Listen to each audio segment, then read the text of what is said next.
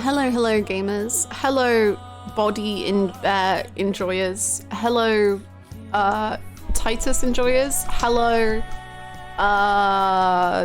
That's the only thing I understand about disco anymore. And everybody else. Hello. How's it going? That's me. Body enjoy. Hello. Kim Hazer. Huh? Huh? Not the accusations. Not already. How's it going? What's your reaction to Kim being gay on YouTube? Thank you. Welcome. We're so lucky to have you here. It changed my life. Forever.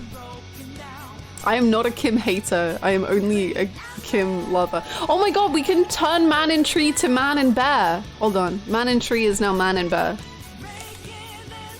Beautiful. Hello gamers, how's it going? I hope you're all well. Hello Renoshi, Mike, Artisian, Elliot, Troyville, Callus, Camaracho, Stoic, Regplay, Arvidian, Movemeister, how's it going? Bluebird, welcome back. I hope you had the best holiday. Dothalia, hello. Shikri, hello. I'm glad you're enjoying Dawn Trail. I'm glad it's going fun for everyone. I played some Pixomancer last night, and it's very fun. Especially in PvP, but I think PvP just is the most fun ever, so that's me. Golicious, hello. Win, hello. UPS, hello. Thank you! Thank you so much! Whoop-de-doo. Whoop-de-doo! Thank you so much, Marvis, for the 8 months of support. Thank you. Thank you so much. I hope you're doing well today. Thank you so much. Why have I turned into a Kim hater and Kim tolerator? What did I do? What did I do? I'm a Kim lover, adorer, treasurer, kisser. I don't know other words. Get in the bed, shouldn't you?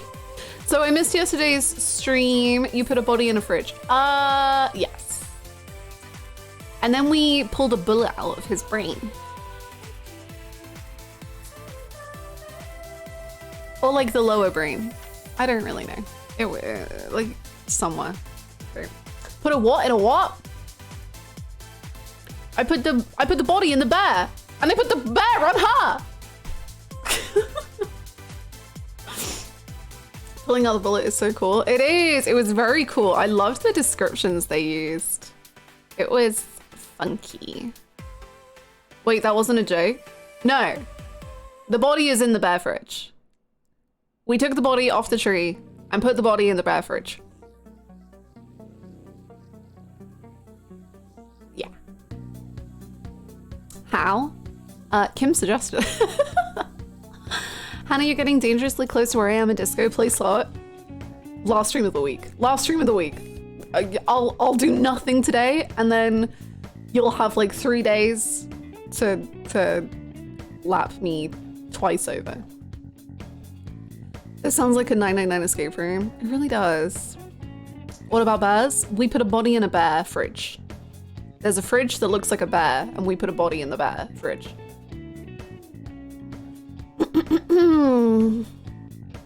People be playing Disco Elysium 10 times and still go, wait, there's this. And this. That's happened a few times. I didn't know there was like such a variance in the like versions of the games you can play, I guess. So many people have, like, I've done stuff and people have been like, that's a thing, which is really cool. I think it makes replayability very interesting. Maybe I can finish. Ooh! Maybe. I'm guessing it will keep heating up as you get closer to the solution. I thought you were saying beverage. No, bear fridge. Bear fridge.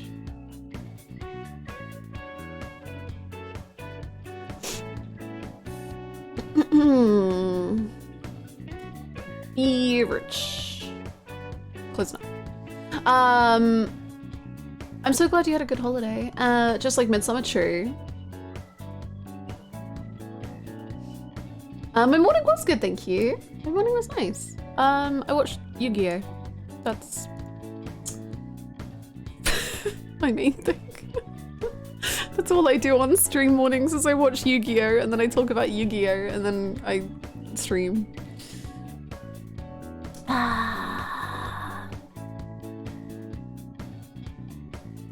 Hi, it's TwitchCon in EU. Oh my goodness, but everyone's playing Dawn Trail. Who's gonna be at TwitchCon? Oh my god. I hope you enjoy TwitchCon when you go. I've never been to one, but maybe one day. Maybe one day. Whoa. Foreshadowing? The Yakuza 0 replay that is not happening, maybe, probably.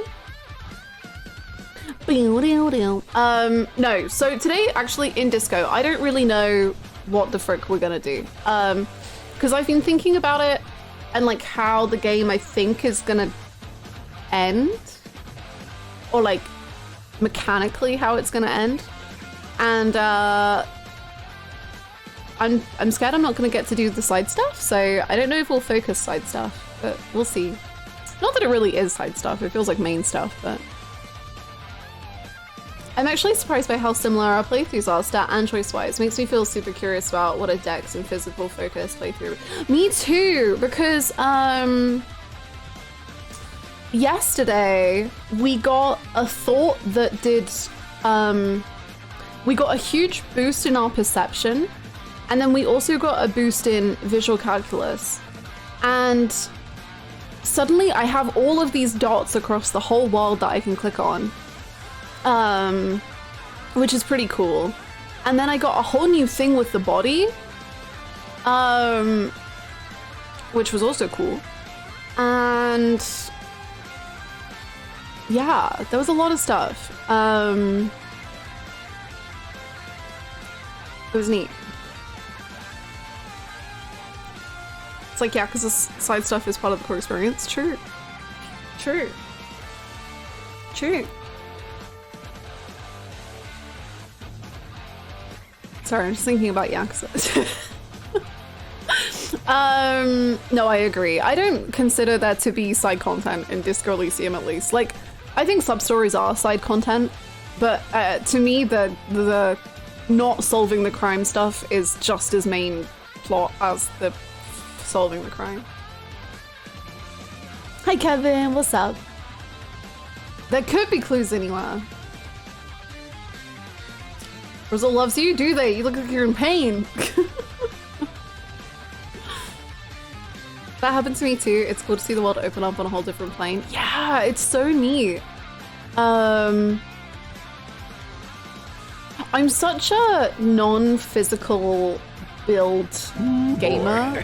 I'm curious to see if I'll accidentally fall into just doing mental again. She's crazy like a fool wild about that cool. I'm crazy like a fool wild about that cool. If this reminds you of you, then come on down to that Disco Emporium today. Thank you so much, Dot. Wow. Thank you very much for the 100 bits, Dot, and Wing On. My goodness. Thank you. That's beautiful. They just get better and better. Love putting points in motorics. I Disco Elysium these and physical stuff add a lot to the game, not just health or something like an RPGs. Yeah, like I'm never someone who does physical builds, like even in D&D or whatever. My dexterity is always trash. My strength is always trash. I just like cannot, it's not in me to build non like thinky characters, I suppose. So it'll be really cool to like try to push myself to do that one day for Disco Elysium. And I don't know, just see like what the results of that are, because I really just don't do it. The only game that I do physical like only in is like Souls games, because I don't like playing magic builds. But that's it, and that's not really even comparable to like psyche or whatever. So it'd be really cool to replay Disco with higher, because also on my I forget what the bottom line is. I think it's Motorix. I can only level stuff up once. So a lot of those are just fully leveled now. Because there's just... I can only put 1 point into it. So it would be cool to have like more variants allowed. Like for myself. Hello, Orange! We are! Well, we're not even seizing the means of production, we're sniffing the means of production because we need to smell communism. That's not even a joke, that is legitimately the current goal, is to sniff out communism. Physically sniff. What does communism smell like? Failure.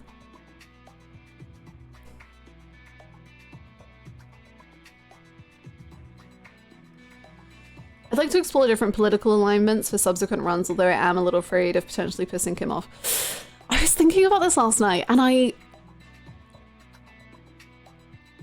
was really like figuring it out in my brain.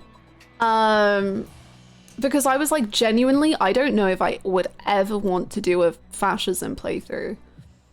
However, I actually kind of think Harry, unfortunately, would be quite susceptible to the way that fascism is told to you in the story.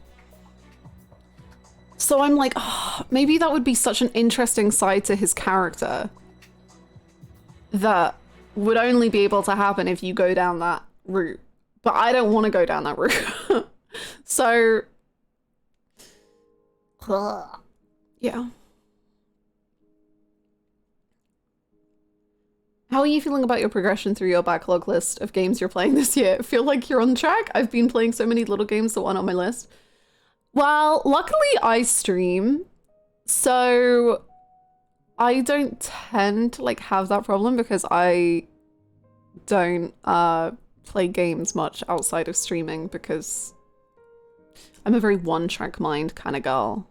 So like if I'm in the story, then it's on stream, you know? However, I did re-download Frostpunk 2 nights ago, and I have been thinking about Frostpunk a lot because that game is very addictive. And also I started Witcher 1 and I haven't continued that. And then I started playing 14 again instead of Frostpunk. But yeah, I so far we're doing good. I don't know. I just follow the vibes of stream. Oh, did it get delayed? Yeah, I hope it turns out great for them. I really enjoy Frostpunk 1. Or just Frostpunk. And it's good stuff. I wish I was good at it. Same. I have only ever finished one like the original like storyline. And I have failed every single one other than that so many times. But I think I'm getting close to being able to solve one of them, maybe.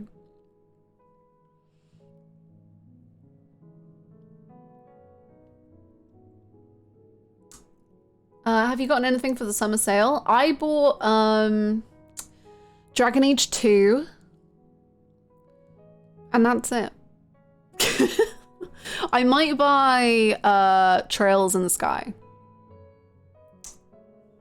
But that's my only big purchases. Yeah! I don't know if you feel... Oh, is it really? Do I own that? Hold on. We might have another game.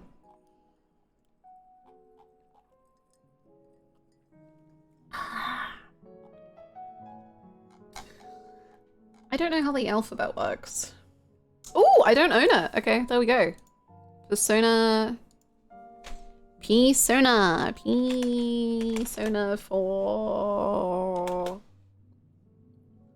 Ultimax. Peak, thank you. Thank you for the heads up. Add to cart. By Midnight Channel Collection? What is the Midnight Channel Collection?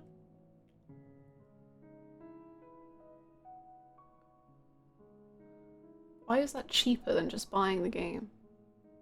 Just P4AU and P4G?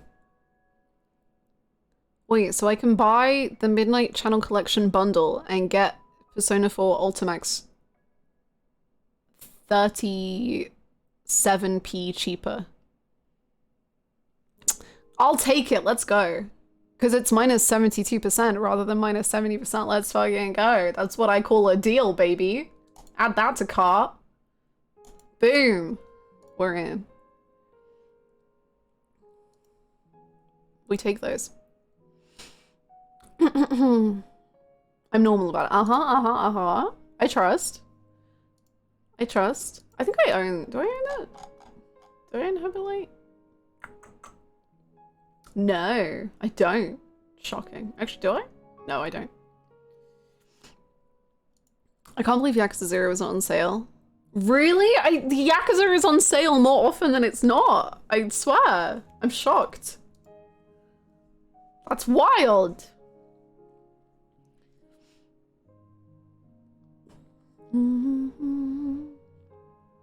All of the other RGG games are on sale.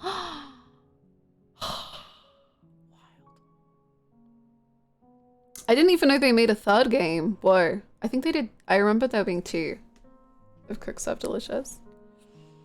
Have you played the Yakuza Judgment and Lost Judgment games? No. But I'm going to. But not yet.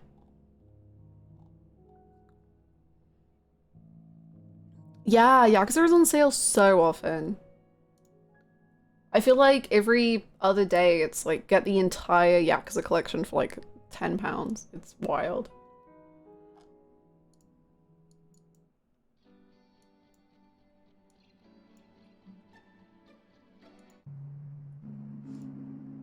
Planet Zoo. Oh, get Planet Zoo. Planet Zoo is the best game. I love Planet Zoo so much. Planet Zoo is the greatest. You should do it. It's worth it. You just give all of your time and energy to a little zoo and you can name your animals and then they can have babies and then you can look at the little babies and then there's so many overcrowding issues because you have so many babies and then you put your babies in the wild and then they live.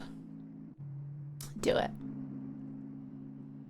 Yakuza is on sale almost as often as we have sales and deals at Dance Discord for you. Wow, that's amazing.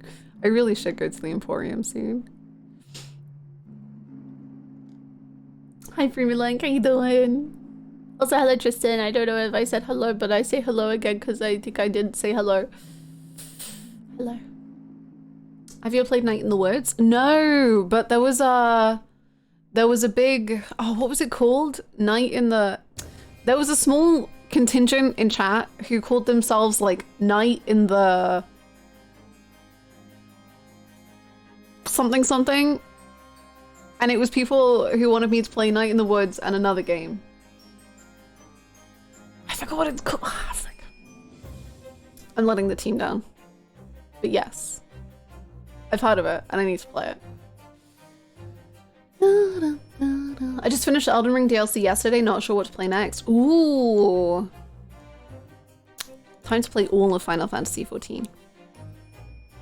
No, did you enjoy the Elden Ring DLC? I don't know if you've ever heard of a game called Bloodborne. That's pretty good. Similar to Elden Ring.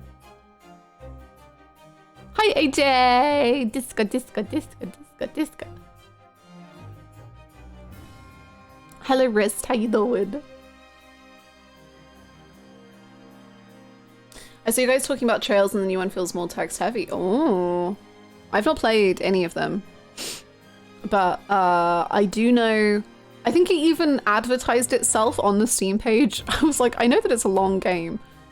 And I think on the Steam page, it said like, notoriously one of the longest JRPGs or something. And I was like, okay. Concerning, but okay. I've been watching Super Smash Bros videos to learn how to fight as a Fire Emblem character. I fear Fire Emblem has changed me as a person. Hi, Vixter. That's incredible. Maybe whenever I play Awakening, that will be my time to finally like Smash Bros.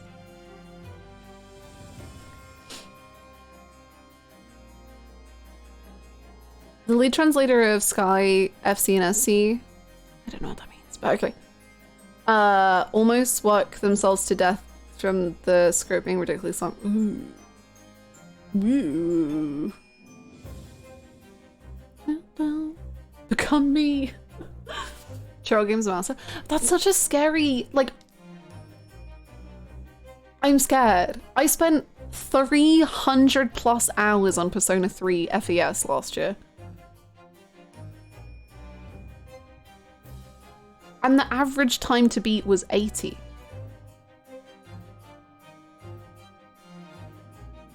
Sky FC and SC are the first two games.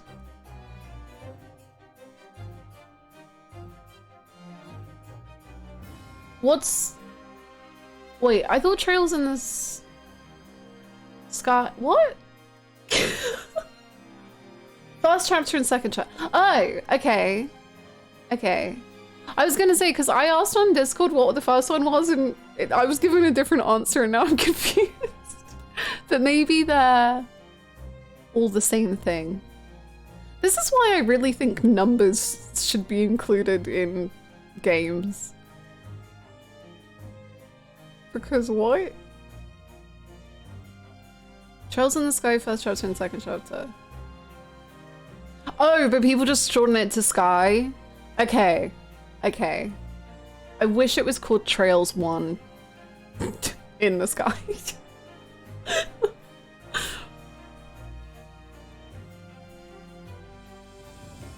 Numbers are so important, but then you have games like 999. That's a freaking disaster. That's a disaster. At least with 999, it's like, they're all in like one game.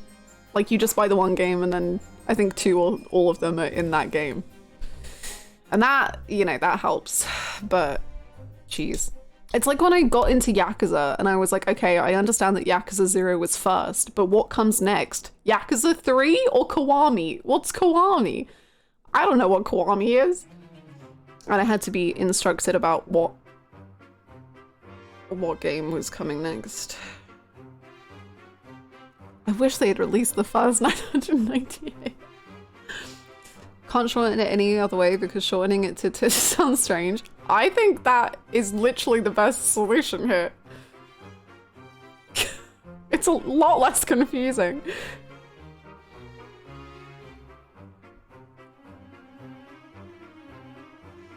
Charles has that drawing thing where one person is voiced and everyone else isn't. Oh, that's strange. But also, I kind of don't mind that because I really enjoy doing stupid, silly voices whilst playing games. Like, one thing I love about Yakuza 6 is that all of the cutscenes in sub-stories are voiced. But also, if I could change one thing about Yakuza 6, I would want none of the sub-stories to be voiced. Because then I get to do my silly little voices. Yeah, I know that I've heard of the voice mod for Trails, which is probably what I would do. Although I know it can stop working. I know that someone in this chat has experienced that mod just deciding not to work anymore. So we'll see. How's it going, Hispanic? I hope you're well.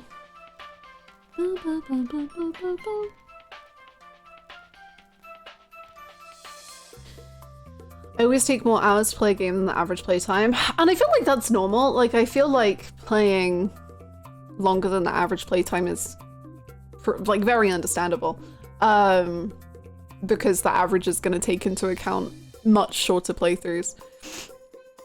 But for a game that is like, it sells itself as being the longest JRPG. That's such an intimidating sell. I'm like, why? Why are you so long?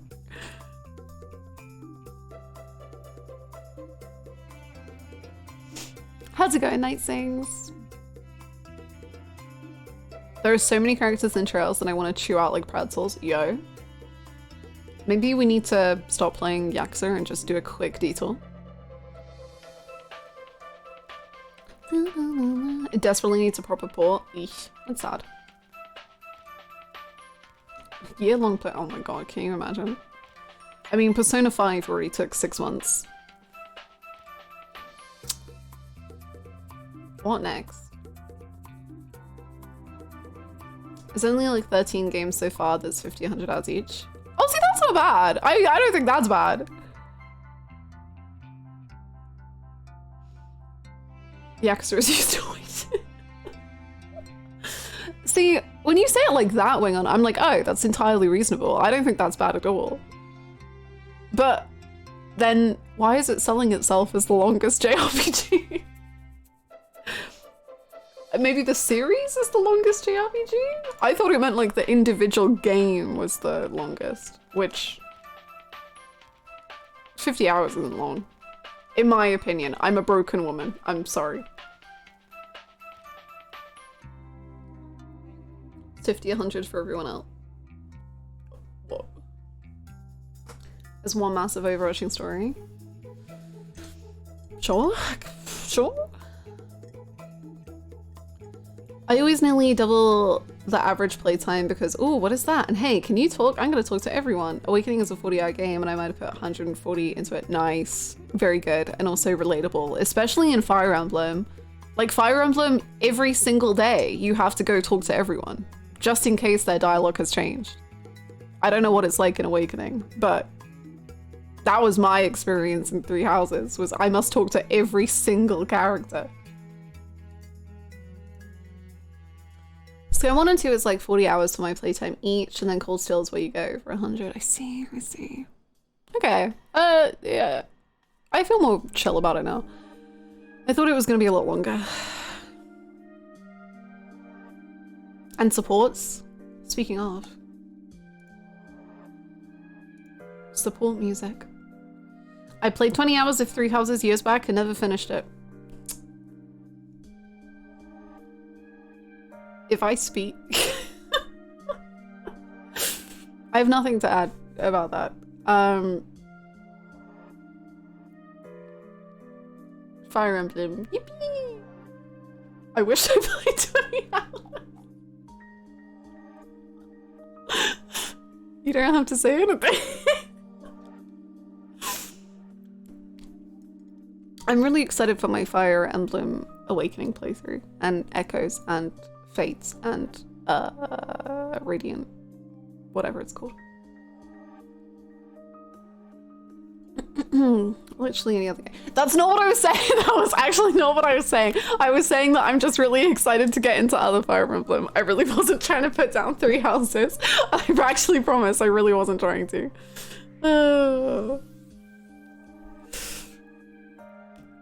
Golden Deer playthrough coming up next? I think we can safely assume that the Golden Deer playthrough is never happening. And I think we just need to let some dreams die. And that's fine, you know? Isn't that the message of Three Houses? That, like, war is bad? I don't know. And that's fine. It's time to say goodbye. Hi chat, it's been a while. Louisey yippee, I hope you are all doing well. Yippee. Life has been kicking my ass, but hopefully I will be kicking its ass soon and catch up on the VODs. Louisey love, I see a lot of Kim notifications on Discord recently. Louisey eyes. I have been thinking about Kim a little bit.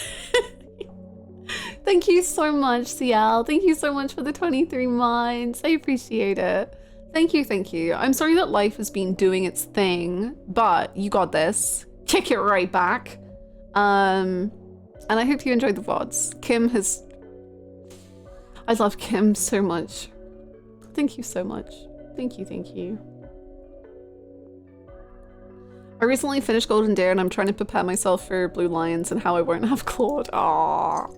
You'll have other people and they're very good too, I promise. They're very good. Golden Deer is probably just after the rest of Golem. True. True. And I'm fine with I'm sorry, Golden Deer. There's just...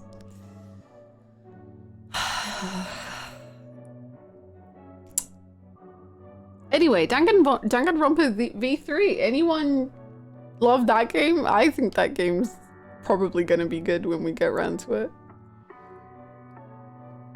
Aren't you curious about the Theatre Kid house? No. I'm so sorry. I'm curious about Claude, but that's kind of it. And Hilda.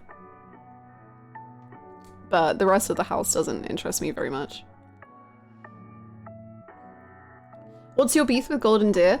The joke is I have absolutely no beef with Golden Deer whatsoever. My beef, quote unquote, is that I don't think Fire Emblem is a very well put together game. Three Houses is a very well put together game. And so I did 2 routes of it, which I did Blue Lions and Black Eagles, and I think they were good and enjoyable. However, I think the more that I play Three Houses, the more problems I will have with the game. And I don't know if I want to put... I also found out that Golden Deer is the longest route, and I have already put like 200 plus hours into Fire Emblem Three Houses, and I don't want to put into another 100 hours into it. And also generally the Golden Deer class does not interest me very much, which doesn't help, I guess.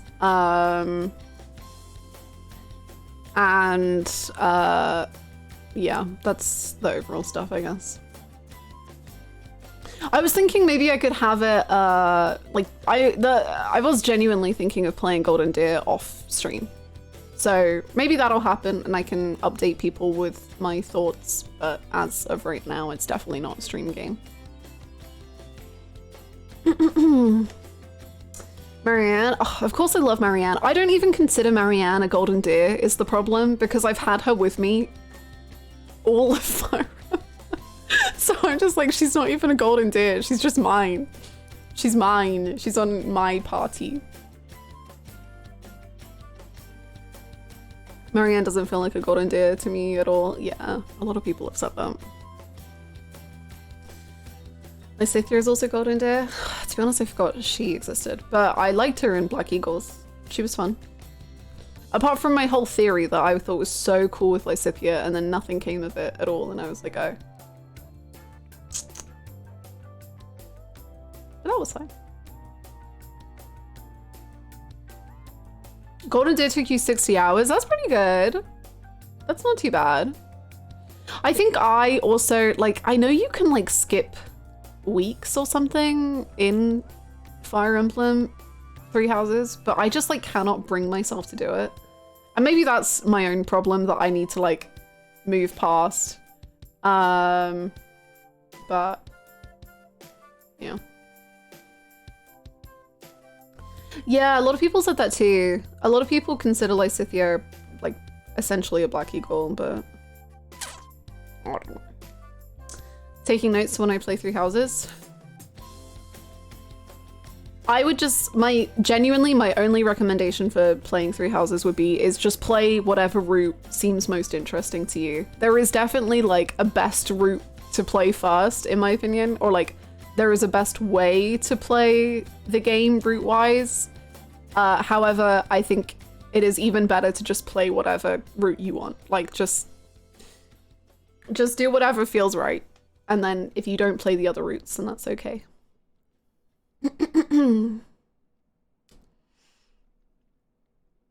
In some ways, I feel like Golden Deer has the most satisfying ending of them all, but at the same time, I have some real problems with it as well. I think I've heard that quite a lot, actually. And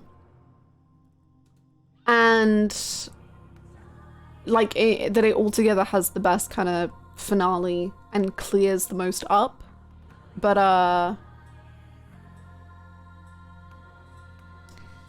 played through Golden Deer first on permadeath mode. Leonie died relatively early on, but I genuinely feel I didn't miss much. I have to say, Leonie I'm sure there is stuff there.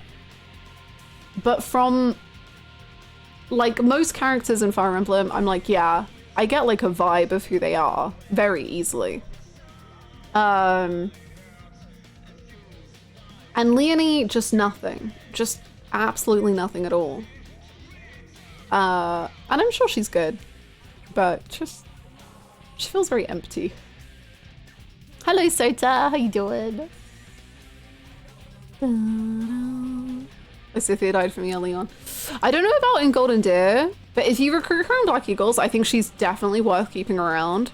But I don't know Golden Deer. I also forgot about permadeath and the fact that, like, when I play other Fire Emblems, that's going to be something I actually have to worry about. Oh no. It's going to be too much. Heck yeah.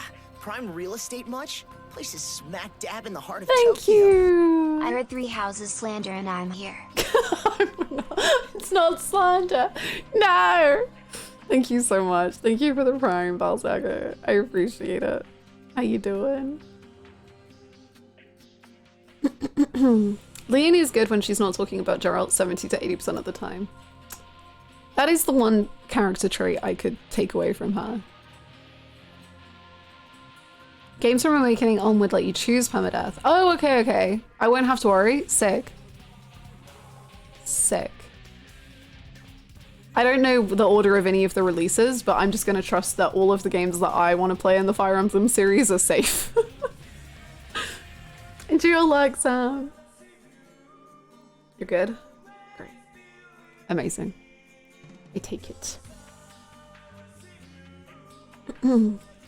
These are the words that came in on a mood. Hello, Sarah.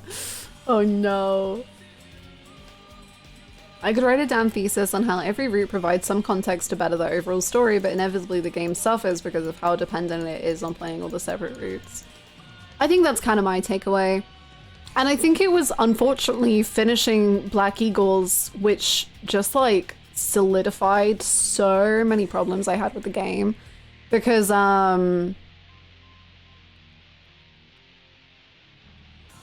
I remember feeling so like unsatisfied with that end of Blue Lions. Because I was just like, oh, okay. But I think I just like assumed that would only be a Blue Lions problem. And that would not be a recurring issue. And then Black Eagles finished and I was like, oh. That was even worse. Apart from my romance, which my romance was incredible and I loved it and it was the best romance. And I think it's the greatest thing ever. And that was the only satisfaction I got from the ending. But it was worth giving Byleth a personality. Like, the fact that Byleth has, like, no personality at all actually made it better, which... How did they do that? Byleth has no personality for hundreds and hundreds and hundreds of hours of game time, and then the fact that they have no personality makes this romance option the best thing ever. It's so good. It cannot be beaten. Your art, Bluebird, oh my god. Incredible.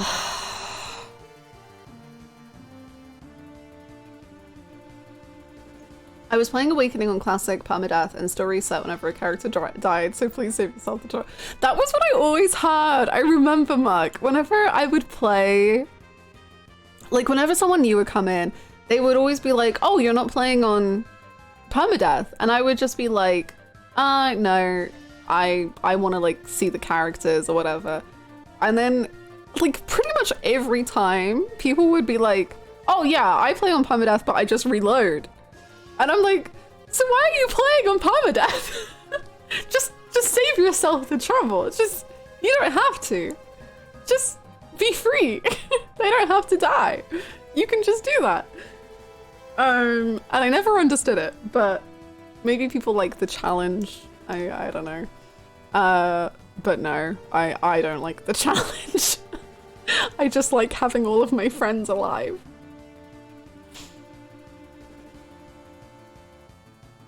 I can't imagine how long it'd take me if I played on permadeath. Exactly, right?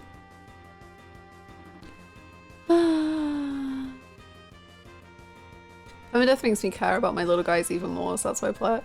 Yeah, I don't know if that would work for me or if I would like purposely sever my emotions to them. Like, I don't know if I'd be like, well, you're at risk of dying at any second due to my own ineptitude. So therefore I will like not even like consider caring about you. Like build a wall. Be very dramatic.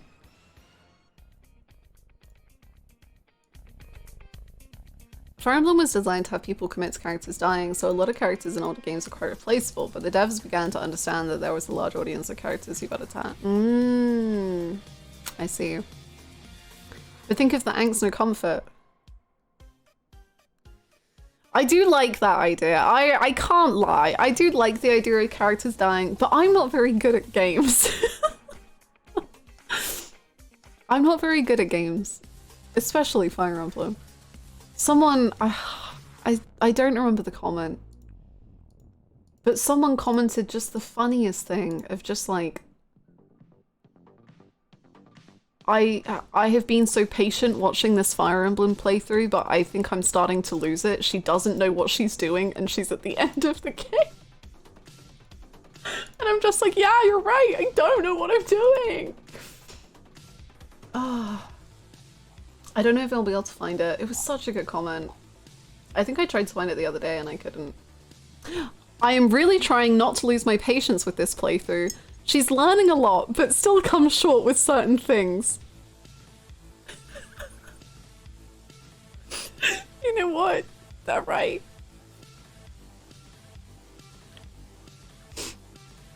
Oh, pin the comment.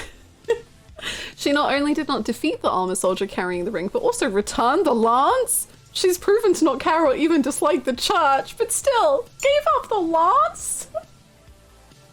I don't want it. I don't want it. Give it back. Justice for people who are bad at games. I'm here for the average gamer. I'm here for the not understanding.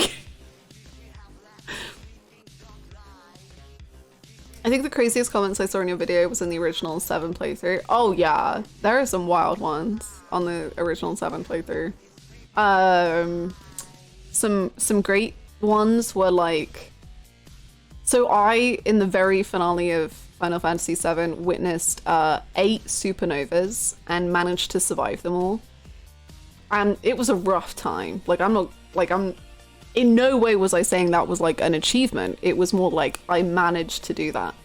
And gosh, some people are like, well, actually, if you were a good gamer, you wouldn't even see 8 supernovas.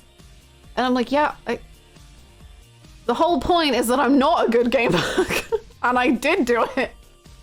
That's the whole point. That's why it's funny. Because I killed him with a frog.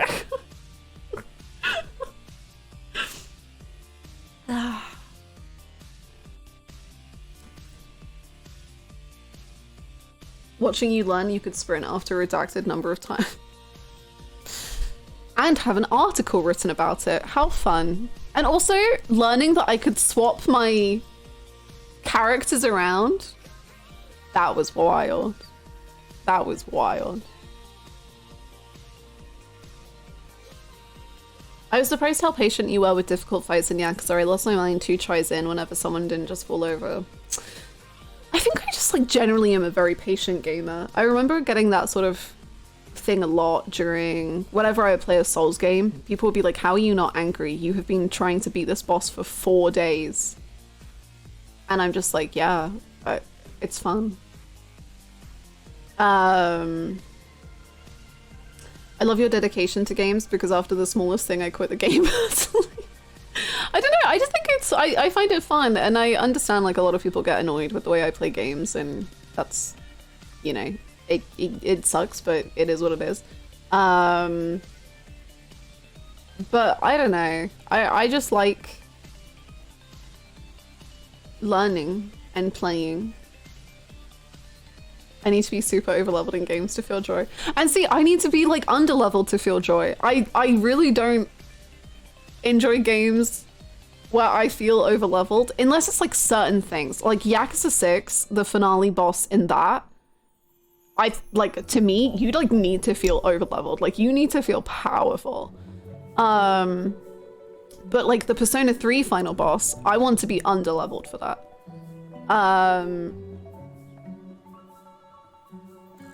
So I don't know. I think it's because I'm just like a narrative person. It needs to fit in with the narrative for me. I get a completely new experience. Yeah! I hope you're excited for the Final Fantasy X playthrough. We get to experience it all again. Maybe I'll be a better gamer now. I don't know.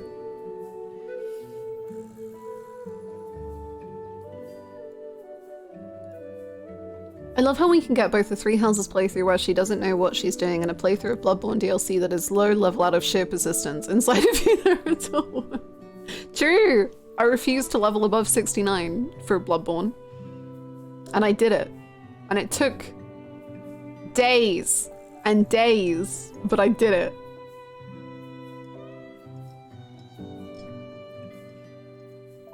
Oh yeah, I absolutely smoked the final boss in Reload and it did kind of feel worse than watching you beat it in FPS. Oh no. FPS was like, I do think the final boss fight I had in FPS, like as in the one that I won, not the general boss fight. The boss fight that I won was like a miracle sent from God. Like, that was the most incredible boss fight I'll ever have in my whole life.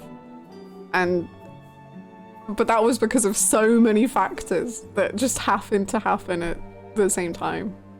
With the 1 HP, the full heal, the everything, everyone dead. It was a lot.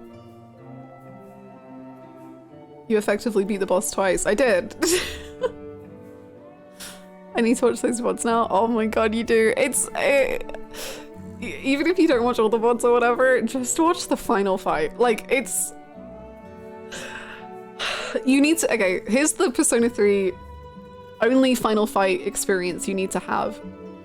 You need to watch... I guess you'll have no context for it.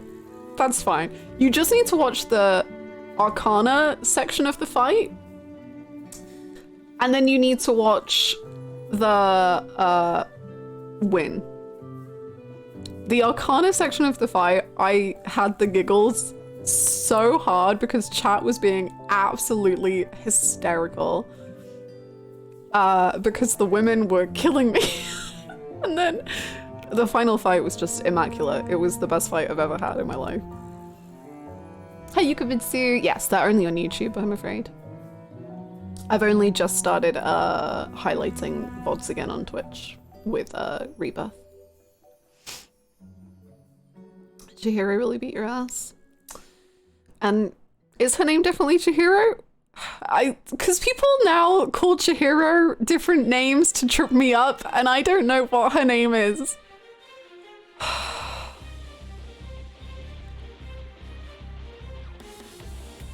Chihiro. Not Chihori again. Cheerio. It was such a long stream too that by the end I think we were all a little delirious. We were. We were so delirious. It's fine to think that Chihiro, Chidori, and Chihiro are the same person. No. No, not one of them. The others are fine. Hi, Kinta. What's up?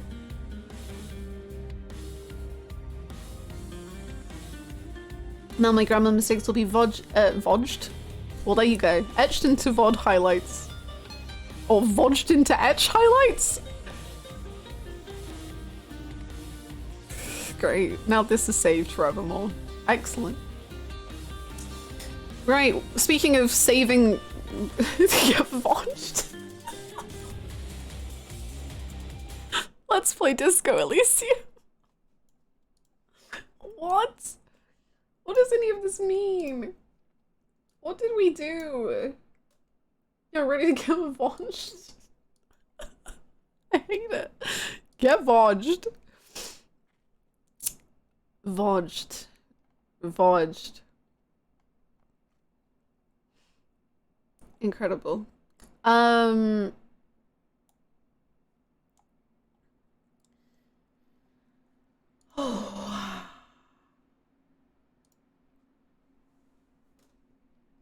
So my main goal today, if we don't do anything else, the only thing I want to do is to dance. I only want to play disco. As in, no, I'm playing disco. I only want to have a disco.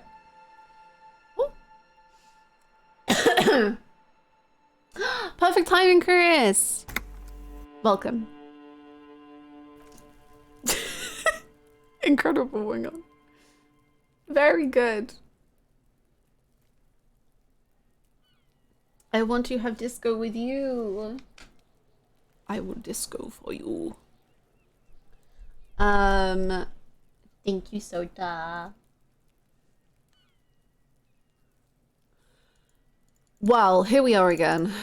Just a couple of guys doing stuff like kissing.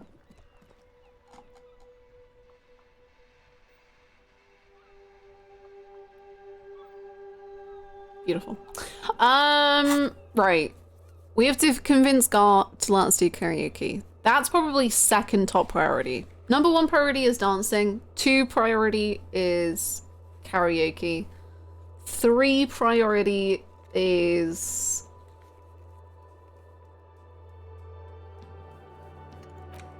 Oh, we actually do have to go have a bath. Okay. I thought that was just like a hypothetical task. But it's a real one. Okay. Oh! This is pretty high priority too.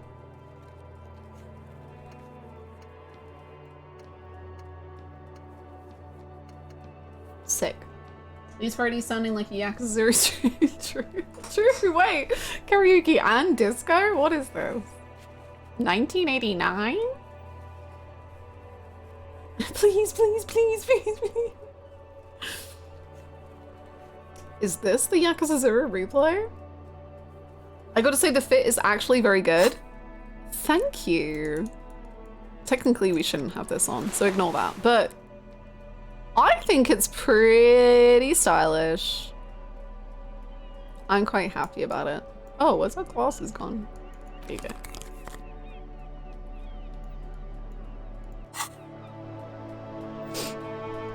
Okay, well I need to have a bath, so I guess we're staying here tonight.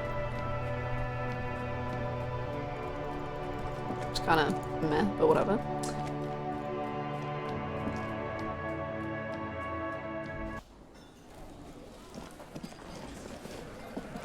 It's you again. What is it? Hi. Why did you shoot the guy? I just found a bullet in the hanged man's head.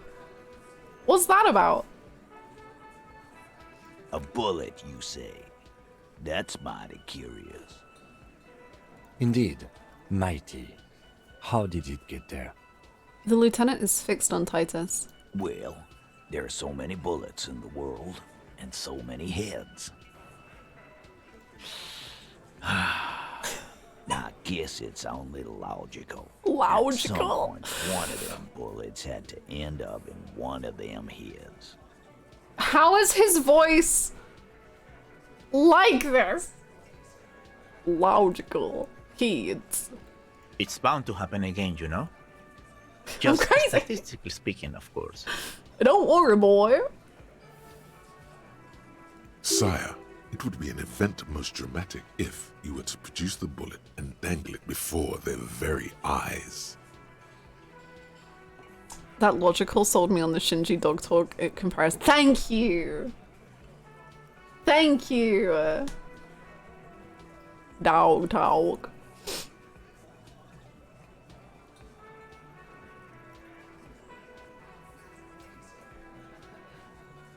I'm gonna ask you again, why was this in the victim's head? Wow! He's got it in a real evidence bag and all! Yeah, I do. Why don't you go home and log it into evidence? These men have told you what happened. Elizabeth, they haven't told me about the bullet. Did you guys shoot him? Shit!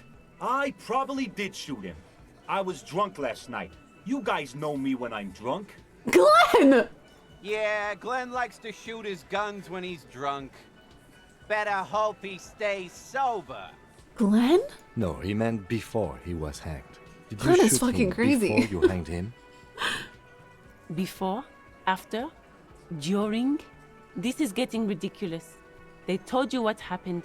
Stop wasting your time. I think the hanging was a cover-up. You know what I think? I think he was shot in the head as a kid, and his brain grew around the bullet.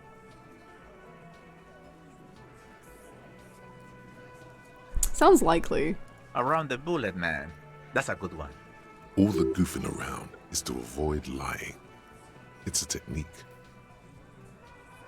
He's lying? I believe him. They're only pretending to enjoy this.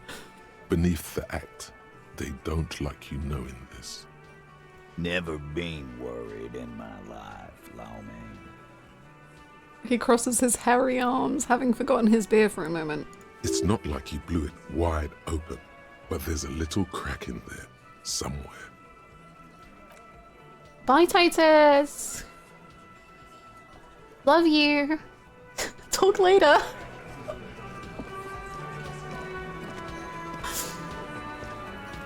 Hi again, Gendarme. Hi. Bye-bye, Gendarme. I love that we have to watch him walk.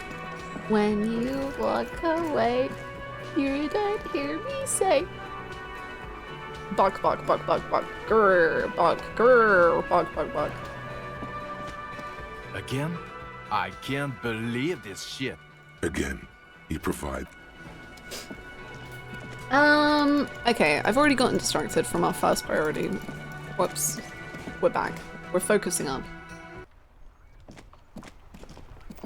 I hope he can sing Simple and Clean. I think that's the best karaoke song. Actually, I haven't talked to the boys in a long time. Let's talk to the boys real quick, and then we'll focus up. I like playing in the dark. Sharpens your nocturnal instincts. Feels like being on recon again. Oh, we found out he was a teacher. It is such a pleasure to see you again, officer. Oh, we can't talk to him about it. How may I head the city? Okay.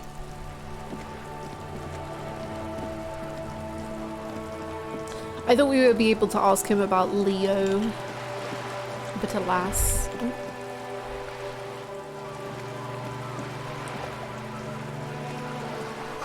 A splatter of bullet holes lines the wall. Nice. Whoa.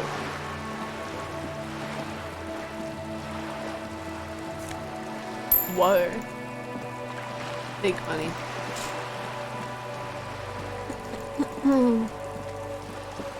It's a big sandwich. He's been munching slowly. That's why you were called Kim Hater? You made him designated Piss Boy? But Piss Boy is my favorite type of character, don't you know? Piss Boys are the best. My favorite Persona 3 character, Piss Boy. My favorite Persona 4 character, Piss Boy. I love the Piss Boys. They're just so silly. Oh. Oh man. Piss Boys are literally. I don't know if there's an end to that sentence, but I agree.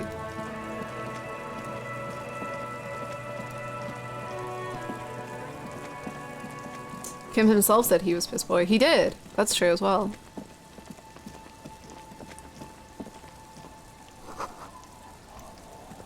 It could only be a compliment to be a Piss Boy.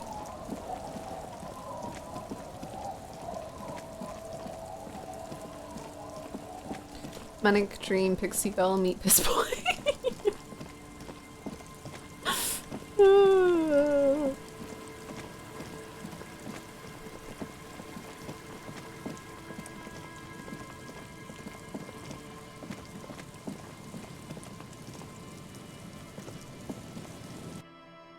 Disco, disco, disco, disco, disco.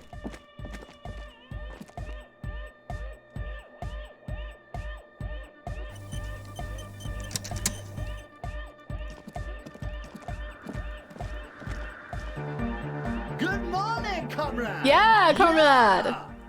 Good morning. It's 8 p.m.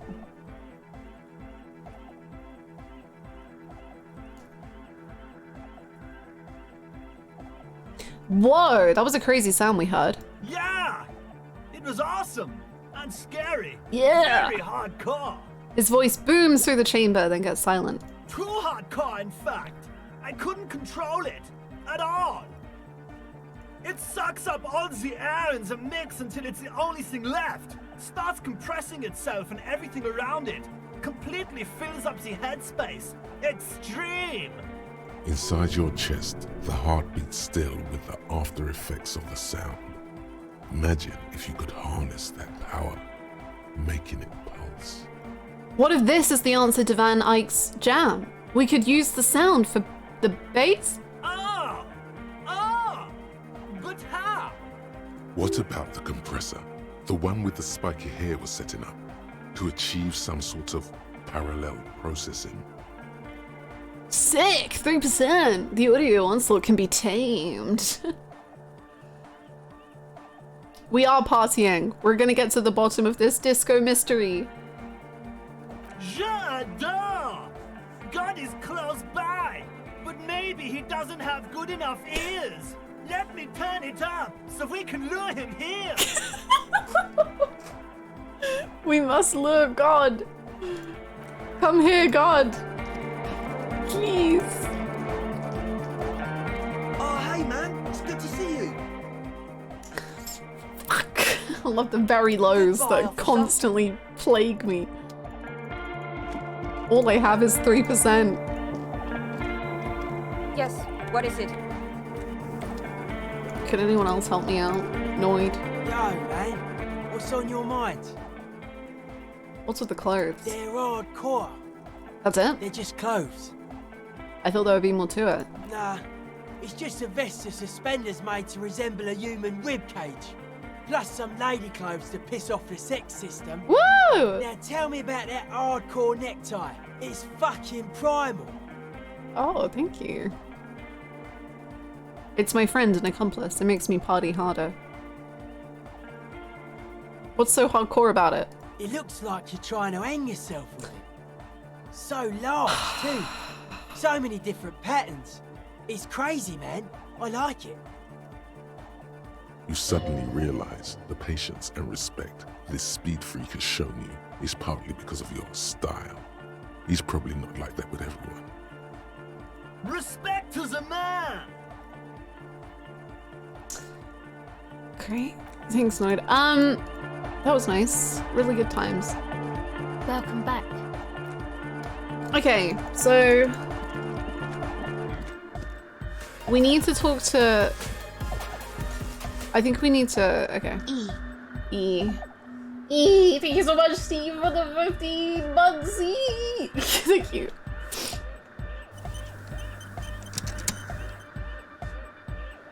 If you think about it, E backwards is 3, and we only have a 3% chance to win this roll, which means that through the destiny and fate of the world, you subscribing in this moment with the letter E means that this is the one, and we're gonna win instantly because of your resub, okay? No pressure, it's time. Bzz, bzz, bzz, goes the track in the background. Never ending. That would have been You really can't good. grasp what's Like, missing, if I had won, but you could imagine. try to make something up anyway. Imagine. Like, just imagine the universe in which this actually happened. And how hype we would all be. Dude, thank you so much for gifting us up to the letter E. Thank you. Does that mean if I go again, I'll win? Probably, right? Heck yeah. Prime real estate much? Place is smack dab in the heart of Tokyo. Hype failure. Hype failure. Hype failure. E. Thank you so much, Duke, for the gifted sub. Thank you so much, Pirexis, for the hype failure. And thank you so much, Faith, for the E. Second try. We can do it. Let's live this out and let's see what... Oh my god, hello? Is everyone okay? What's going on? Thank you so much for gifting us up to the letter F. These little freaks. Yeehaw! Yeehaw! Yeehaw! freaks. Thank you. Thank you so much, Duke, for the gifted sub. And thank you so much, Callus, for the 5 gifted subs. What the frick? Ovidian, thank you so much for gifting the sub to Egghead. Thank you. That one is also for your ether card. I unlocked flying in one zone. Yay! I did it. I did it, chat. They said it couldn't be done, but I did it. Thank you so much. That's very, very kind of you. Thank you. Hakur! Welcome on in, Rebirth. Yes, like from all the spoilers. Thank you so much. You have blessed this chat. We will win. We will.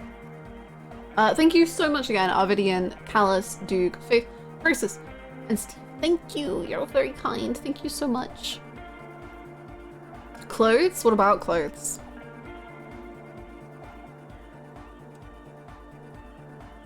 What about them? I hope we aren't suggesting to put clothes on. That wouldn't be role-playing. You can't grasp what's missing, but you can try to make something up anyway. Just make it up. No way, the speed freak can tell the difference.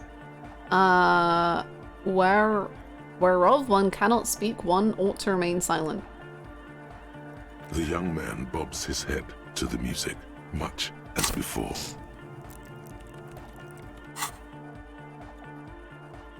So here's the thing. It really is 3% in a dream, okay? So we might have to settle in. Good morning, comrade! Yeah! Or car! we might win right now. Bzz, bzz, bzz. Good morning, comrade! Yeah! Bzz. Good morning, comrade! Yeah! Bzz, bzz, bzz.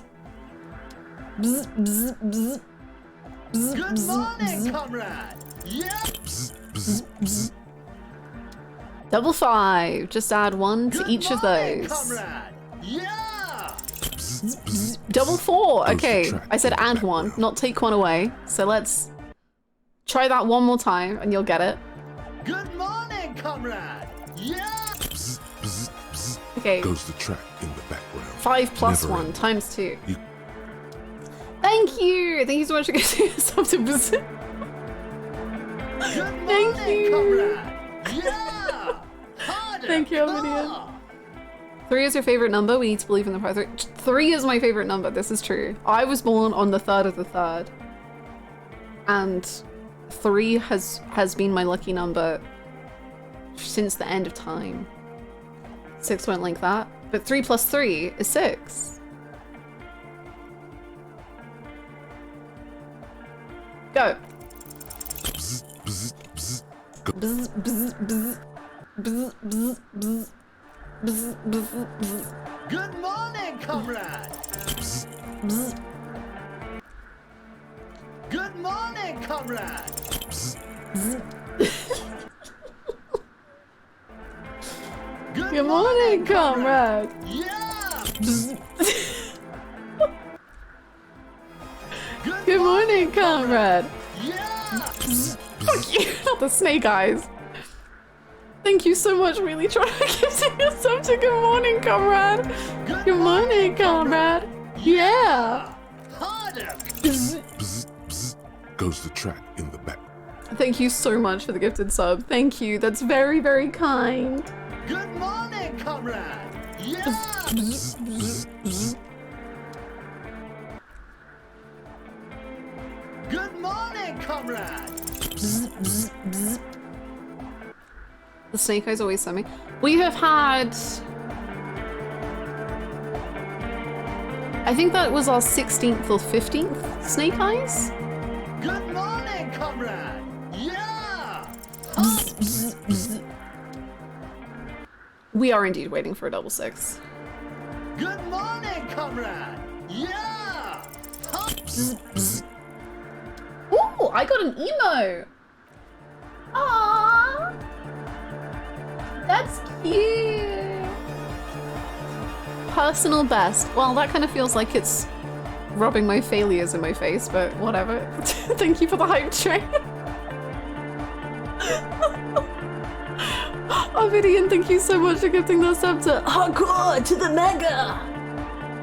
Thank you. You didn't roll snake. Good morning, comrade. Yeah. I didn't roll snake eyes. I rolled 2 2s.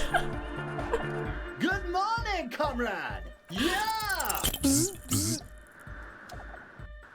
You tried. Yippee. Good morning, comrade. Yeah.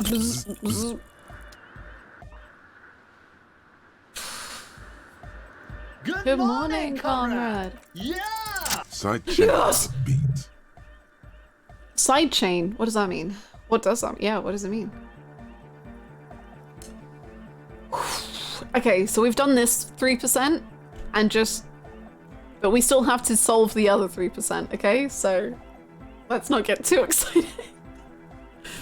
19, 21, first try. That's what I'm hearing. Listen, you can use the compressor to select between which track it's compressing, either the auxiliary signal or the main input from the tape. Make it alternate between the signals.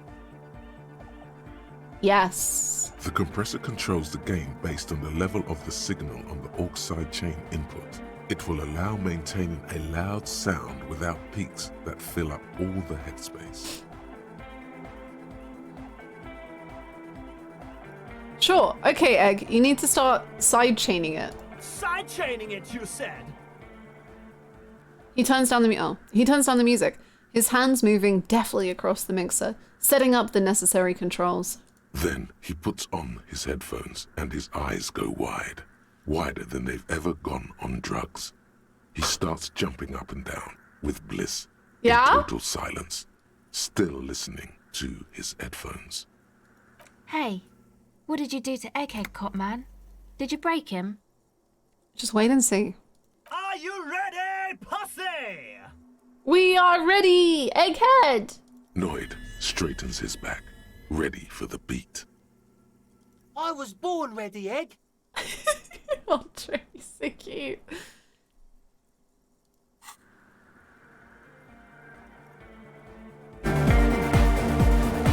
Let's fucking go!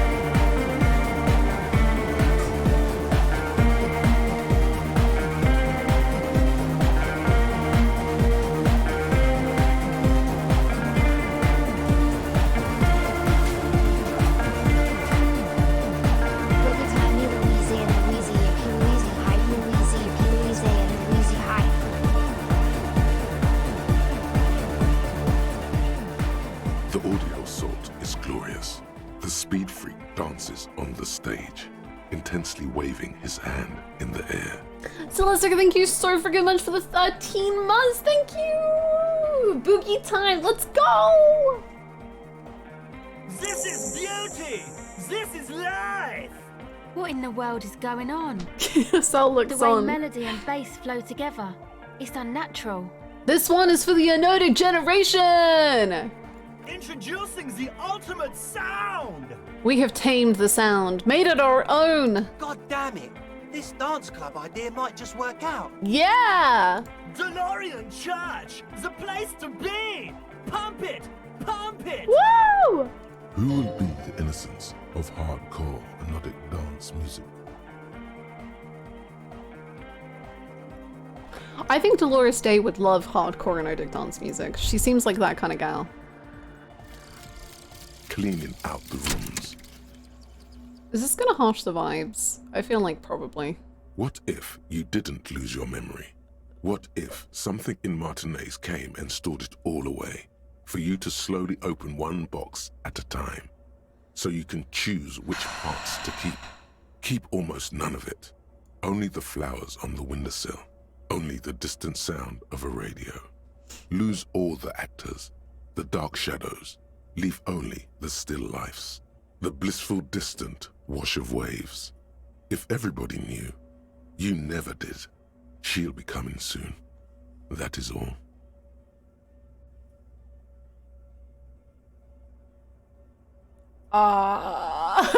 Who's she? Anyway, let's forget that thought. We don't need it. Wake up in a new life by the seaside. I don't think Inland Empire needs any more points, man.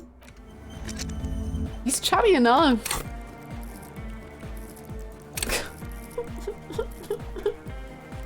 Oh.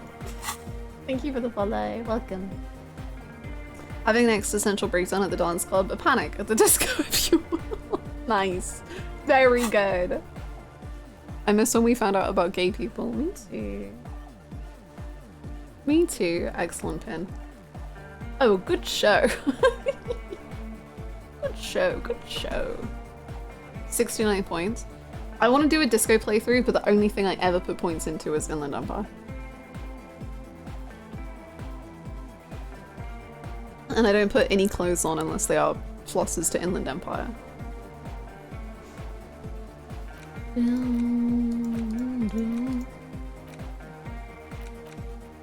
Is it time to think about Krasmazov?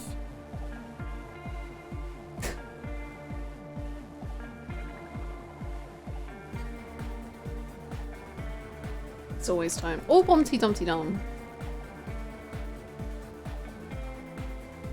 There are so many thoughts. I don't even know how you get all the... well... wow. Krasmazov, you would have loved a no-dig dance.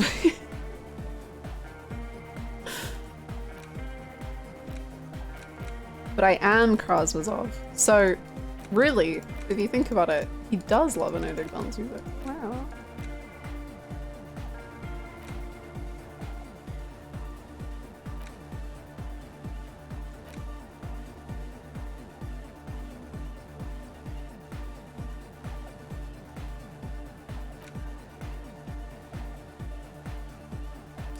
Fine, let's think about it, I guess. I don't know. I don't know. I don't know. I don't know. Boom. Okay. So now that the music is absolutely bumping, it should be time to dance. Oh, hey man, it's good to see you. 17%. Okay? We're up from 3. Goodbye. And I could potentially up it a tiny bit more. No, that's a minus, frig. Okay. I probably can't up it, but that's fine.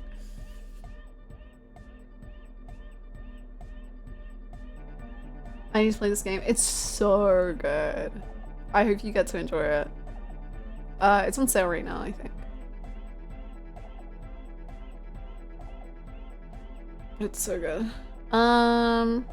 Okay, we can't up it, but that's fine. Time to boogie. Oh, hey man, it's good to see you. First try, every time. You close your eyes and dream of the shapes your body should form to bring this strange music into life. For now, such ferocity of motion is beyond you. Okay. But just imagine the moves you could pull to this futuristic beat.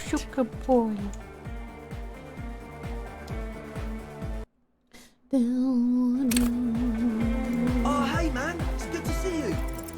You close your... Oh, hey man, it's good to see you. Good morning, comrade. Oh, hey man, it's good to see you. You close your eyes and vacate your skull, leaving your brain to wonder, where did that little fluttering light go?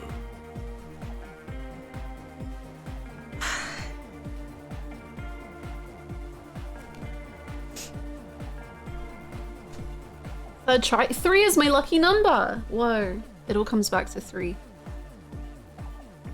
Total darkness. Uh-oh, uh-oh, uh-oh, uh-oh. You sink down the darkest fathoms of your own personal deep. Vertebrate by vertebrate. Through the unformed skulls of your mind. To dance? Here it will begin. What will begin? Oh, for crying out loud. Okay, where did the church go? Who fucking cares? I hate waking life. I hate this world. I hate and fear everything. All I want is to dance. Please, God, just let me dance.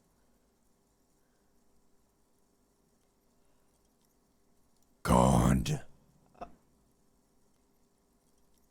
Dolores Day, save me.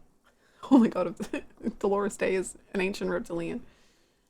Where is your God? Kim was standing right next to me. Where did the music go? Oh, don't worry. The music's still there. It's you who is gone. Why can't I hear anything? This is a pivotal moment.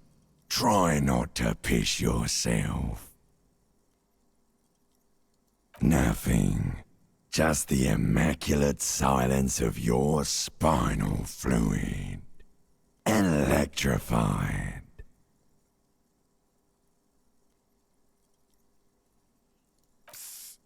I'm gonna let you in on a little secret.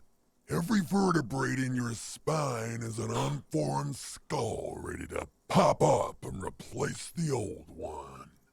Like shark teeth. What? The one you're currently in has a little brain forming in it, waiting for its turn. I miss limbic system. To rule the world. Oh my God, is that true? Yes, it's all true. In the spinal cord. Spinal cord. What do you want?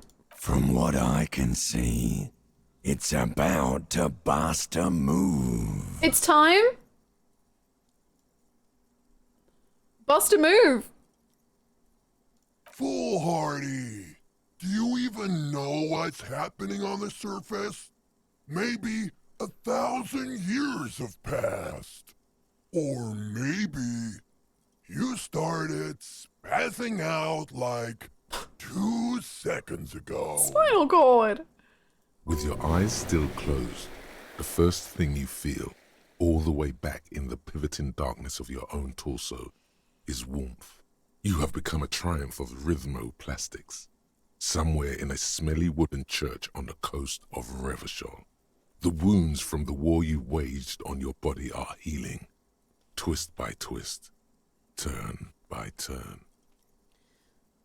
Open your eyes and dance like you've never danced before. We're winning?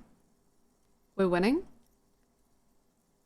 You have become a flawless interlocking mechanism, a flesh and bone approximation of the throb coming from the speaker setup of the one called Eggheads, entirely, rigidly, imbecilic, without pity or fear. Look at him go! Holy shit!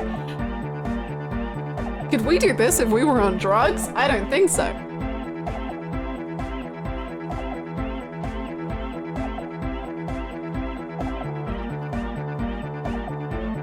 He's a groover, man! Look at him go! I'm so impressed. Kim, when are you gonna dance with me? This is embarrassing. Come on, Kim, it's just me on my own. You need to join, please. This looks so much smoother than it did on my own. Oh no. Oh my God! No way! Yes way, baby!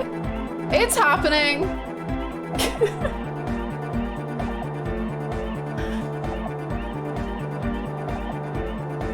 This is really happening!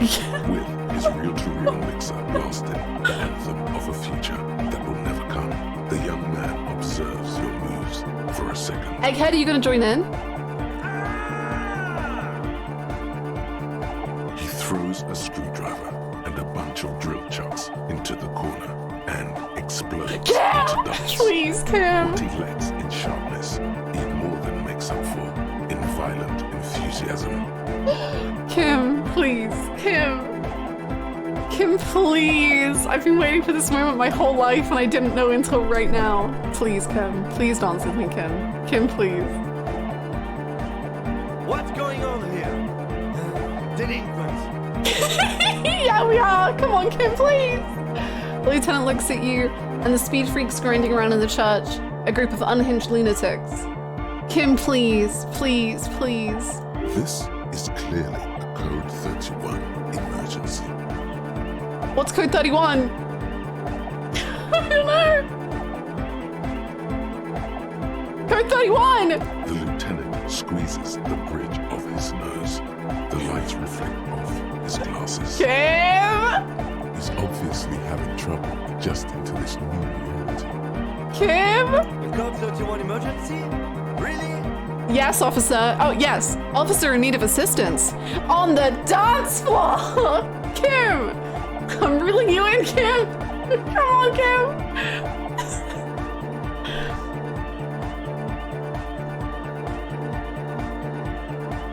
The lieutenant crosses his arms with a bemused look. You're so bemused by me, Kim. You're so bemused by me, Kim. You're falling in love with me, Kim. Come on, Kim. What's happening? Kim, just fucking dance, Kim. That's what it's supposed to yell. I'm not doing anything. The music made its mind up a long time ago. I'm just implementing. Help, Kim. I think I'm turning into some kind of hyperstar. I'm sorry. I know this looks crazy, but it feels too good to stop.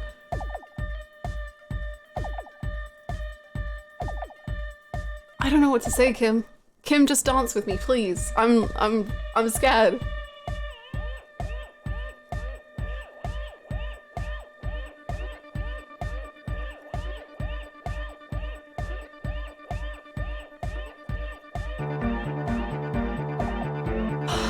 I don't know. I'm stressed out. I'm stressed if I choose the wrong option, Kim won't dance with me.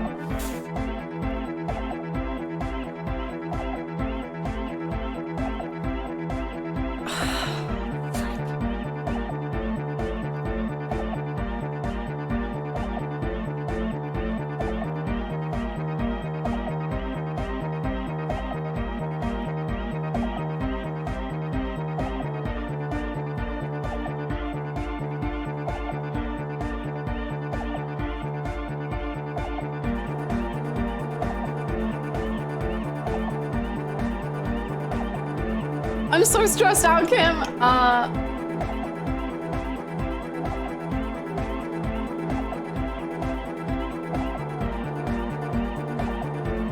Maybe if it's a Code 31, we just stick with that, or maybe, I don't know.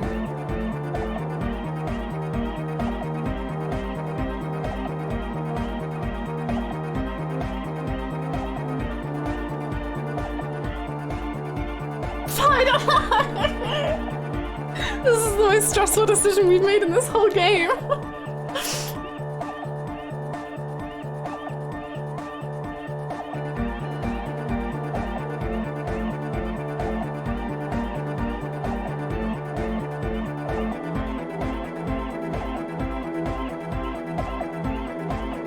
I'm undercover, Kim. I might...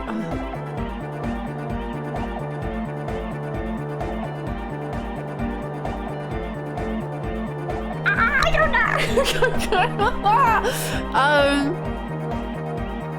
I'm not doing anything. These have been up this long time ago. It's just implementing. Oh my god! Look at that little frog dance. Whoa. Whole chat? No. Hey, this is my decision.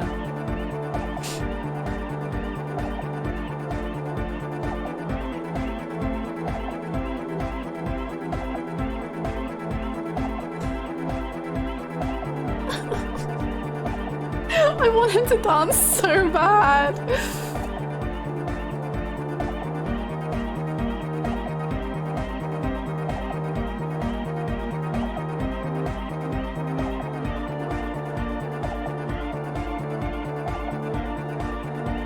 Look at him go. He's such like a Fortnite dancer.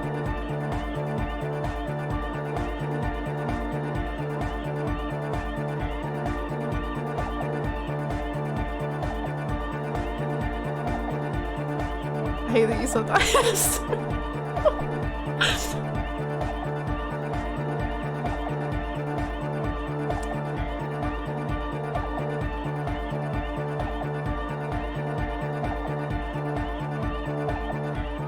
Oh, frick, I just have to choose.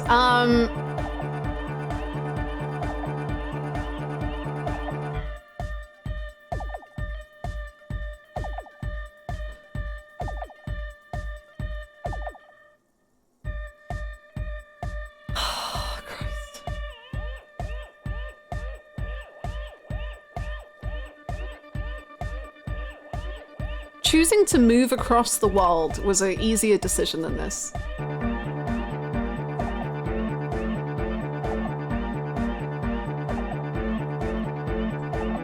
Okay, we're just gonna go with my heart and not my brain. And if my heart is wrong, we're gonna reload and just do the whole freaking thing again. I don't care. If there's a possibility of him dancing. Good for you. Rock on then. No! Oh, okay.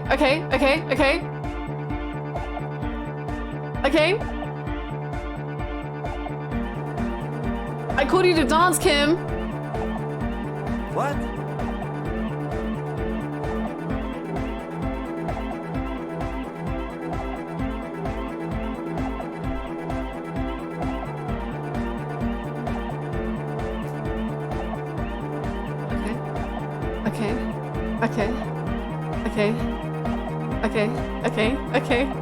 Okay. I did say there was an emergency on the dance floor, did I not? The emergency? Not enough, Kim!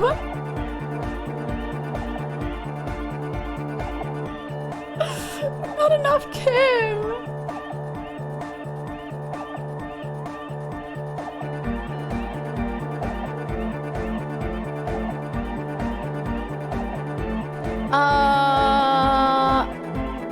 How many of you lost the word? Hold on. You are all so correct. Okay.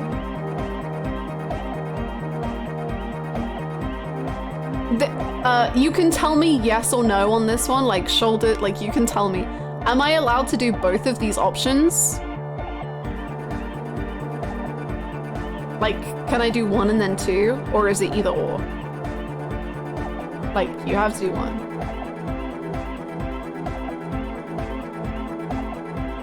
Yes, only. Okay, good. I really wanted to say that's not enough, Kim. Excellent. Okay, perfect. Incredible. Exactly what I wanted to hear. Okay, I did say there was an emergency on the dance floor, did I not? The emergency? Not enough, Kim. Oh, come on, Harry. Did you just call me Harry? Okay. Did that just cheer him up a bit? Could be. It feels like the lieutenant cracked on too small. What's happening?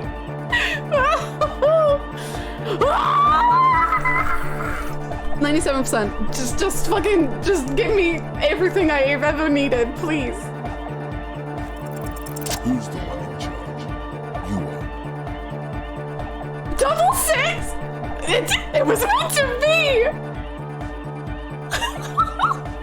Snake Eyes, no more! We're so back!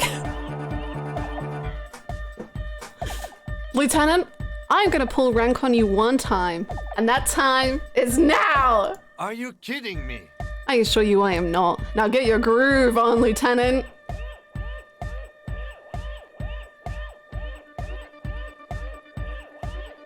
Get my what on? I said, get your goddamn groove on! Boogie woogie! Sheesh, okay. He backs up with his hands raised in the air, observing the crisscross of your feet. Okay, you psychopath. I see what you're doing there. It's jacked up footwork, plus is that Ubi folk dancing? Nah, it's not Ubi folk. It's hardcore. Yeah, whatever. You took a big talk, Lieutenant. Let's see some moves.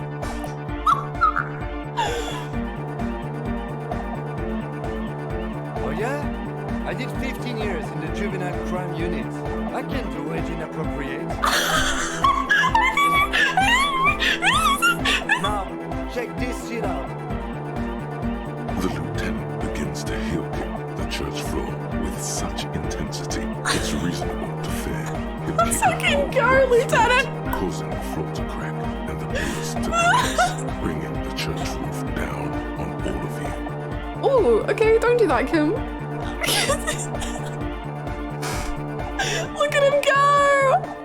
Let's fucking go!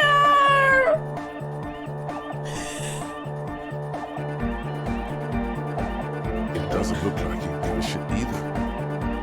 Can I make them all dance?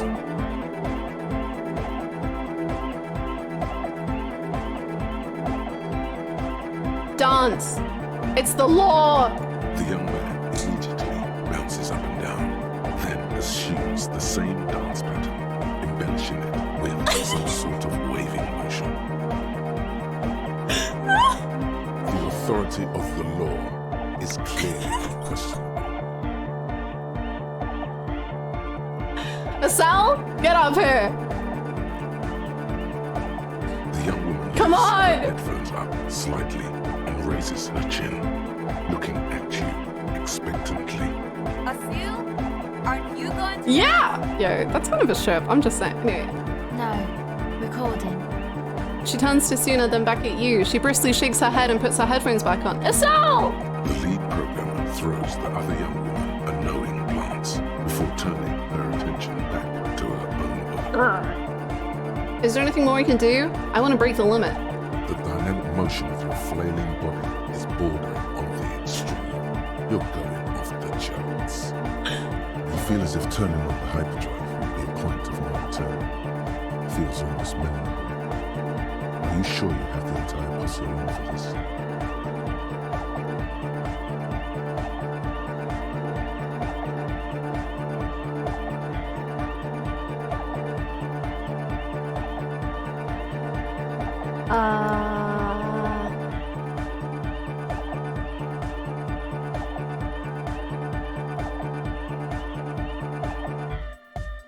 I can't tell if Inland is just trying to harsh my vibe or if there's something else I could do, but there weren't any more options.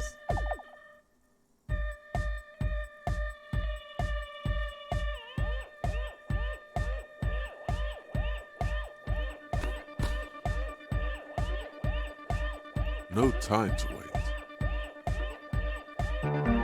Suna's in. Got Kim dancing. Andre's not okay. Shiv isn't up, I guess. Okay.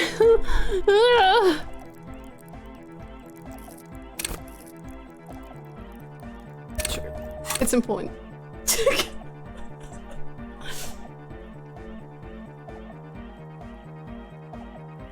Hyperdrive, let's go! Please. On the coast of the Martinez Inlet, in a small weather-beaten stave church, built 380 years ago by settlers from the Occident, most likely to guard against an anomaly at its center, an officer of the RCM is contorting his body into idiotically rigid shapes as he invents the future of dance music. It's the hardest anyone has ever danced. What is this strange feeling I keep having? This cold, even now. I am la Rebachelière. I am the city.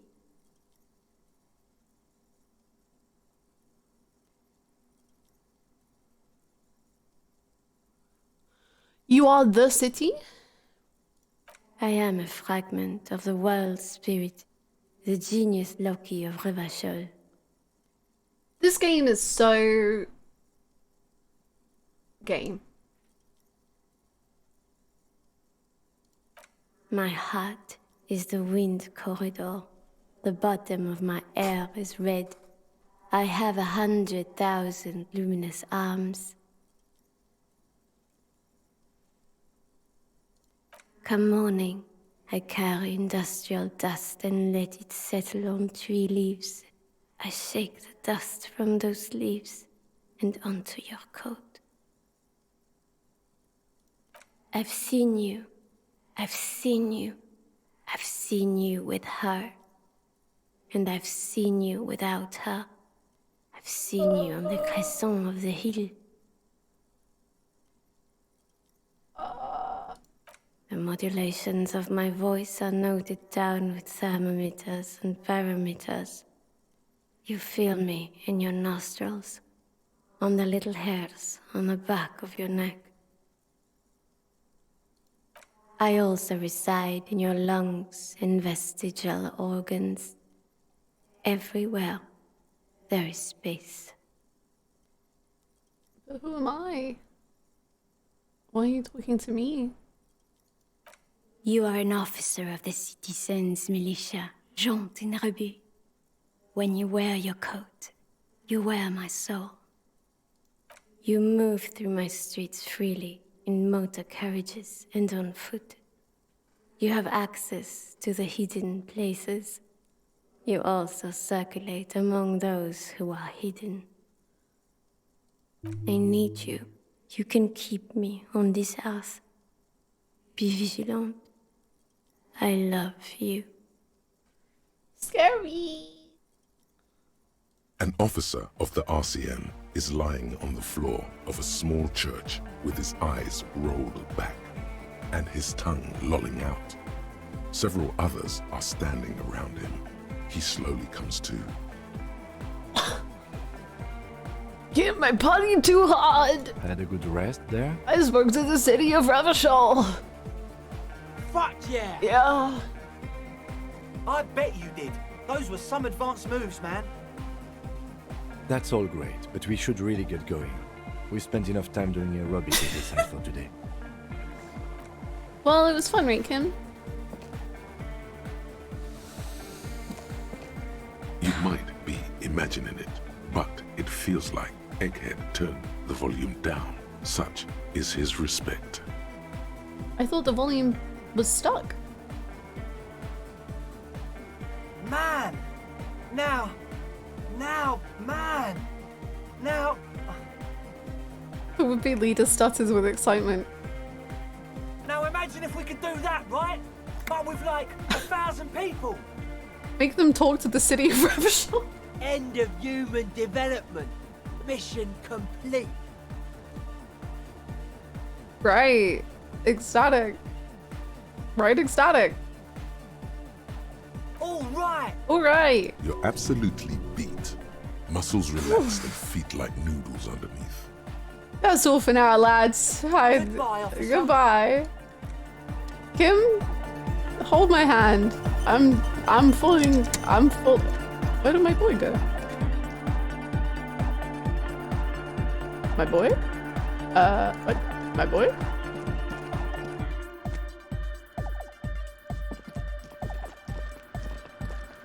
Where's my boy?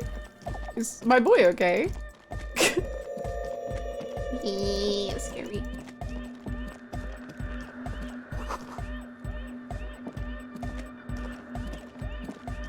Has anyone seen Egghead? Does anyone know where Oh! Hi, welcome back.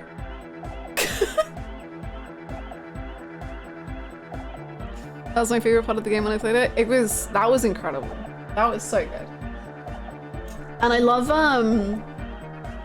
how like differently you can take, like how you can feel the experience of that happening, if that makes sense. Like, because I know some people, like I saw some people saying like, it made them really emotional, like because of how, okay, I'm talking. It's fine. It made them really emotional because of how beautiful it was. And I think, I don't know if this is the reason why, but I think depending on like how you feel about certain aspects of like life, or I don't know, like where you live, I don't know, it could be felt very differently, because to me, what she was saying was really scary to me. I thought it was very beautiful, but not necessarily in an emotional way, but in a very manipulative like kind of way, which is very interesting to say about a city talking to you. I find it very like possessive, and like the way that she's like, I love you, keep me safe, like look, like defend me and for me alone. And I find that like very scary in a very good way. But I think you could also find it so beautiful if like where you live is so much a part of you that it's inside you. I think that could be so beautiful too.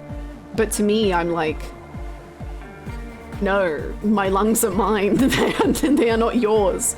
The space inside my body is not for for a creature it is for me. And I think that's cool. Very scary and pretty, yeah, huh? How much did I miss today? We just danced with Kim, and I feel like that's probably worth seeing.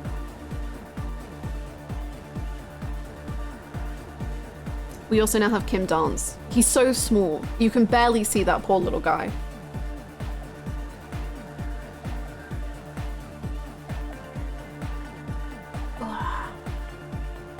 My lungs are mine. Only Kim allowed.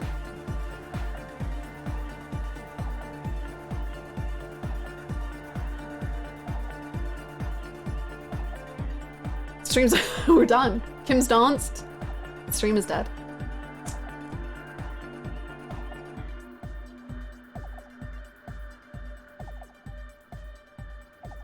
It also kind of feels like Harry using another voice to justify his career and his choices. Ooh. Yeah. I see that for sure. And also the fact that it's a woman that is the voice, I think, says more things about him. He has many feelings, and they are all wow. Hard cop. She nods to you with respect. Thank you. Can I show you a clip sometime? Oh, let's go. I'm excited. Yo, man, what's on your mind?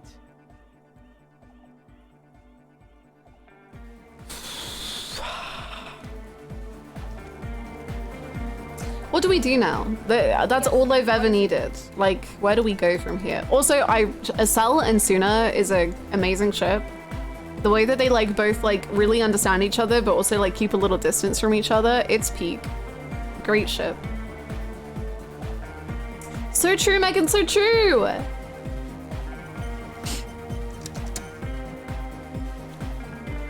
man, what's on your mind?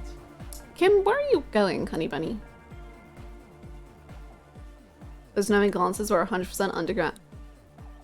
True. Yo, man. Conceptualization. Hold on, let's see if we can... Yeah.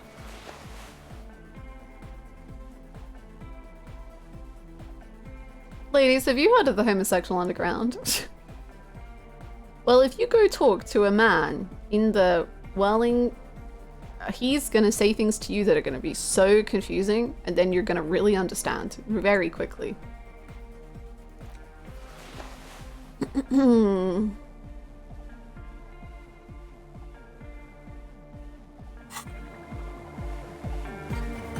I got found family art in these vibes. That could be the case. That's cool too. That's cool too. Yo, man, what's on your mind? Thank you for the hydrate. 58%. Easy. We win those. We never lose. Dedicated. Another double six? Unified. You will have to add something of your own to understand this list of loosely formed qualities called hardcore. I don't know who I am anymore. Own entry. Make it. Hard people. Hard republic. Hard cell. Hard party. Hard riot. Hard government. I want to have fuck with you.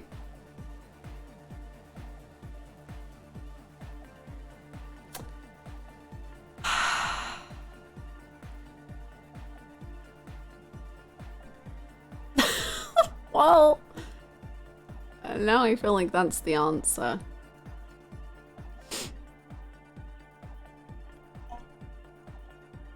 We did quick save. We did quick save.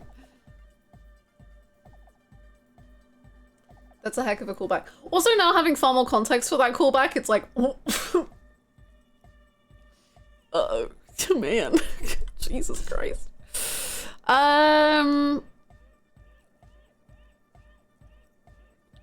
Sure. Let's go with it. Say that again? Oh. Do we want to have fuck with conceptualization? What are we doing here? Are we learning the concept of fucking?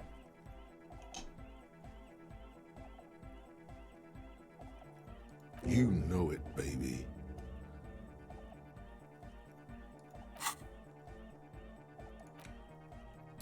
Not only have you internalized the hardcore aesthetic, you've also contributed to it. How hardcore could you possibly become? Low-core people come around you to correct your typos. It's hardcore here, hardcore there, hardcore in a third instant. What's going on? Those aren't typos, man. That's how core hardness works. If you don't know hardcore from our happy hardcore, what the fuck are we even talking about? You have so many skill points. I'm scared to spend them. I've even spent them twice today.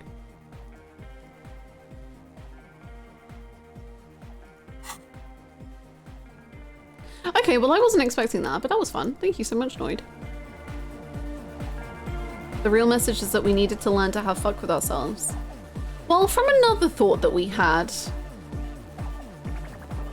I think we've learned that well enough, and maybe we shouldn't learn it again.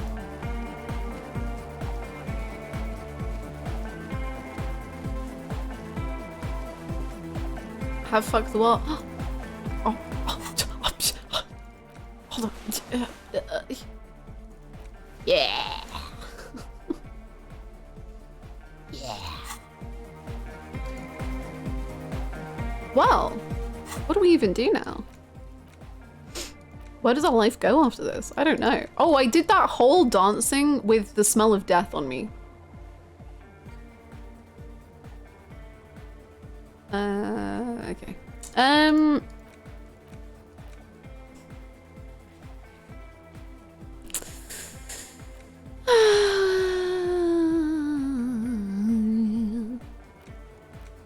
Okay.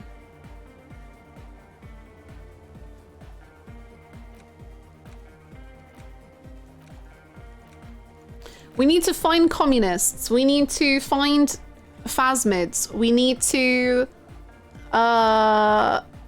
listen to the tape. That's not as fun. We need to get our gun. We need to have a bath. We need to talk to Dolores Day. We need to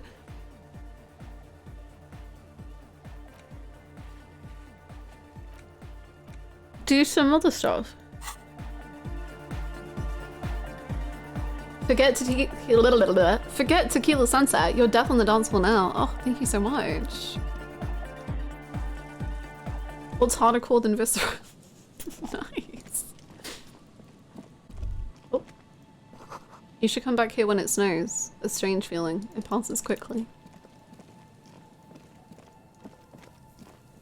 Listen to tape while having a bath. Well, Kim needs to listen to the tape too, but I guess he can just sit with me whilst I'm having a bath. But, you know, we can have a bath together. Problem solved. All good.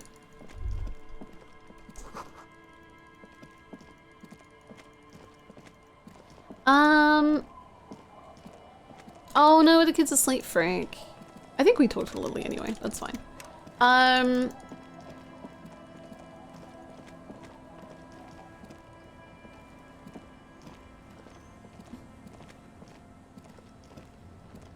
Kim, it's for the case, I swear. The waves are beginning to die down. Look at those little bastards. What was I gonna say? I don't know what other kids to ask about this insect thing is. Like where they would be, but we'll figure it out. Okay, I came over here to see if any of these guys smelled of communism. I thought there was a chance, but I guess not.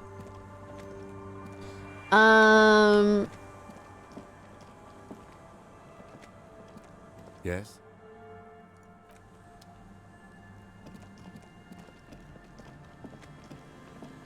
Kim, have you come across anyone who really just has that pungent smell of good old communism? Hi, Gray. We just had a disco. It was amazing. Kim and I danced the night away until I collapsed and thought about the city. It was great.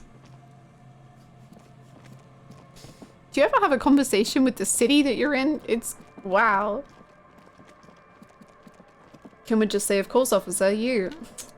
Can't stop. Stop. I do smell of communism, you're right.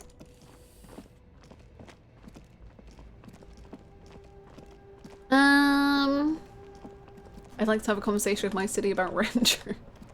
True. Any communists? Any communists? Just trying to smell. Just a good old communist. Any communism? Okay. Has Disco Elysium been heavy today? I don't think Disco Elysium does not heavy, but we had a good time. Heavy on the moose.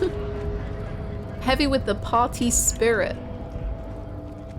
Do you like communism? I think we've talked to you.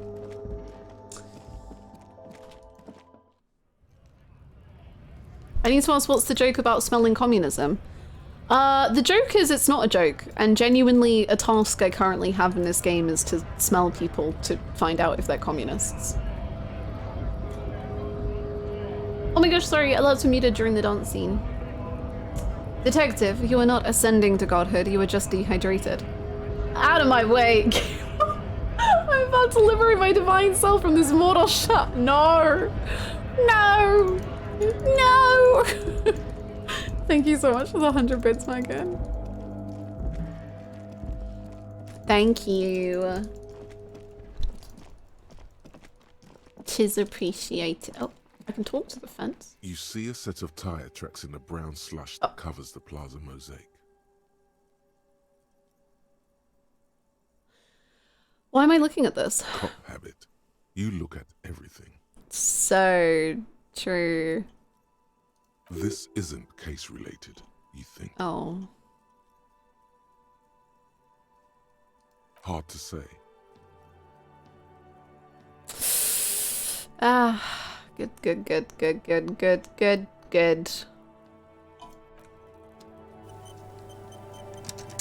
You see a set of tire tracks in the brown slush that covers... No, these tracks are not interesting at all. Let the street sweeper just sweep them away. Okay, if you say so. Protect me from me.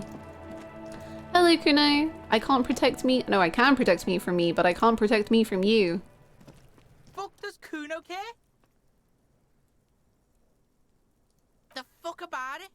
Your test. Get lost. Yeah. The kid. Yeah, whatever. The fuck do you good call? Kuno doesn't fucking care. Bye. She finally sees the fence.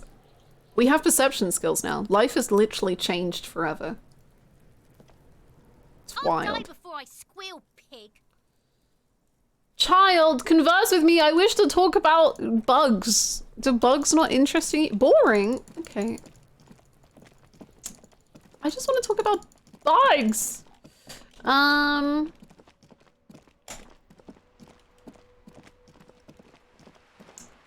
I swear we've talked to all of the kids that we can, but maybe not. Maybe I just haven't found someone.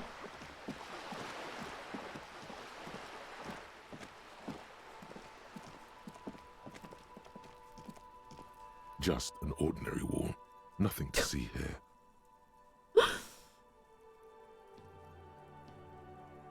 Let's try again. I think this is our third or fourth try Just to look at this wall. Nothing to see here. Yeah, why? It's a wall. An ordinary wall. Okay. Why must we stop to look at this wall every time we pass by? We have business to attend to. I'm just curious, Cam. There it is again. Ooh! There's a spectral scent haunting this air, no doubt. Cindy? It smells like sea brine mostly. Oh. Because it's a pair. Years of turmoil, of hopes and dreams, ground beneath the inexorable tides of capital. I can kind of smell dreams being ground down by capital.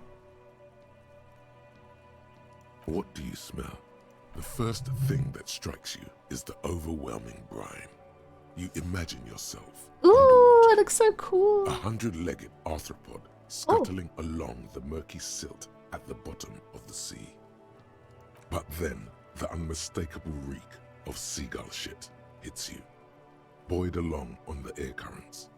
An acrid melody atop mouldering cords of wood rot and heavy fuel oil. Everything in order, detective? I'm smelling for communists, Kim.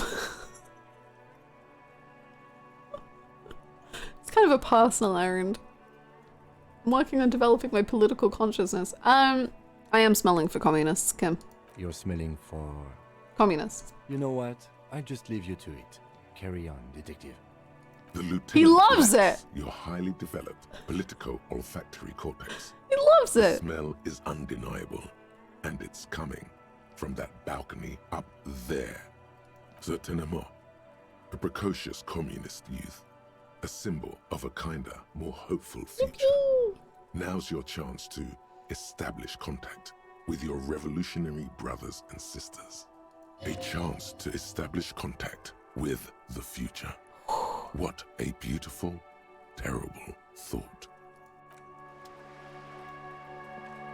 Would you like to communism with me?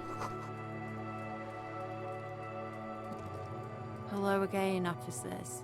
Have you come to admire my mural?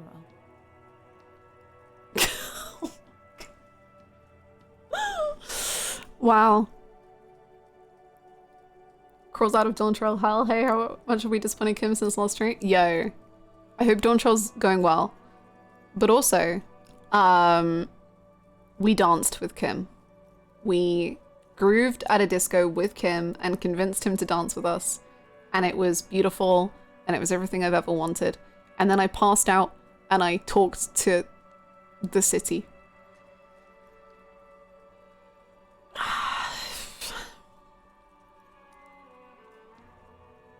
I missed it. It was so good. It's at the beginning. Well, it's like a half hour ago in the VOD? I don't know. Maybe a bit longer. So you won't talk about the murder, but maybe you can tell us something about the murder victim's missing armor? Hey, sister, let's talk politics. And what do you know about politics? I'm looking for comrades to help me fire up the Great Mazovian Sausage Grinder. Will you help me? One of the union guys says there's someone trying to organize an underground revolutionary cell. My nose told me that you're a communist. We should team up, join forces. Well, well. Sounds like quite the snout you've got there. Thank you. Sure. I know someone who'd love to talk the ideological stuff. You're looking for Steban. Who's that? A right communist who runs a mega cool and very secret meeting. Does he happen to have a jacket like this? He might. Will you help me find him? No. Oh. The lieutenant let slip a sigh that seems to suggest this turn was utterly predictable. Is it money you want? Oh, very communist. I guess I should give up then. Nothing ever works out for me. Just tell me what you want me to do. A wicked grin no. extends across her face. Don't be toxic, Cindy. Be okay, you can be a little toxic. A laughing skull. Death hilarious. This is gonna be bad. Oink for me, piggy. Just once. That's not too bad. He's willing to do it twice. This is no way to treat your revolutionary brother. Wrong. This is exactly how I treat my little brother. Fair enough. There, that wasn't so bad, was it? Not really.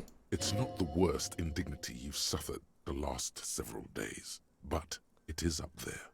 The lieutenant, needless to say, is not impressed. Sounds like you're really serious about meeting Steban. It's touching, sort of. Steban's group meets only at night. Perfect. In an old room in these apartments here. It just so happens you're in luck.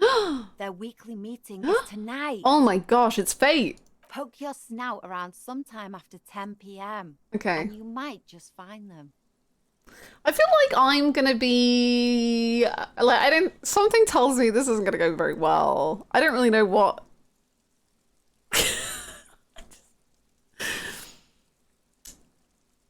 Can you tell me anything else? Just that he's a real communist. Okay. Not like the play acting you're doing. The rest you'll have to see for yourself. Excuse me. I've been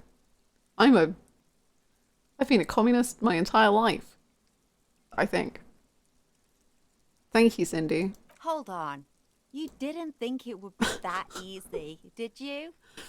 See, Steban's a bit on the paranoid side. He's got all these mega secret passphrases to keep out infiltrators and the like. You can't join the meeting without one. The lieutenant clears his throat. Not to interfere in your personal errand, but I wonder whether it might have something to do with that phrase Mañana mentioned overhearing. What phrase? Oh right, good thinking, Kim. I was totally about to say that. That's really dumb. You should feel embarrassed even suggesting that. Well, I'm glad you remember whatever we're talking about, Kim, because what? Good thinking, Kim. The lieutenant nods. Guess this is what happens when two pigs put their heads together. That's enough. Off with you then. I don't believe it. I've never known those boys to have manners. The bemusement in her voice doesn't fully mask genuine tenderness. Aww.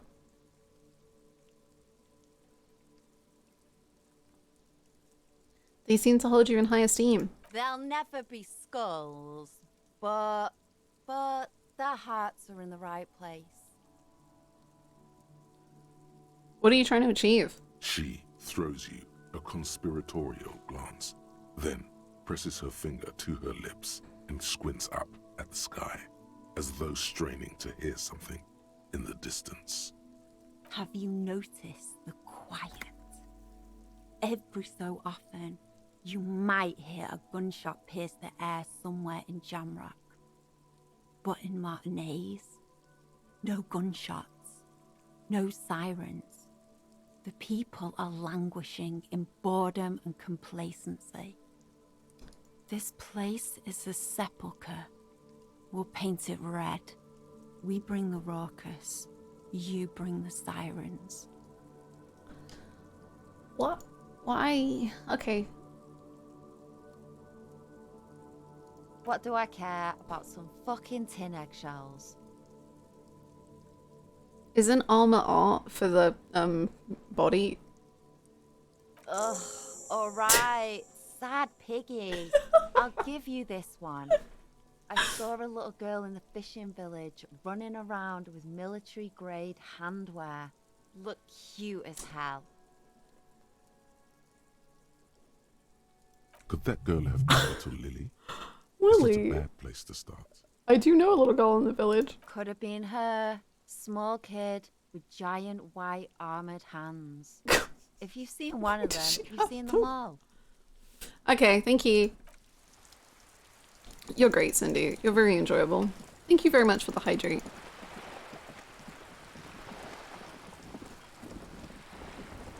You're back. Good.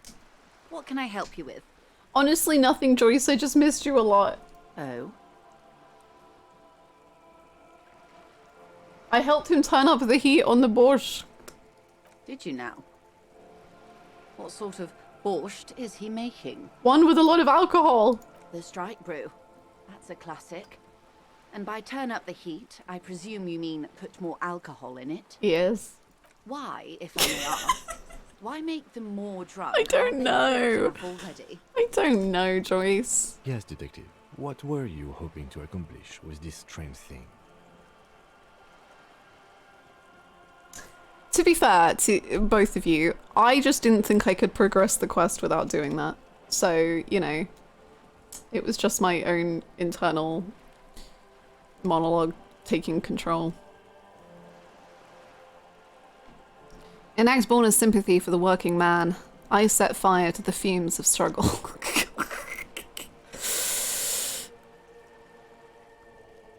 Very curious. A very curious thing to do. Truly. But that's how he operates. He just does things, man. And then talks about them. Even if it's inappropriate. A strange equanimity has overtaken the lieutenant. He's just going with the flow now. He loves me! He loves me so much! What else? Of course, Detective. You can always drop by later. What we do. She nods. Of course. Of course. Don't tell her you've met Evera. Okay, right? we're done, so. He just does things. And then he won't shut up about doing them. He's constant. Okay. So. We need to go talk to Lily, which is great because Lily's voice is the cutest thing ever. We have to go to communism at 10. But also at 10, we have to go get our gun. God. I'm just so busy. And they're at different sides of the city. Oh my god. No, Lily's already asleep. Look at Mr. Popular. When you have to be at the club at 8, but you gotta meet communism at 10. Literally today's playthrough summarized. Wow. We could also go talk to Classier. We could listen to the tape. That might, you know, whack out half an hour. And I'm sure it'll be a joyful half an hour. I still need a bath. We do need to talk to Gart about karaoke.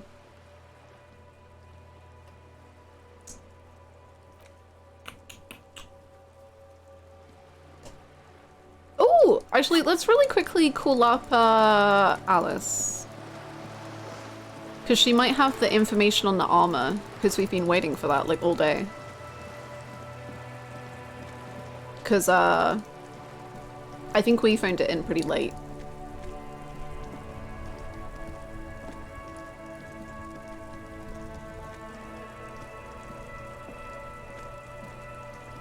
Inside, you see a set of steering levers, a radio microphone. This is Precinct 57. How may I assist you?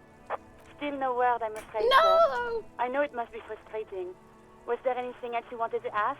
That's it. 57, over and out. In the cabin, thank you. Okay.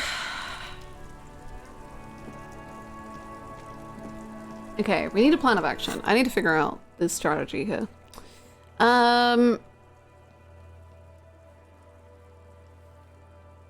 Do we have a bath and then do karaoke? But that will take us past 10 o'clock. I guess communism isn't strict on the timing. It's just like after 10 at some point. Where did communism go?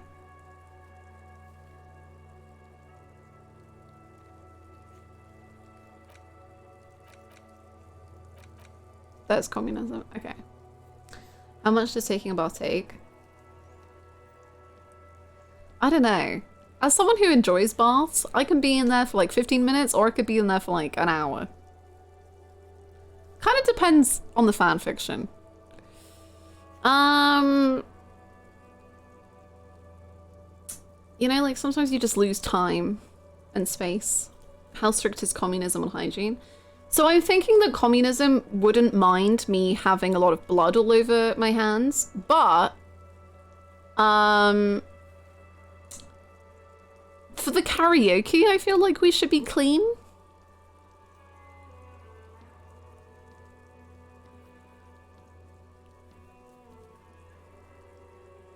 I can't cancel on that again.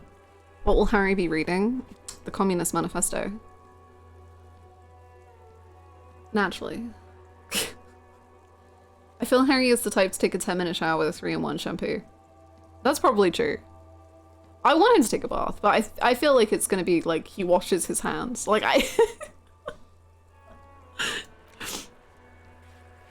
But it does say bathtub. I don't know. There's a potential we could have a bath. Maybe we will save the bath for when Kim's asleep. Welcome back, Dothalia.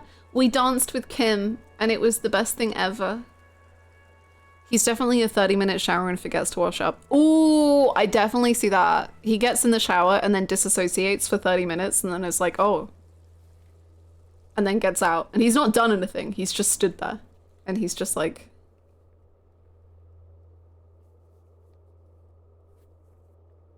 Oh, okay. That's it. Done. Bath complete. I just changed my name. Would you prefer to be called Timo then?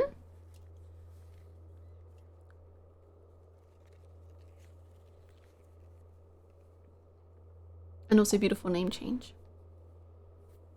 What cat? No.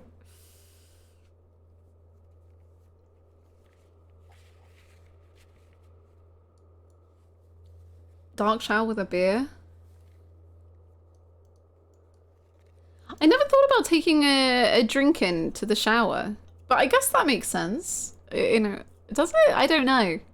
I've heard of people taking, like, drinking orange. Is it taking an orange with you or drinking orange juice in the shower? Something. It's definitely a thing. See, I am not a shower person. I shower more because I have to, not because I enjoy to. But I like baths. Baths are like relaxing. Yeah, shower in the bath, definitely. Like, have a drink. That's great. But in the shower, that feels a little bit more stressful to me.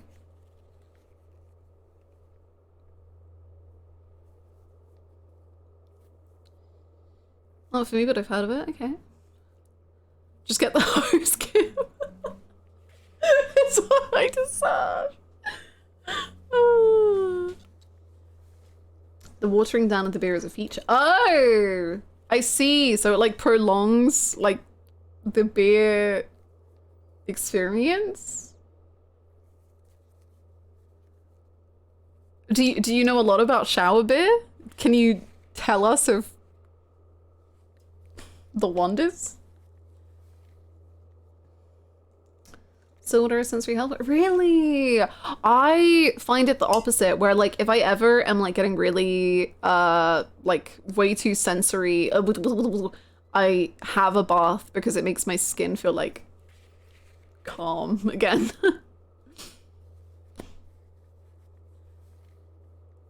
To feel like a Pinterest girly, as you deserve. Having a Monster Ultra sunrise in the shower. What a way to start the day. The shower orange was nice, but also not something I ever did again. Did it smell nice? Like, what was nice about it? Was it the smell, or like, I just imagine like the citrus is nice. I haven't had a big enough bathtub to really go all out of, oh, yeah.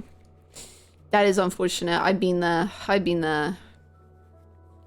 But eventually you'll get like a really good bath and you'll be like, yeah, this is this is it. It's worth it.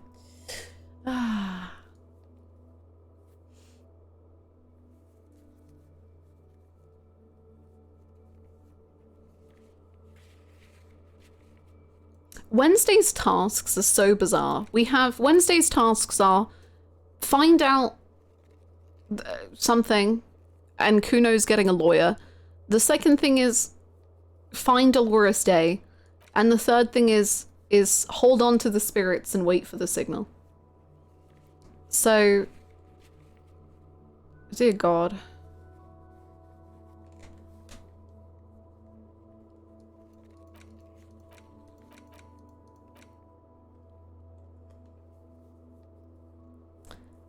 Smelled very nice. Also something about not having to worry about the juice. I see.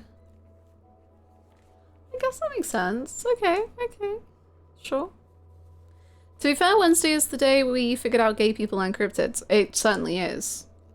Wednesday was a day of highs and lows and just like everything in between. It was so many things. Wednesday was...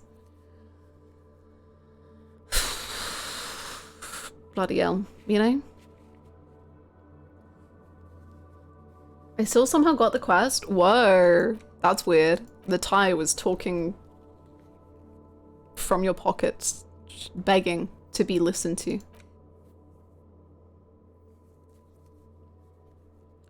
I thought he was straight this morning. Not this morning, but yesterday morning. This morning we thought we were a communist.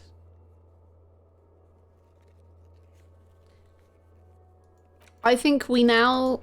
I don't really know what we are. I think we're probably like pan or bisexual or just, you know, vibes based. But that's just my thinking.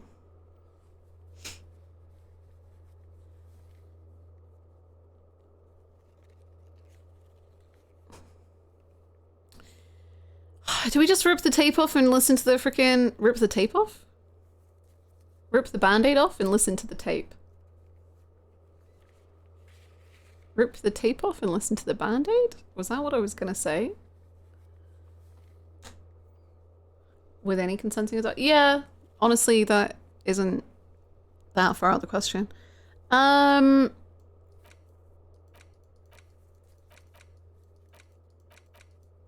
Okay, let's listen to the tape. Let's go to the bear fridge, listen to the tape to kill half an hour, maybe, and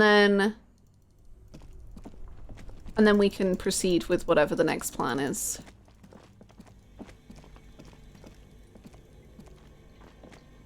Or anyhow on the sea. On the sea ice? On the sea ice? Okay, this is probably gonna suck, but that's... Oh, we haven't even looked at the bullet because I forgot. Okay, hold on. We're gonna do this first. The bullet is safely sealed away in a plastic bag bearing the RCM stamp. Kim has filled out the label on the bag with the item number, case number, and date and location the bullet was found. In the bear fridge. Beside his orderly handwriting, the bullet looks especially sad, like a tiny, shriveled head of cauliflower. Thank you. I'm proud of it. I think we're finally learning what style is. What do I do with you, bullet? What? The lieutenant steps closer. I said, what do I do with you, bullet? Well, if I was the bullet, which I'm not, I would say find the weapon that shot me.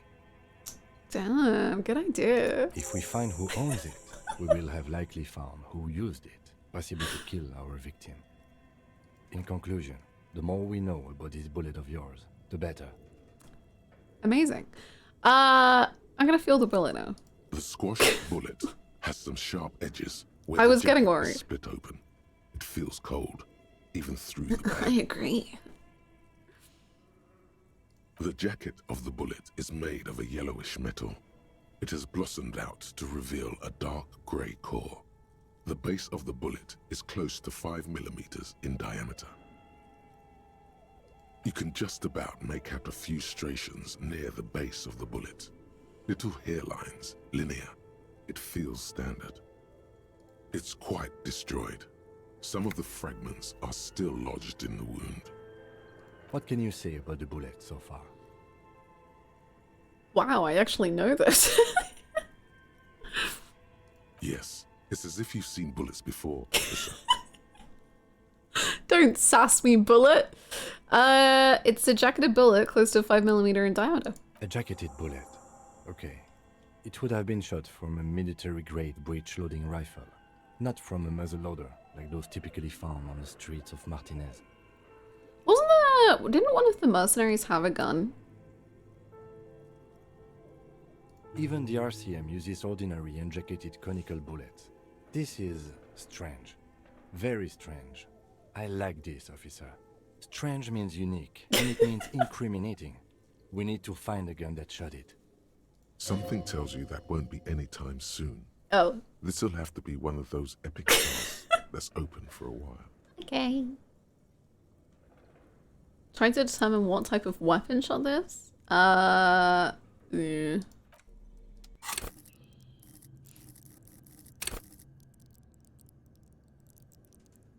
Oh, that's such a cool portrait.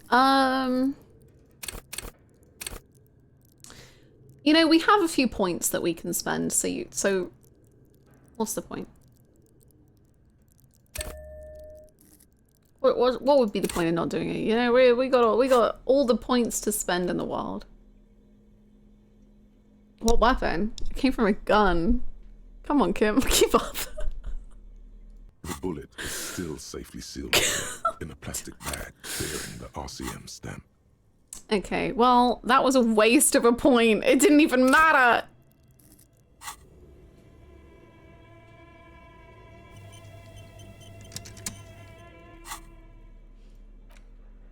The bullet is still safely sealed away.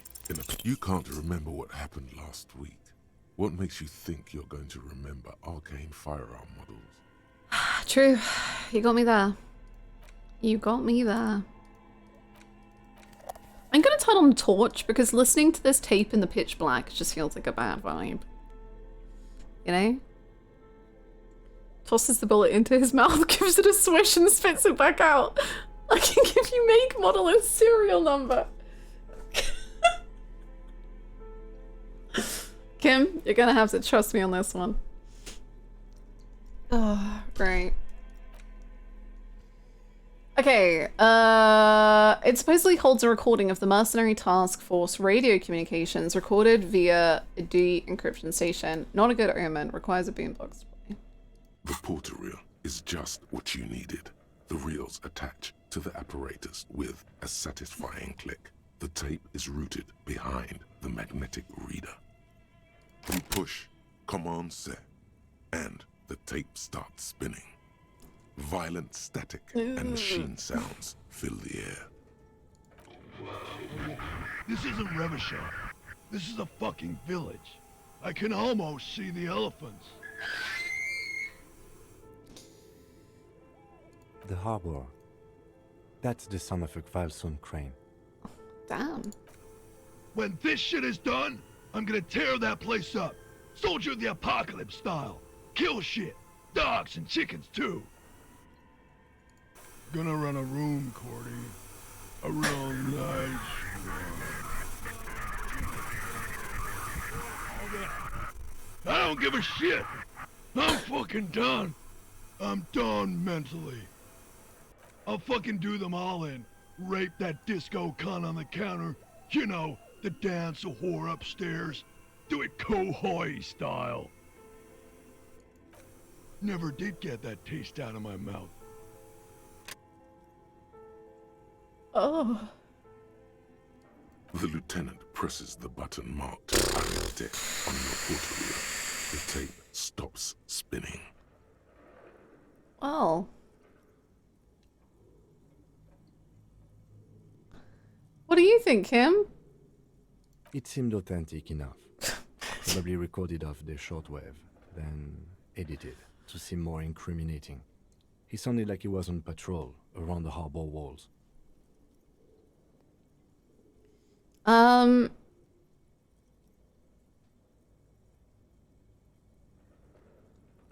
3 is deranged.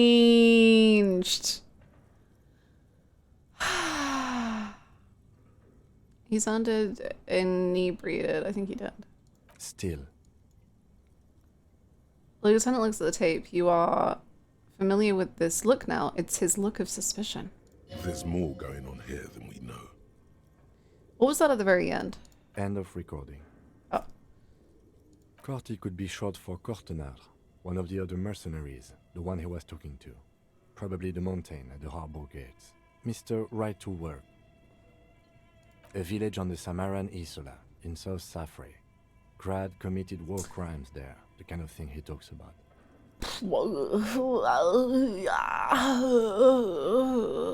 Who knows? Maybe the tattoos would have an answer. We would need to know the story of this man's service. I think we've got a few more questions for Classy, don't you? This seems to contradict her testimony, at least to some degree. Kim, can you take over? I don't want to ask any more questions. I don't like it. I've decided that I don't want to be... I don't want to work here anymore. I'm done. Goodbye. So long. Oh! Well, this is funner. More fun. 2 rusty rifles hidden above the piping. Someone has stuck some busted guns beneath the ceiling. Kim, I found a lot of guns. Is this anything? A few bricks have fallen off, revealing a compartment behind the wall. It's too dark to see in. Seems like an old bunker from the revolutionary period. Look at all those rifles. Must be an old weapons cache. There's a hole in the wall. There is, yes. And there also appears to be something inside the hole. Interesting. Do you want to take a look? No, you do the honors. Sure. Okay, here's some more rifles. None of these seem to be working. No! Oh? An old Belmagrave rifle. That's rare to find in such good order. Seems to no longer be functional, but still rare. Here. Are you giving me the gun? This should cheer you up. It's yours, officer. You found this place. Thanks. Could the weapon we're looking for be similar? It's the same type of weapon, yes. A breech loader. An interesting coincidence that we should find something so similar. But I'm afraid our search for the real murder weapon must continue. What does this mean? A rifle here? It means there are firearms, albeit inoperable, still lying around in Martinez. It's an interesting coincidence, I would say. Might come in useful in the future. He likes this find. 12's hat.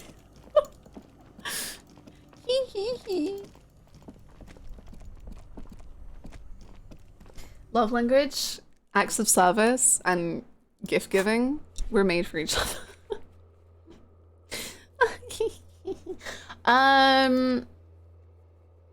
I want to see if we can talk to Titus at all before we talk to Classio, but let's see.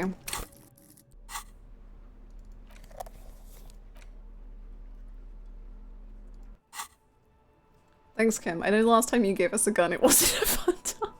This one is inoperable, so, you know, there's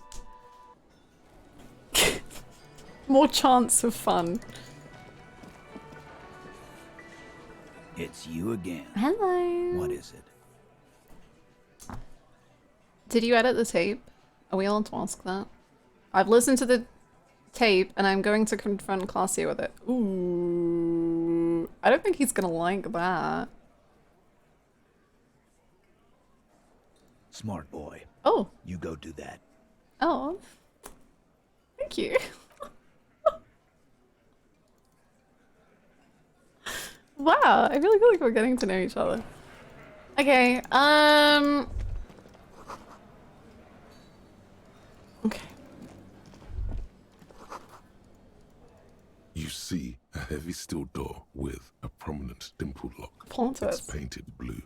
The cobalt blues. The door does not budge.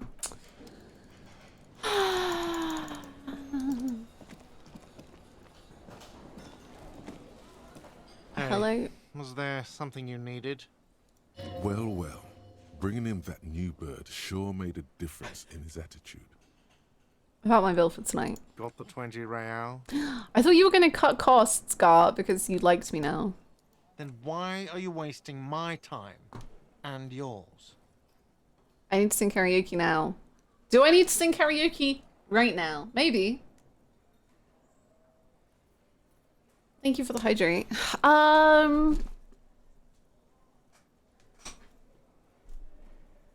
Maybe we need to save karaoke for like a time where we need joy.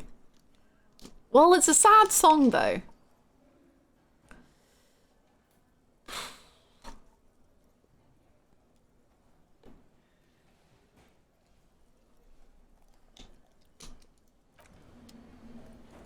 I don't know.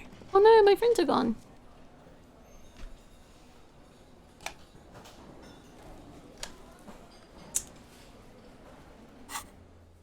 Okay.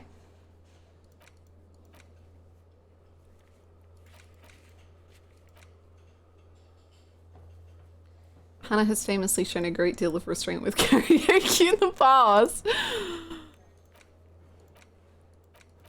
I don't appreciate the sarcasm that I'm reading.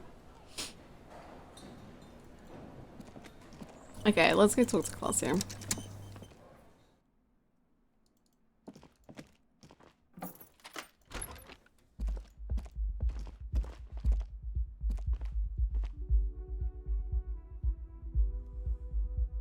No, absolutely. You should totally play this game. I feel like playing it with no spoilers is the best way to do it, so.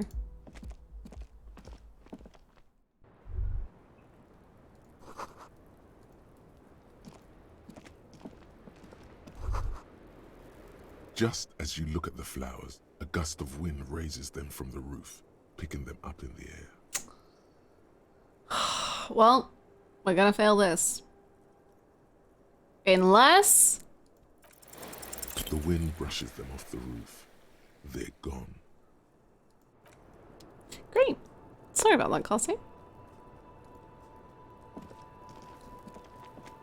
I was just thinking, what a nice day for questions pertaining to a murder investigation. Do you think she'd let us use her bathtub? I'm gonna go no. Maybe.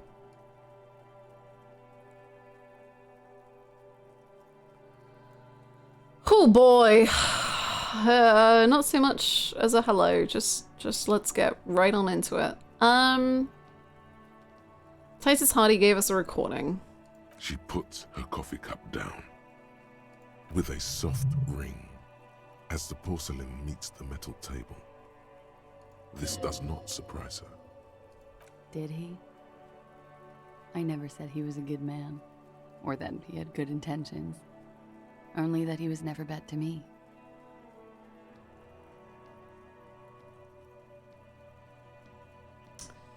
On this tape, he specifically identifies you as the target. Where did they get this recording exactly? It's intercepted radio chatter of the deceased, recorded via the encryption station. It's authentic enough. Does he say he's gonna do it Soldier of the Apocalypse style? Those are the exact words he used. Yeah. That was practically his pickup line. Did he say whores a lot? Was he pretty much on the verge of doing it Kohoi style? He liked the way it sounded when he said it. As to Kohoi? The young woman lights a new cigarette with the butt of her old one. He wasn't actually there. He didn't do a tour, or at least didn't tell me he did. Would have been overkill anyway. He lived his own little Kohoi. It wasn't his everything. Why say things like that? Yes, was he bragging? Oh no, I'm pretty sure he did all those things. Then integrated them into his idea of normalcy. To keep on living. Until they just sort of turn into his, what's the word I'm looking for? Persona?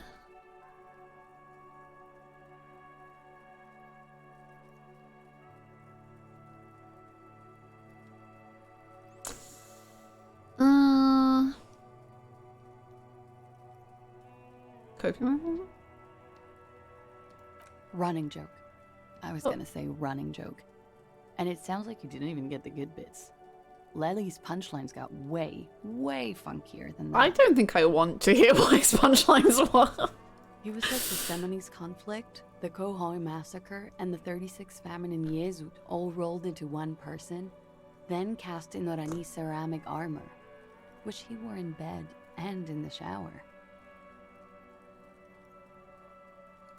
When he said he was done, and done mentally, it didn't sound like a joke. Okay. Sounded like a deeply troubled man.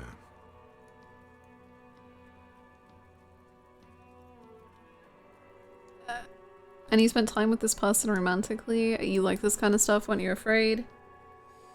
Oh, I want to ask all of them. Maybe I can.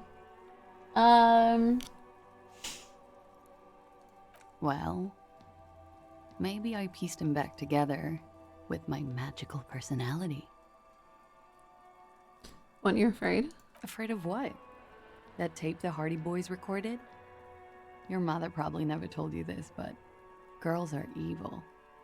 Had I the physical robustness and social support, I'd be in Kohoi.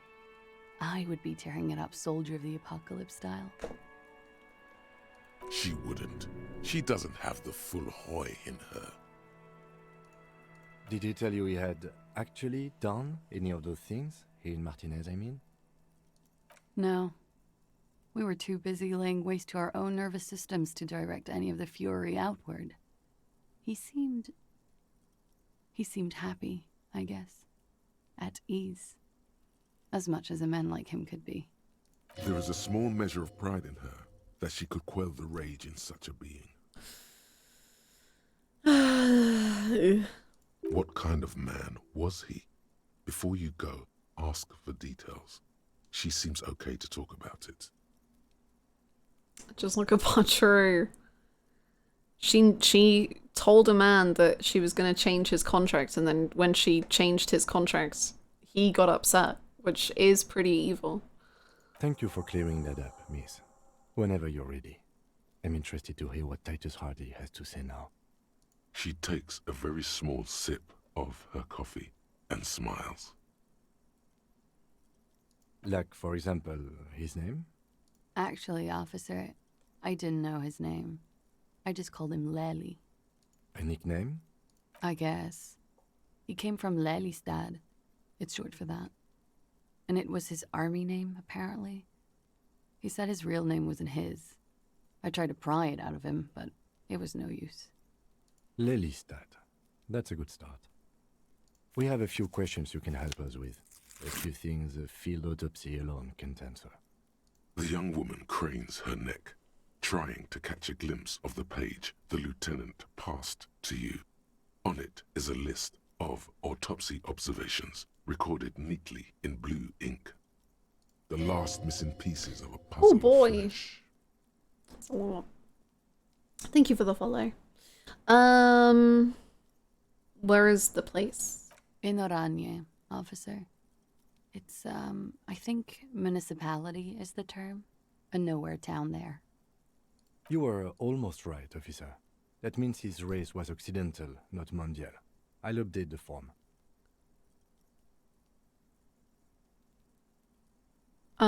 You were both from Oranje? Yes. We were compatriots.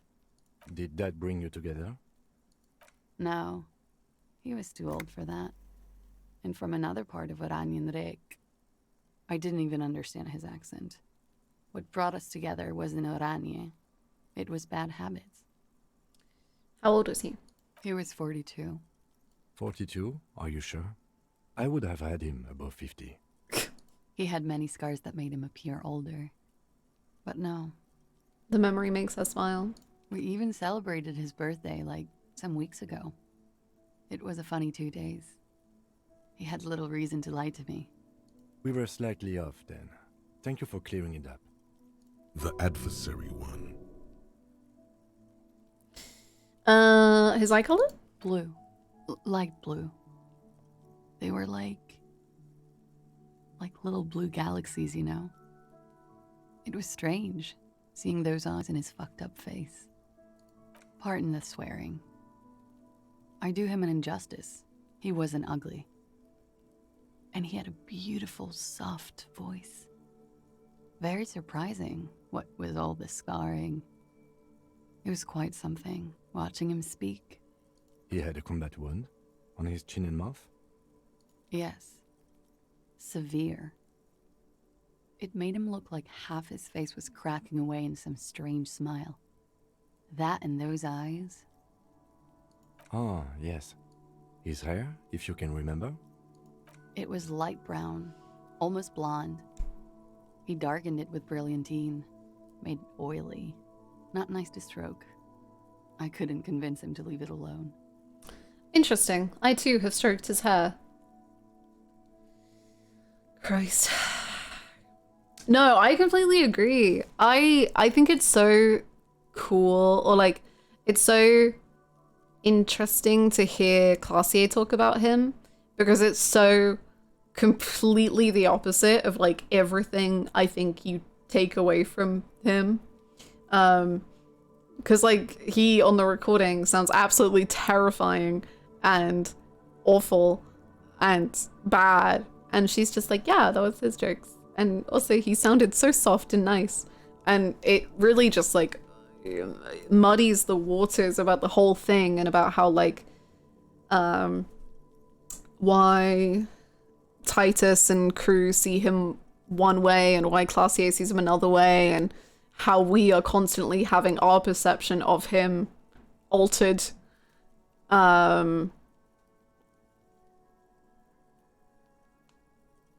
It's very interesting. I really like that she doesn't at all deny that he was a bad person, but only states that he was kind to her specifically, and so she valued him. Yeah, and it's so interesting further what she sees as being kind to her, because like I think pretty objectively what he said is like vile about her, but then she, like that's what I would think, but then she's like, oh, that was just his jokes and his persona, and that's just who he was. And it's a lot.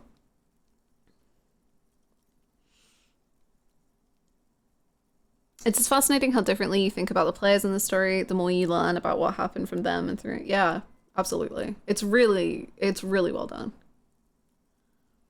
Oily, isn't it? We have that in common now.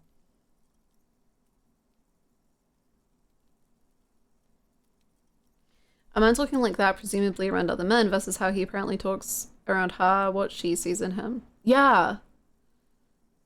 And the fact that like what he was doing was like locker room talk or whatever like word you want to put on it, of like how he talks presumably around other men, but she knew he was talking like that. Like she knows him well enough to be like, oh, he called me a whore, right? Like he did that. He liked calling people whores, like and she just says that like it is, and I'm like, damn.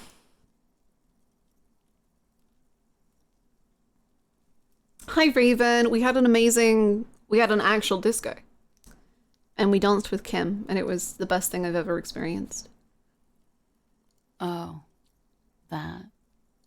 It's clear she liked it. You liked him? Quite a lot, yes. What did it represent?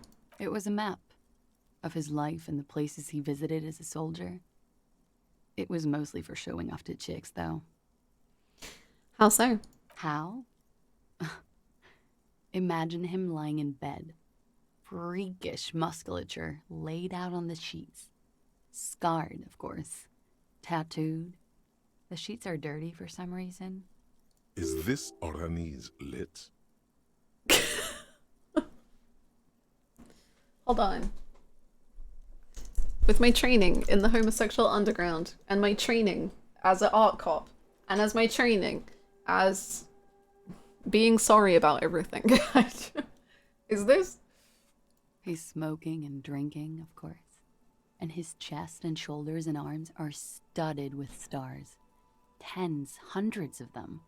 Maybe even thousands. And the woman goes like, "What was this, baby?" And he says, "That was too hardcore. Don't ask me about that." So she goes, "Okay, but what's this, baby?" And he's like, "Saw some bat shit there. Killed some loincloths." And so it goes. Star after star. Port after port. Third world country after third world country. And he's done horrible things in every single one of them.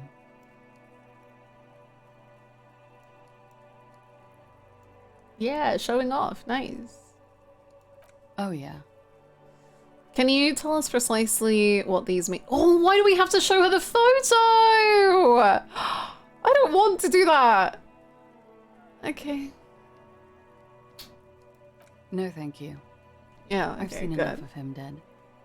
I can tell you what they meant without looking at them. good. Go on. I don't want to show people the picture. They shouldn't have to see it. He was a blue-eyed boy with thick arms from a small town. He was also poor, and the government of Orania needed some people killed, so they turned him into a grotesque killer for money. Why not? I don't want to force the people who know him to see him hung on a tree, dead for several days, if I don't have to.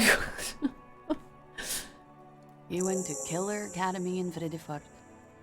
Then he killed some people in the Seminine Islands. And on other islands, too. Oh. All of the islands. After this, he came to Revachol and got killed himself. Oh. Can she see him from her room? She could, yeah.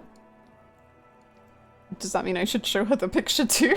After she asked me to take it down?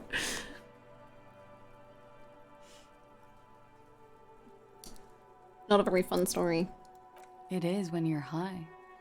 It can be very exciting then. You have the tools to deal with it. It's not a very nice story to remember when you're sober. A change of topic?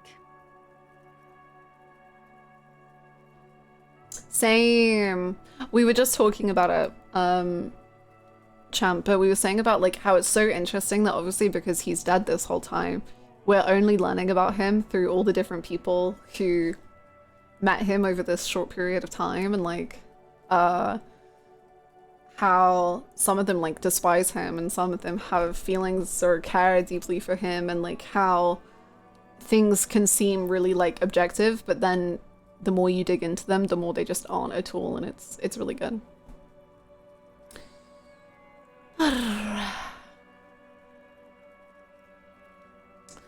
What? Okay, why would we say 7? Okay.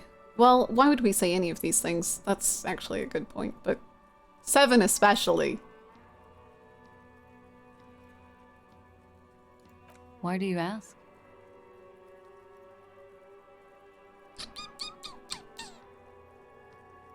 It's just a feeling I have. Well, it's wrong.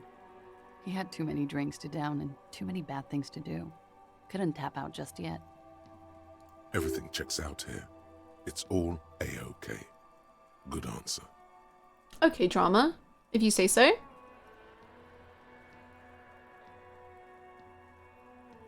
Oh, I think I understand what you mean, Shenbot. With oh frick. Like William? Is that who you're referring to? Or Rachel? I guess that's 2 characters who fit into that quite well in Life is Strange.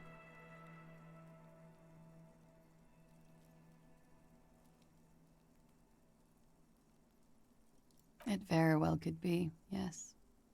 What do I mean? I have no idea. I don't even know what you mean. Love did him in? What does that mean?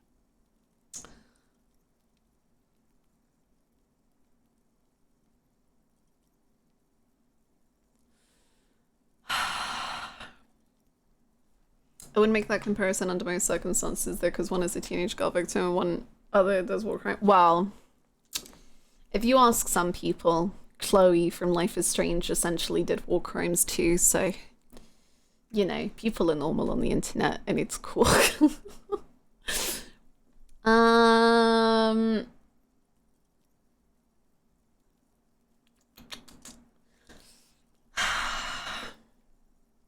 I'm just so interested in what the answers will be if we're like, yeah, I talked to the dead body.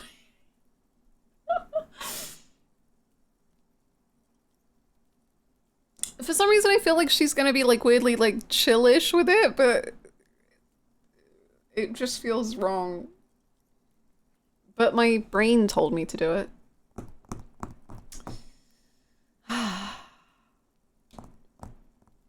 Max Simple Crimes Tea. I always choose Chloe. Chloe over everything, baby.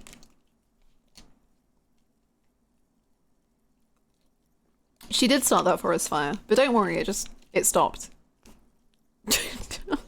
Don't ask how or why, but it did. Based Kimmy. Based.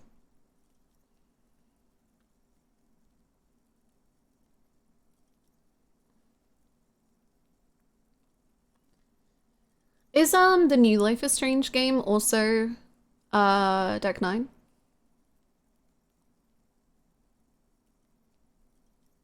Disaster bisexual over natural disaster. True. That's not funny, officer. Well, I was wrong. Uh-oh. I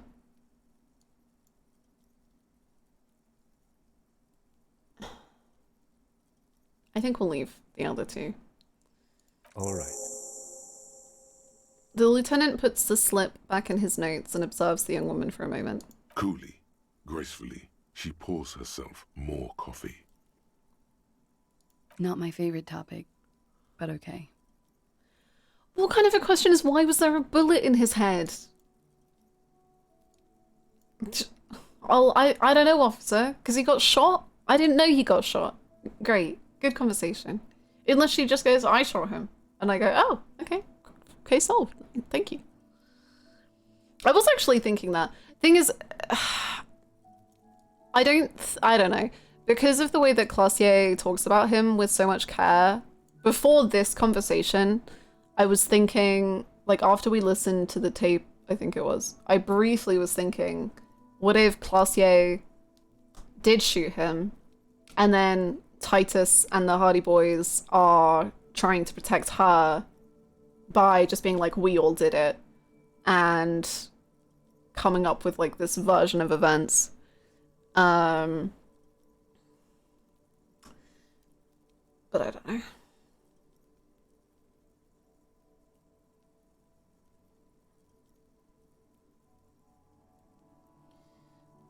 Sims, you say? No, I do not. I really hope Claire shows up as a full character in the upcoming game. Me too. Me too. But I feel like...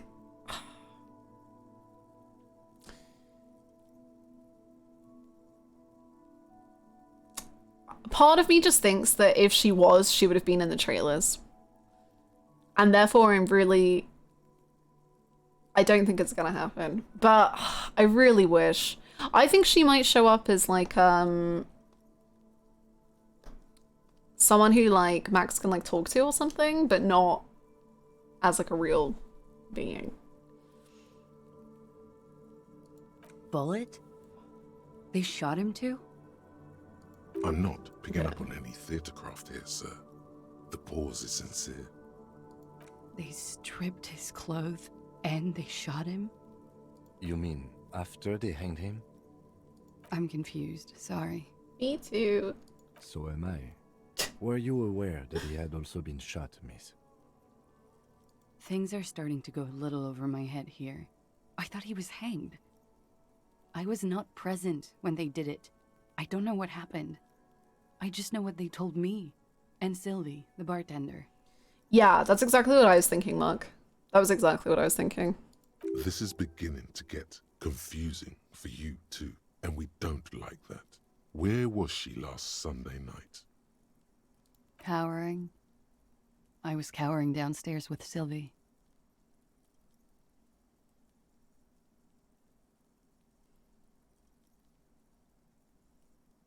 Okay. How about we, you know, change the subject to something more lighthearted now?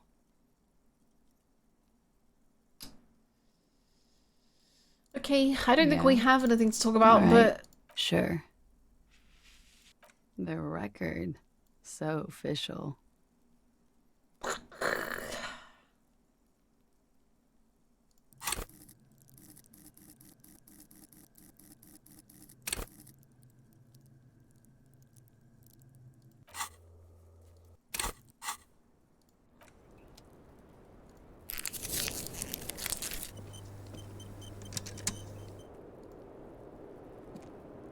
I was just thinking, what a nice day for 42%. questions pertaining to a murder investigation.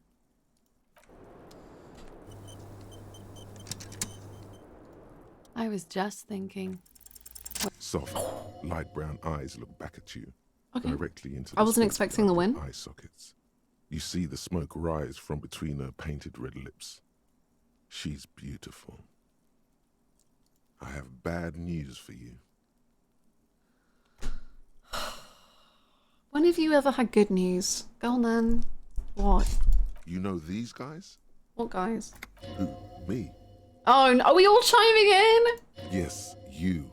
He's talking about you. You groveling sycophant. You too. Me?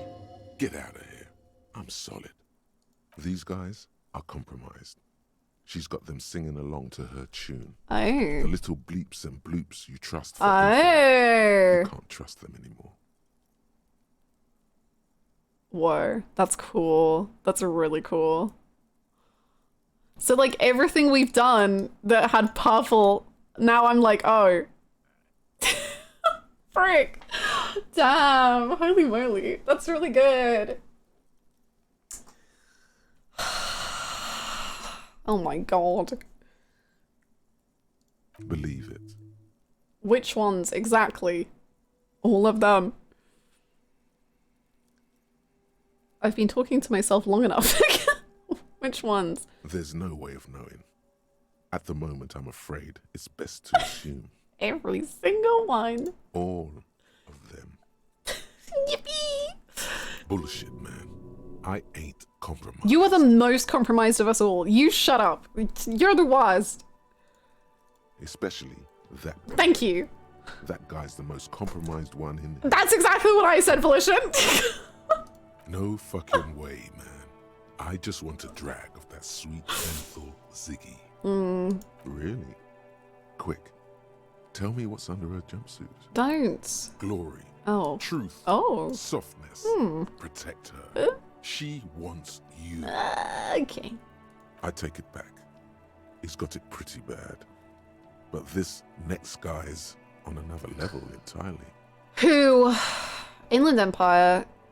This is your moment to not mess up. Like, Inland Empire, you're the worst forever, but like, I love you, and anyone could be worse than you at this point. She likes you. Oh, for the crying out crown loud. Is a boring condom. He's jealous. This is human nature. How did this happen? How it always does. Through subtlety. What can I do? There's nothing you can do about it. You are how you are, and she is how she is.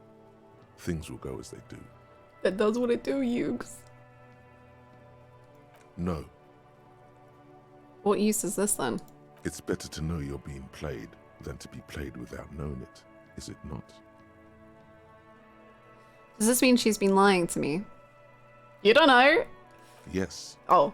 Mr. Thespian here has been singing paeans to how truthful she is. Drama, I just said, I just trusted you.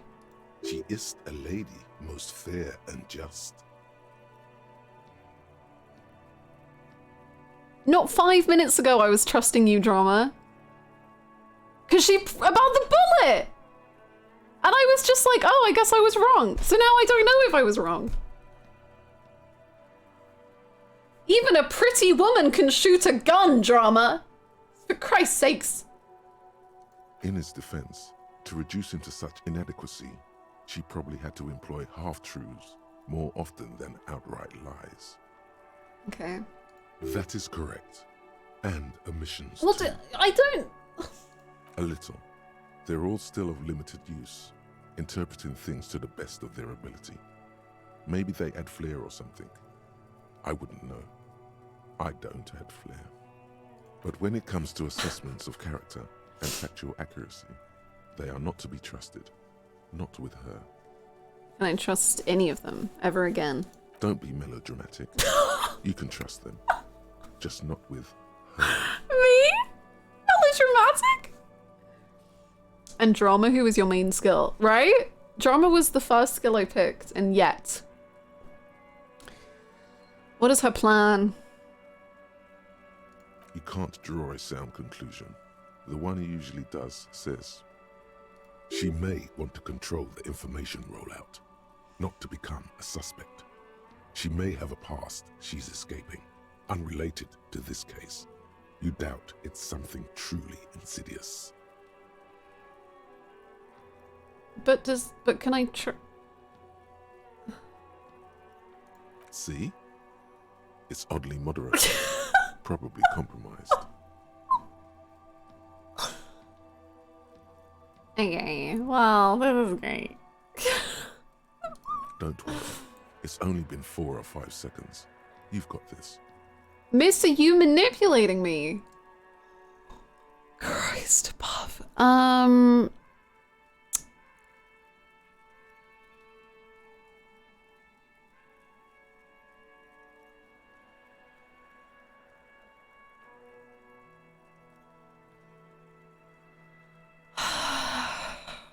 Sure. The silence broken. She exhales a little cloud of smoke and says, God, no. Okay, I believe her. See you later.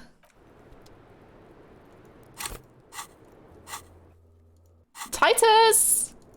You would never lie to me! Ooh, window. This window is pristine on the inside, unlike the one next to it. Light from the desk lamp reflects off the glass in an untarnished golden halo. Smooth as ice, there are spots of mud and rain on the outside, even smudges. But the surface of the window is clear from the inside. No chips, no hairline fractures. Following your lead, the lieutenant leans in closer to inspect the surface. This window was recently replaced. Looks like it, yes. You know which window is not. I was gonna say, didn't I smash a window? But I guess not this one. What is this? Guilt now? Haven't you done enough? Maybe it isn't. I mean, 24-hour window is out of business. What were your options? Stop distracting him! He has work to do! Plus, if I recall, the window has been giving him shit ever since he got here! Yeah, Inland Empire, the window was giving me shit ever since I got here. It deserved it, probably. I don't really know how a window can deserve things. If our skills are this compromised with a woman, how damn bad are they for Kim? Some questions can't be answered.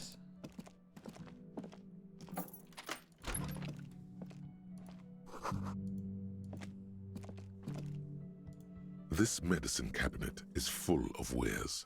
Sheets of pills, haphazardly stacked one on top of the other. There's also a toothbrush somewhere in there. It's been used quite a lot. This toothbrush belongs to someone who doesn't give a damn about her teeth. Pharmaceuticals line the shelves, sheet upon sheet of pill bottle next to pill bottle. Acetylic acid, APAP, eye drops, blood thinners. It's quite a good collection. Anything of note? Pill bottles rattle like bones as you search the cabinet. Paracetamol, histoparidol, something in a foreign language you can't read. Behind them, an unusually shaped nasal spray. Its label reads, Nacra. What's that? An opioid receptor antagonist. It's used for diamorphine overdoses. Oh, okay. Among some foreign, probably Messinian or Gotwaldian, marked red blister packs you find. What do you find? This is going to take a little know-how. Well, electrochemistry, you've constantly been wanting your time to shine, so take it away. It's for you. Plus an old nothing of note. The further you look, the more arcane it gets. You don't know what the rest of this stuff does. See, electrochemistry? This is why I can't trust you. You don't do good to me.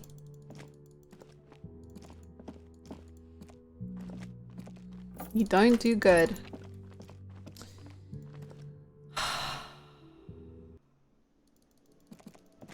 Is Titus still here? Titus! Hee hee, hello. It's you again. What is it? How are you? So I talked to Claudia about the tape. And? I'll go back to you. She stands by what she said. That fucking fucker. Well, that's not very nice. The worst cops in Revachol. Well, that's... I gave you gold on that tape. Well, that's... Okay.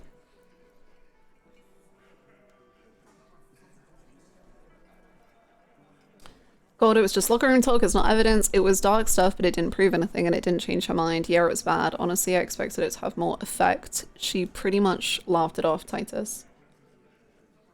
How long have we had a face? Since day 3 at like midnight. So this is our first almost full day with a face. It's been pretty good. Pretty good.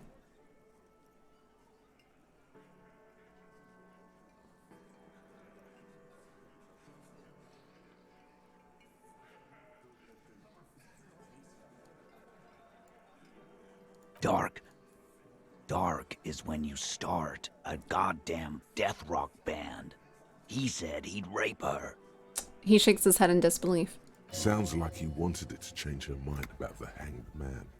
This is definitely personal. What did she have to say then? Fine by her? This is what people are supposed to be like? Fucking whoop-de-doo. She did not say whoop-de-doo. It did not come as a surprise to her, and she definitely wasn't scared. Actually, I think it made her a little nostalgic. If anything, she seemed turned on... Okay. Okay. Titus, she said she would like to be a little dog on herself if she could.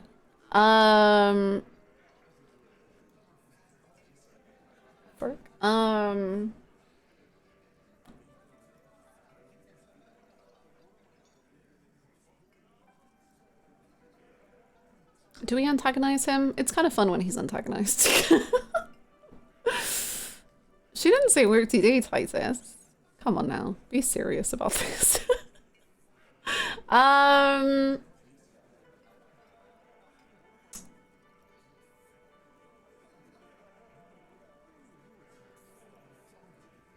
love it when he's salted.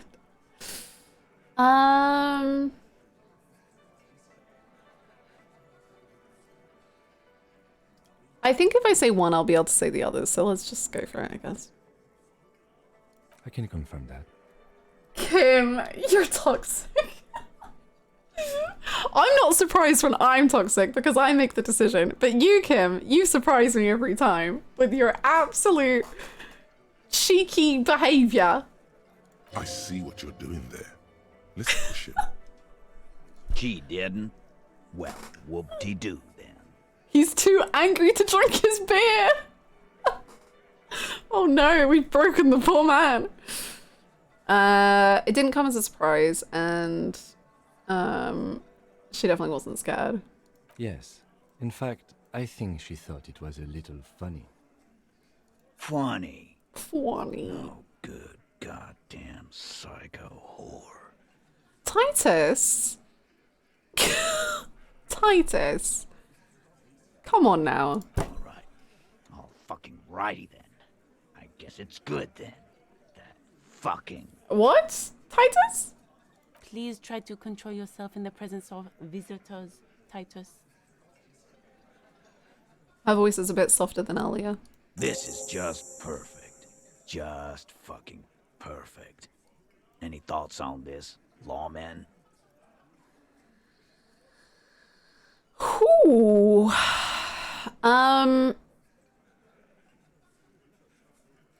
I think this is personal for you. I think you had feelings for her.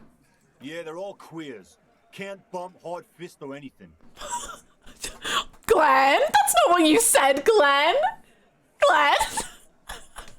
Where did that come from, Glenn?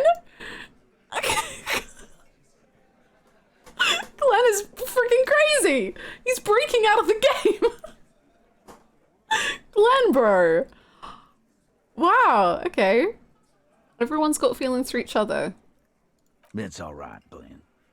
I just thought I thought anyone would come around if they heard that shit. Apparently I was wrong. Yeah, that was fucked up. Thanks, Glenn. You wanted her to see the man for what he was. Now that you know, you might want to lay off this topic, or else you might antagonize him. I would hate to antagonize him. That would be awful. The subtitles were what he was supposed to say, but he felt that they didn't go far enough.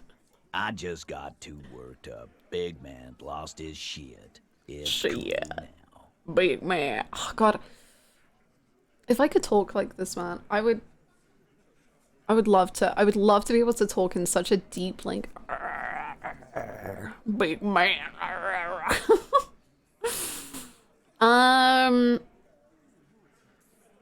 Maybe she's still in denial. Yeah, maybe. That is a possibility. What did he say the other day or today? I don't remember. Logical. I don't remember. It was great. I need an audiobook. Imagine going to sleep. Possibility. ASMR. Titus Hardy crushes a beer can. He doesn't sound very convinced anymore. Heck yeah.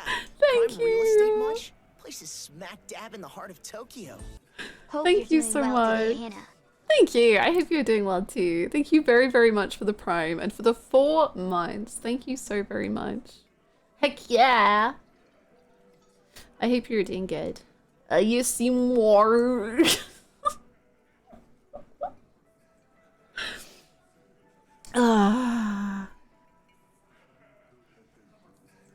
Those are 2 entirely separate situations. So I believe they were also canoodling. They were also having a little smooch, which I believe is confusing a lot of the situation. So I don't think it's that Titus wants her to fuck him now. I think it's like he has a lot of resentment towards the dude and he's very like possessive. And there's a lot coming from that. It's a time. Enjoy your lag. Thank you so much.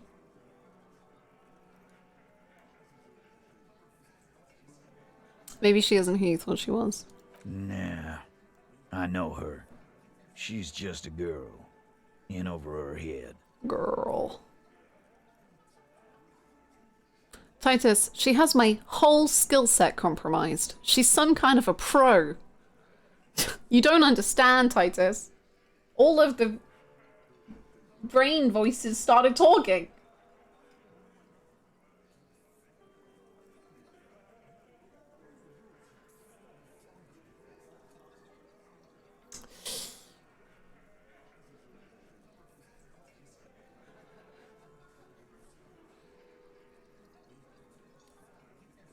He's trying to tell him. I don't think he is. I don't know. Maybe I don't know yet. I don't think he is trying to say that. Personally, I think it's a lot more complicated.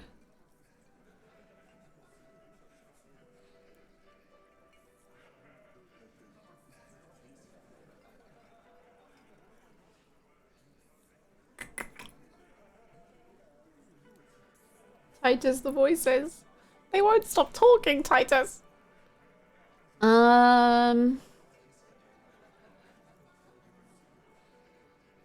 Give me nice guy vibes. I don't know. Okay, I personally don't. I think for me, it's very much at this current point in the game, I fully believe that Titus believes she was assaulted. I think he is obviously like exaggerating that. He asked her to exaggerate it and he edited the tape, we believe. But I do believe he, in some way, thinks that the dead guy, he's talked about him sexually assaulting other women in the town and just in general being incredibly disgusting towards women. And even if he edited the tape, we do have like evidence of that guy being like, I want to rape that woman. And I don't think that was necessarily taken out of context. And it has gotten a bit more complicated because Classier seemed to agree that that was exactly what the man was like and that the dead man was someone who would like threaten rape. And she acted as if that was like something she was fine with, but now we literally don't know if that's true. So I do not see it as Titus being necessarily like that woman's mine and I have like sexual ownership of her. I don't see it that way at all. I think he is like really, truly, genuinely trying to protect the town plus her. And obviously he's not going about it in a good way. And I don't know, just the whole way that he's like, all of us killed him. It was all of us. We did it. He's not like shying away from that. And all of these men are like completely taking it on and being like, yeah, we all killed him. Like we killed him. It was us. There's so many layers there for me, at least, that I don't think Titus is as simple as like, being a nice guy or being like I said, like having any sort of like ownership over her. I really don't currently read it that way. It might turn out to be something different. I don't know, but to me it seems to be far more complicated, and I think Titus feels far more complexly about it, and it's rough in every single direction.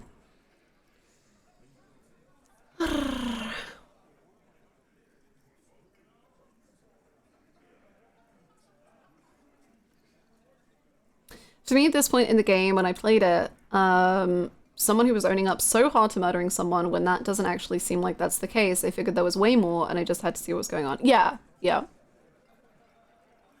Was it more like he saw a bad egg and he took advantage and used the situation to get rid of someone who he believed was terrible? Yeah, like that's another question. Like, I don't see it as simple as he was jealous. I think that's like really, really minimizing what's going on in the situation.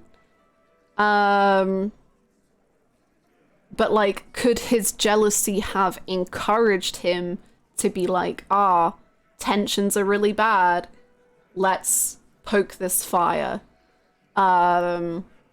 Especially because like Evrart has been talking about like he got what he wanted, which was war. And the looming threat of the, what was it called? Tribunal? Did Evrart encourage this? I don't know. I think there's so many like moving parts. I cannot just like, I can't just see Titus as this like simple thing, I guess.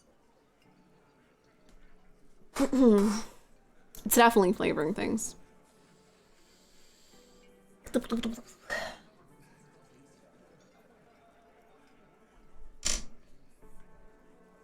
Titus hadn't really talked about it that way.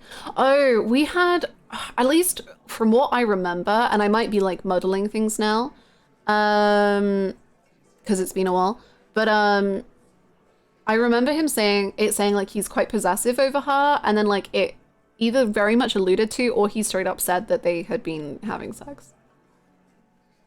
But I don't remember exactly. That was definitely before we talked to Classio, but I think. I'm pretty sure.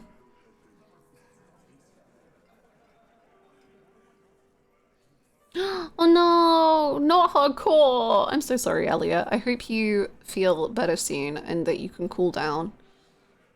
I really hope you feel better.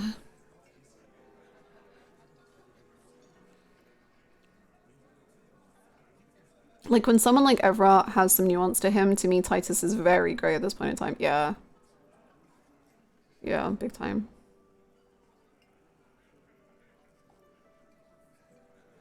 This is a side note to the main topic, but since we're also discussing Titus's character, I really like that he keeps stepping in to protect Angus whenever some of the guys try to put him down.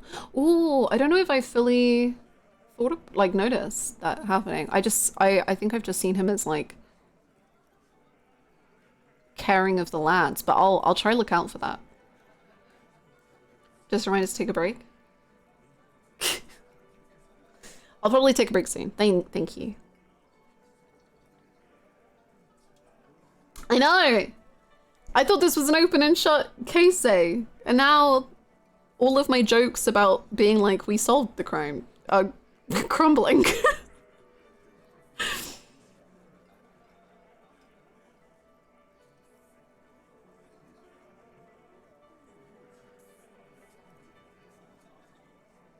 I definitely think there is sexism going on, but I don't know. It's like I said, I don't think it's the sexism in the way that some people were putting on him. It's more like, I think the idea of jealousy or whatever can like encourage his decision, but I don't think it's where the decision comes from. I don't know if that makes sense. It does to my brain. I don't know. Spoiler chat when you were saying that was so funny. I'm looking forward to reading through spoiler chat. I don't see Titus as being driven by jealousy either, even though he of course could have been jealous, but I don't really see the jealousy being the main reason. Exactly. Yeah. That's exactly what I think.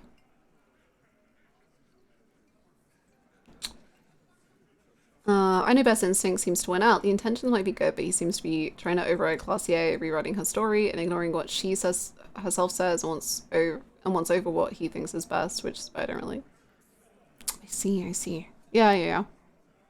I think it's cool because as far as we know, these characters aren't interacting as we interact with them. I hadn't even thought about that. But obviously I don't think Titus is talking to Classier whilst we're not talking to Classier. Which adds interesting, like, back and forth, I think. Spiller chat also went crazy when you said autopsy is going to find a bullet in the body. Well, that was our bullet. I wasn't really expecting the second bullet. That came as a surprise.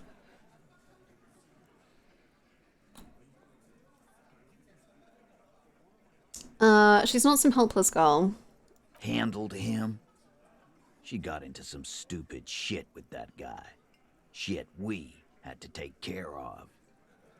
Yes, we heard all about it, and the fact still stands. You were more disturbed by the tape than her.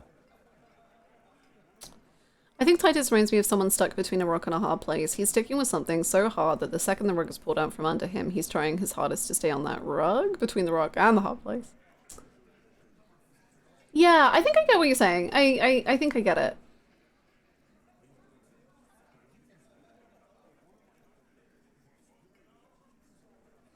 There was a point earlier in the game that I specifically remembered where one of the guys insulted Angus for being fat, and Titus snapped at him and told them it's all muscle, and Empathy said he meant it genuinely. Aww, thank you for reminding me of that. That's very good. I like that.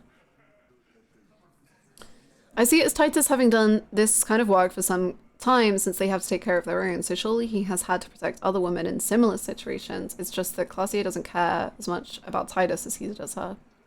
That's a really good point, and we hadn't talked about it, but that reminds me that, yeah, like Titus and the Hardy Boys, I believe, essentially consider themselves police in this town because the police have not been here or cared about any of the events here in this town for so long. So they have been the ones having to dish out punishment, I guess. Damn, there's so many moving parts. It's rough. Okay, be straight with me, Titus. What really happened? I already told you. We fucking hanged him. There's less gusto in his voice now. His men too are growing increasingly silent. Come on, Titus. We know you didn't hang him. He was shot. I know you're tired. So am I. Why don't you just... You know what? I am tired. I'm tired of you and the whore upstairs. Next time you see her, tell her Titus said, Fuck off! This is the petulant rage of someone who's at the end of their wits. Okay, Titus. Inside voices, please. That lying, scamming. We're done. This is over. You understand? Your little investigation is over. Yeah. Yeah. There's a silence in the room. Alan starts saying something, then thinks best not to. On the floor, beer drips out of the can into a small puddle. No one does anything about it. What is this quiet funeral shit? All we need is some beers in us. Bartender, 20 beers for the Dock Workers Union. Why do we make it 40, huh? He's actually not a Why do we bartender. make it 100 beers? You're not loud enough. 100 beers? Now we're talking. Hoppity hop over here, cafeteria manager. Convince Titus. Oh.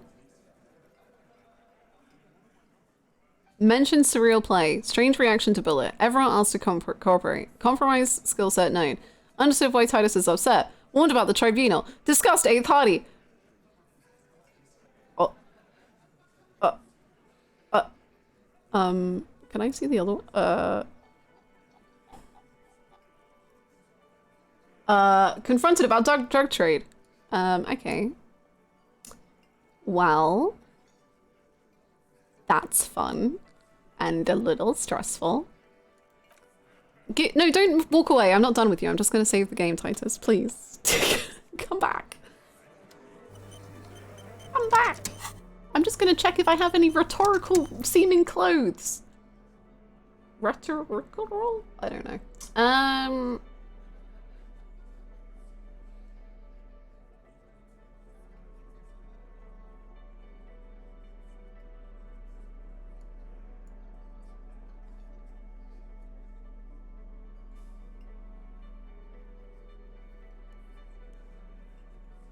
I'm still manipulating him.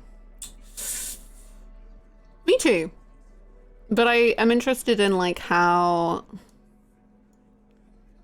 he reacts, because like I don't even fully understand what we're going to say, and I'm interested in that. I guess it's we're just trying to convince him to like give us everything by saying she's manipulative. What kind of cop are you so far? Well, we have unlocked or thought about hobo cop, sorry cop, boring cop, superstar cop, art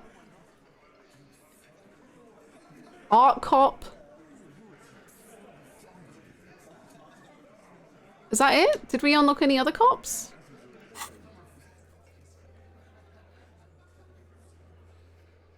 Well, communism is eternal, of course. We are communist. We're not apocalypse cop. Whoa. Apocalypse cop enough. I think that's because I don't say that the end is near every 5 seconds.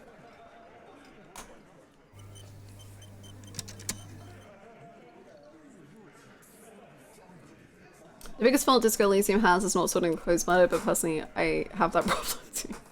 Mood. You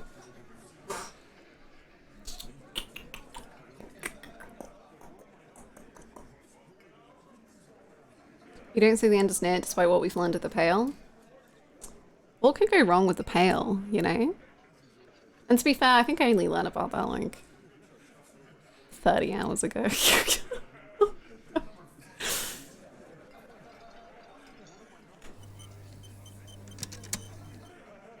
It's you again. Hello. What is it? Let's see. Let's just see how it goes. Do I want to do this now? Maybe I'll see if I can talk to class here first. I don't know.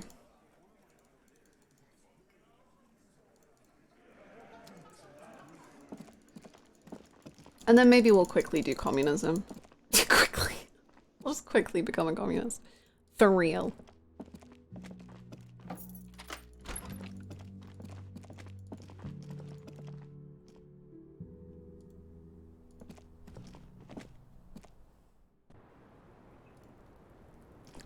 I was just thinking, what a night. Thank you. A quick little 100-hour communism playthrough. 5 easy hacks to become a communist. Can you? Someone must have made that sort of video. I guess I'll be like, so you want to be a communist and you don't know where to start.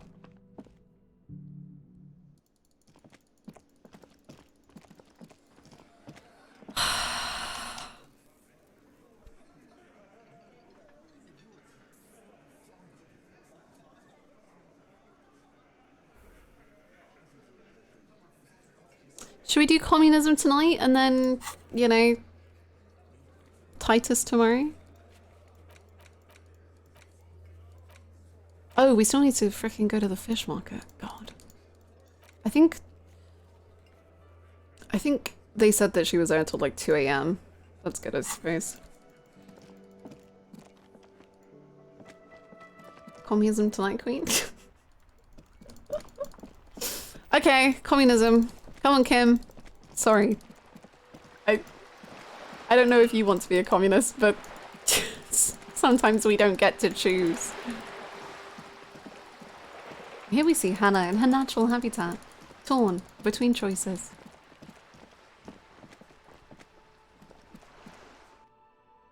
Whoops. I assume that the communism is happening in this room. I don't know why. I feel like I didn't fully ask where it was happening. Hello. Hello again, officers. Have you come to admire my mural? That smell coming from her paint bucket. It's not paint. It's heavy fuel oil. Oh! Is that, what? Is that? Red-dyed heavy fuel oil, intended for exclusive use in government vehicles, to be precise. What did you think I was using? Aquarels? Paint. Sucked it out of a cop's fuel tank myself. Oh. Back in Jamrock. She really did it. She's proud of it too. Fumes are bad for you. That's some clever cultural commentary. Fumes are bad for you. Something to think about next time you're driving around in your pretty little piggy carriage. Well, my car's in the... Never mind.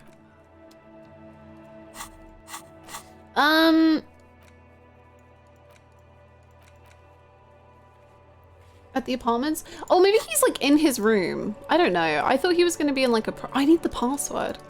Kim, I hope you remember what the password is, because I have surely forgotten. Is this it? Oh my god. The glowing red is the beating of our heart, comrade. You can hear several voices having what appears to be an animated discussion. Sick. This must be it. Beyond this door lies the beating heart of radical communism in Martinez. Somehow, that's what I said. I literally said the beating up. Wow. The smell of trash and sea brine. As the breeze pulls through the canvas like a shuttle through a loom, you catch a hint of something unexpected, something earthy, warm, and burnt. The acrid smell of failure. Fuck yeah, I love failure. No, that's just slightly burnt coffee. Well, isn't that failure in and of itself? Anywhere. Just look at these pigs sniffing about after hours. Why didn't you say the secret door was right behind you? Must have slipped my mind. You know how it goes. The metal grill is cool to the touch. You notice the lieutenant is looking uncustomarily anxious. Oh no! His posture is rigid. His right hand hovers near the zipper of his jacket. Is that where he keeps his gun? You okay? Oh, I'm fine. I was practically born to infiltrate underground communist cells. Which is just to say, we should be prepared for any eventuality. Okay. I'm sure it's gonna be fine, Kim. You can make out at least 2 separate voices. 2 voices, both male, approximately early 20s. Careful with those now. I have it. It's going to work. I can feel it. Hello, I'm here for the communism. The clang of metal reverberates all along the scaffolding. The voices coming from the other side fall silent. A pair of frightened hares cowering in some dark crevice of their burrow. Who's there? Is that you, Maurice? That's right. It is I, Maurice. Are you all communists? I'm looking for some communists.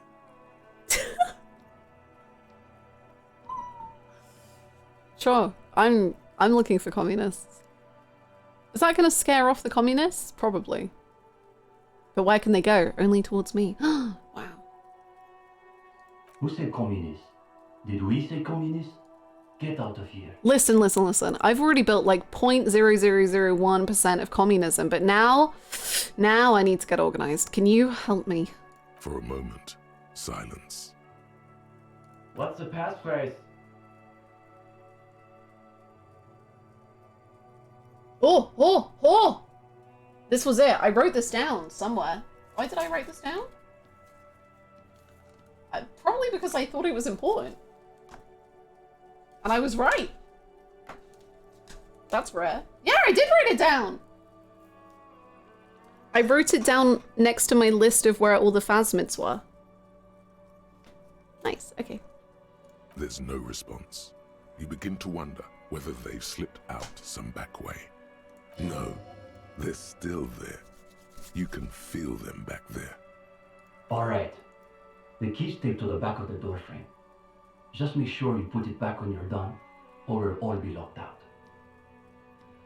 Okay. And do watch the concrete. It just kind of falls away, in places. Okay. Charmant. After you, detective. Thank you. Have fun at your underground meeting, Pig. Hope it's a blast. Thank you. Let's go, Kim. The 2 young men are either Oh, that's a real oblivious communist to right there. or ignoring your entrance. Their attentions are fixed on whatever it is they're stacking in the middle of the floor. Is this the sound of communism? Sounds like the beating heart of... Never mind, the beating heart stopped. It sounds... great. Matchboxes, it appears. Okay. I think it's holding, Alexis. It is. Oh, It's holding. that's such a fun portrait. I love that. Careful, careful. What are we doing, boys? Oh. Well, that's communism for you. Damn, hardly any difference. The young man shakes his head and then looks up at you with the lieutenant with barely concealed irritation. You two, you are late. They should know the meeting starts at 10 p.m. sharp. I'm sorry, I was... Oh my god, I love this. Oh my god, I love this. Wow. One leader and one follower. The most ancient power dynamic. This music is cool. I like it. Don't let them see you flustered, sire. Play along. I don't trust you anymore.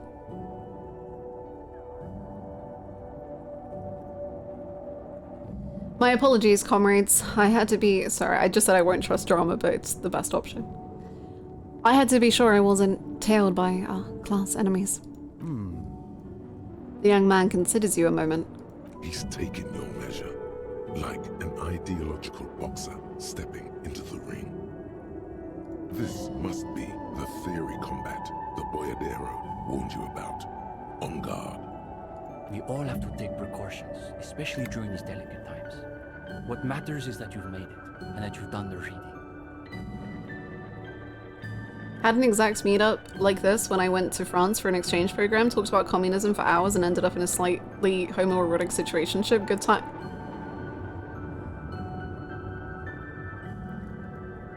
You're living the dream, I fear.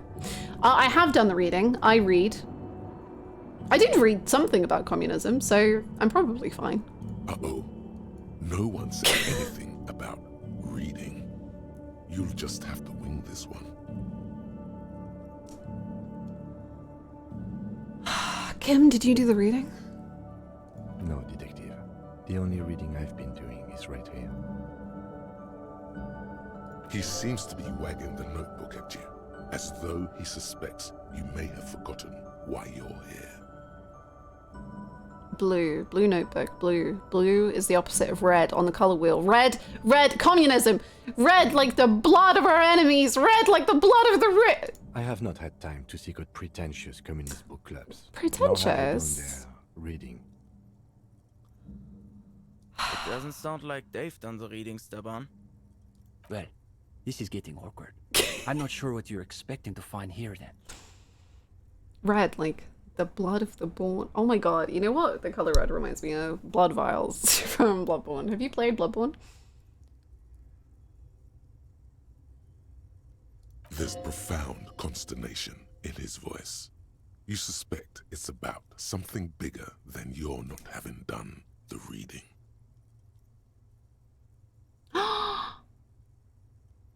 They do look like young, twinkier versions of us. I should have put on the jacket. I literally own a communist jacket and I forgot to put it on. This is so embarrassing. Christ. Maybe they can explain themselves. What exactly are you two doing here? In the most generous sense, I would say we're cultivating revolutionary consciousness. Real. Yes, that's probably the best way to describe it. But more specifically, we are running a reading group. The most rigorous and theoretically advanced materialist reading group in Martinaise. Comrade Steban is a great discussion leader. One of the best at the university. It's obvious they take this group of theirs extremely seriously. Whatever you do, don't compare it to a common book club. Would never. Yawn. Can you imagine anything duller than a bunch of Beano clans yanking each other's knobs? Dull? I mean... Actually, I think that sounds quite... What? Is that where I can square off in theory combat? Sounds like a place for intense intellectual engagement. Exactly my kind of jam. Sounds like a yank fest. Okay. Christ. Is this where I can square... Yeah, no, exactly my kind of jam. That's our whole thing. Nice. The world is so shallow. Yeah. All noise and repetition. Yeah. We're interested in genuinely radical critique. Oh my god, so true. Precisely. We are not interested in senseless parroting. We like to read critically. Oh my god, so true. Within the contours of Mazovian historical materialism, of course. What else?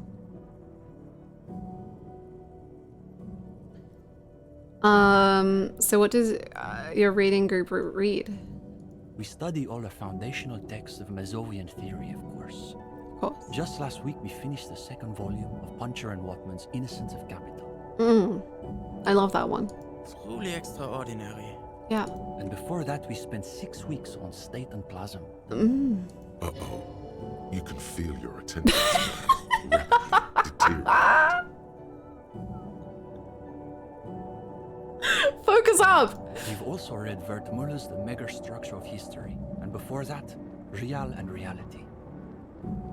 Communist theorists love puns, in case that Is that wasn't why I'm a obvious. communist? Because I also love puns. Arblars une pain infernale. The original Fizdale translation. Not that revisionist. Of course, you always make the original translation. Naturally. These two deserve the Order of Honor for bullshitting. There's no way they've actually read all this stuff.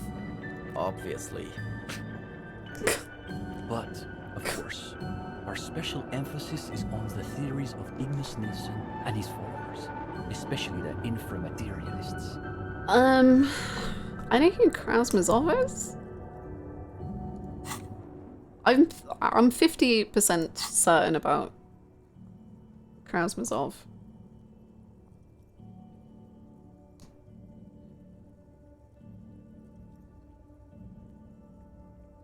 You're not familiar with him?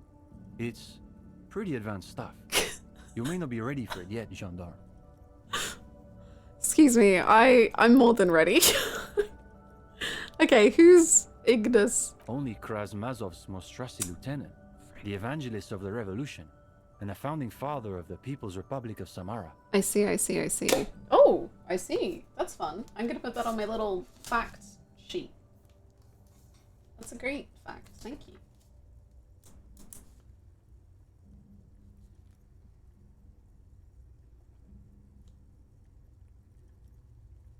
Thank you.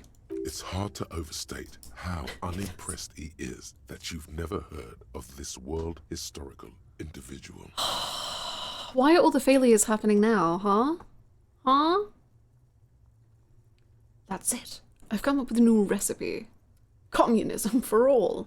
He also happens to be the greatest communist theorist after Mazov himself.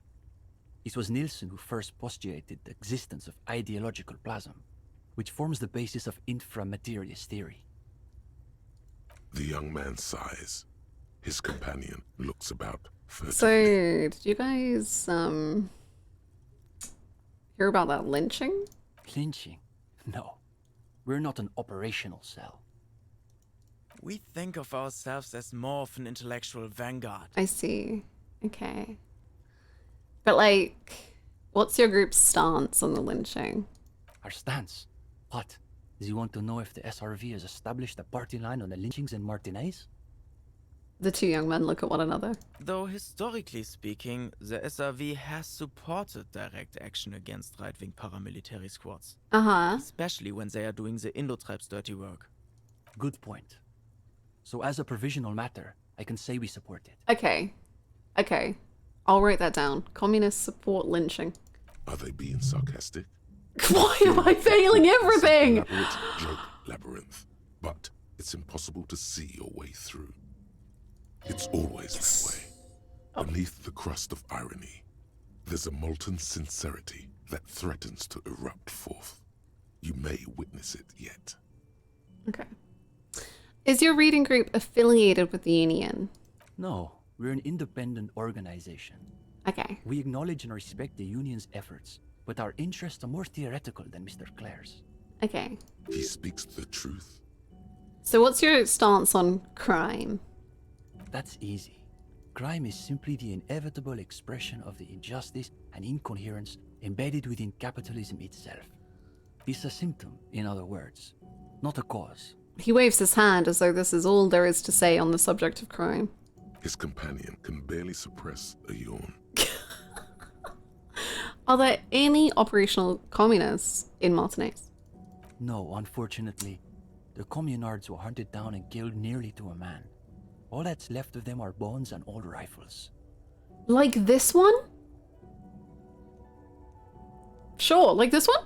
His companion's eyes widen as you hold up the ancient weapon. Yes, like that one. I wonder how many of these are still lying around in cellars or sealed up behind the masonry. That's exactly where I got this one. Can I hold it? It doesn't work. Okay, sure. Yeah. It's heavier than I was expecting. The rifle rests in his open palms. Its position reminds you of something. The attitude of a priest bearing one of the holy relics of his faith. Though it is long out of service, its power is evident to him. Damn, Shivers. That was good. That was a good one. When he's finished, he returns the rifle to you with a nod of appreciation. Where is the rest of the reading group? What do you mean? This is the reading group.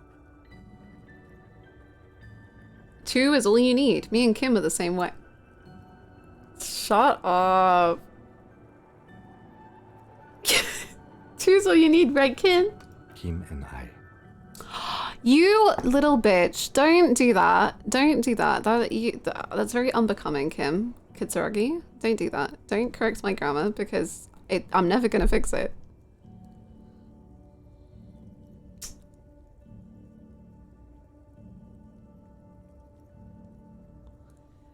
I love you.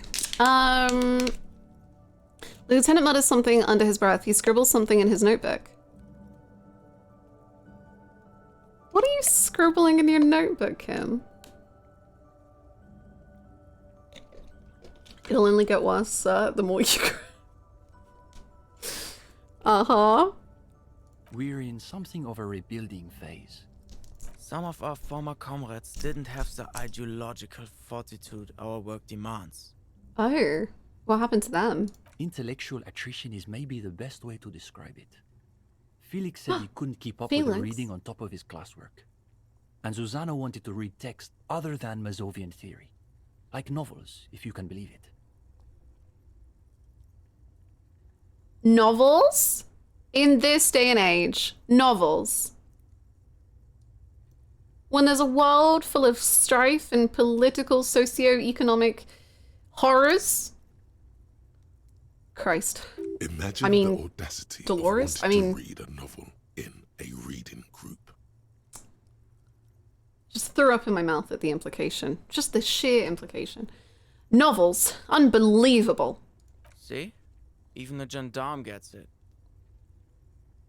We've tried recruiting new members, but unfortunately the current intellectual climate is pretty hostile to inframaterialist thought. These days, if you're on the left, the ascendant schools are the Godwaldians and their iconoclasts. Don't forget about Maurice and the turnips. Right. Then there was the whole turnip debacle. What happened with the turnips? Whatever this turnip business is about, one thing is perfectly clear. These young students have a much deeper understanding of communism than you do. Ooh, I wouldn't go that far. I understand communism. You could learn a thing or two from them. If you can convince them you're one of them.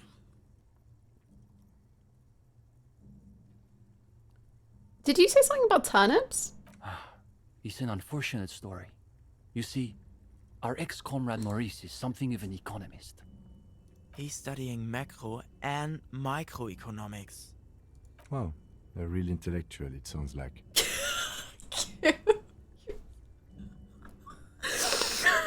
Kim, you're such a little... In the best way, but you are. You really are. Right. So You're a few weeks toxic. ago we were discussing the extra physical capabilities of the revolutionary state. And Maurice said, what were his exact words, Ulex's? It was unbelievable. He said, turnips don't care if they are grown by communists, moralists, or Vulcan. They grow just the same. No. He said that? Just a minute. Steban, Ulexis, why do those names ring the faintest of bells? You should get to the bottom of this when you have the chance. Okay. Basically, he was rejecting the whole foundation of Christ. inframaterialist theory. What is this inframaterialist business they keep blathering about? You've never heard of anything like it. He needs people to know that he's skeptical. But the thing is like, it's not even just that. It's not that Kim needs people to know that he's skeptical. Kim needs to let people know that he's skeptical, but he is going to do it in such a way that if you push back and say, hey, you're being a little bit mean, he's going to go, but I was agreeing with you. It sounds like a real, it's just sarcastic enough that he can kind of pass it off. He's a troublemaker. Or like when he's talking about the Phasmids and he was like, that's a great story. If you're like, well, it's not made up. He's saying like, I just loved the way you told that story.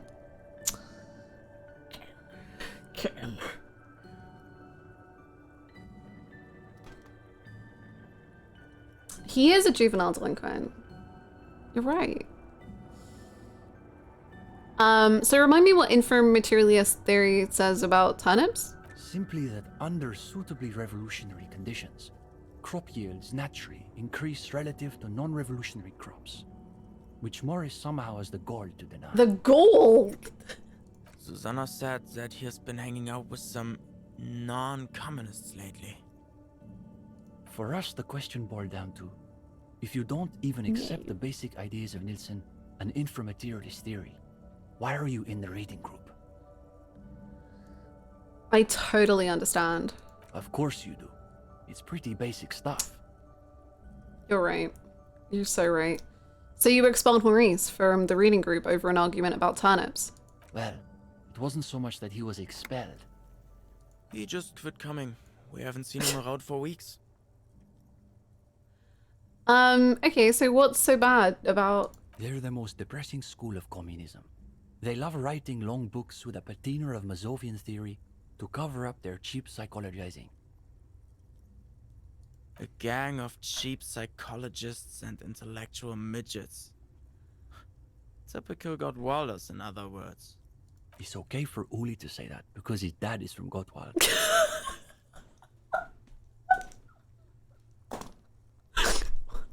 So depressing. The Gottwald school believe that intellectuals as a class are incapable of sparking revolutionary change. Okay. So all they can do is critique capitalism from inside itself. Right. In other words, they have lost faith in their own relevance. Shenpong? Jesus. Oh. That's why they spend all their time smoking cigarettes and writing long works of criticism that make you want to commit suicide. See, that was my favorite kind of communism, but I guess not anymore. That sounds miserable. It is miserable. That's probably why they're always committing suicide. You see, the Gottwald school look like communists. They talk like communists. But scratch the patina and you'll see beneath that Maybe they're just I am a depressed communist. liberals who've read too many books. Depressed liberals who've read too many books. Oh, okay. Okay, so, okay. For starters, they love talking about beans. Okay,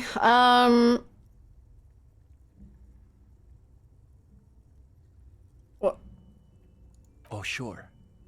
But iconoclasts are obsessed with beans. They love thinking about beans. They love counting beans. But most of all, they love building models to predict how many beans there'll be in the future. I see. Okay. They're by far the most bean-centric school of communism.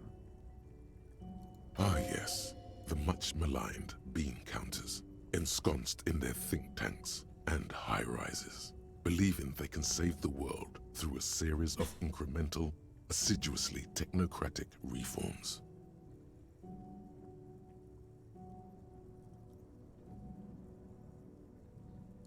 If only. They've got all the beans accounted for in their asset sheets, their quarterly budgets, their future projections. But for some reason, there are never enough beans to go around. So we've just got to cut our bean rations in half. And next thing you know, there are budget cuts, so now we've got to cut the bean rations in half again. You see, iconoclasts claim to be communists, but in reality they're just liberals with hard-ons for spreadsheets.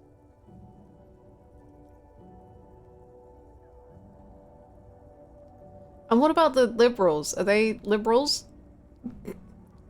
Of course not. Oh. The only people who actually call themselves liberals are mouth-foaming reactionaries. Oh, okay, okay. Basically indistinguishable from fascists. Okay. You'd need an X-ray machine to tell the difference. Okay, okay, okay. Okay, yeah. And what about Cindy? Cindy is... how to describe her role? Cool. She's cool. I like her. Oh my gosh, Basil, hello? I'm honored. Something of an ideological auxiliary, perhaps. Yes, that's exactly how I would put it. And naturally, we support her radical counter-liberal aesthetics. But she refuses to submit an essay, so we can't call her a member of the group. Oh my god, you two. That doesn't stop her from using the room for studio space, of course. Okay, let's talk about something else. To do with communism, naturally, please. Go ahead. Thank you for the volley. What were you doing with those matchboxes? The young man frowns at the little pile of boxes on the floor. Nothing, just messing around until the meeting started. But wasn't it an hour into the meeting when I showed up? You had a go at me for being late.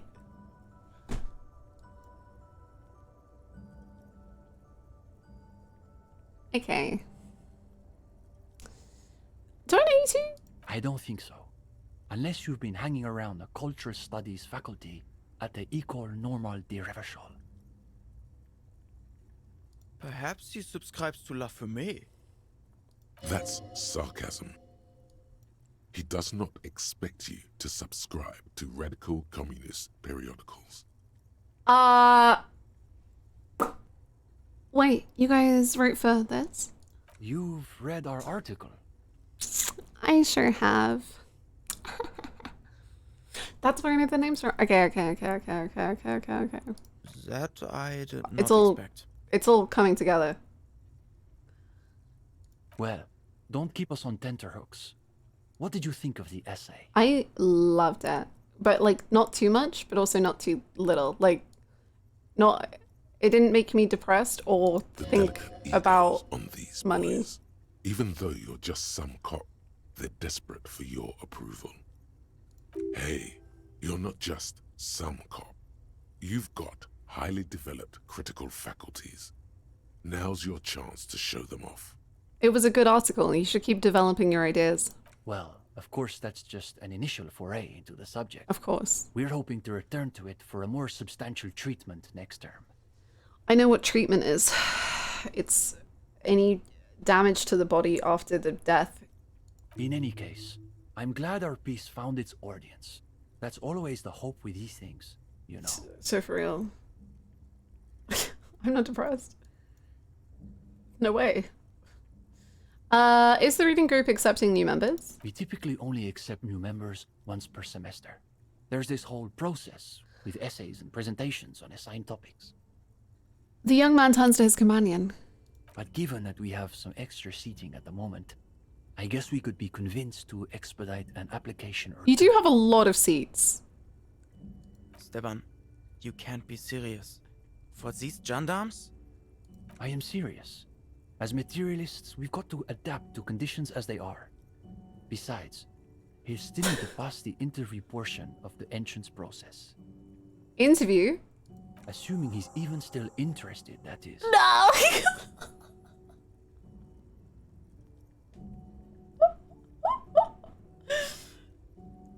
3%. Well, this is,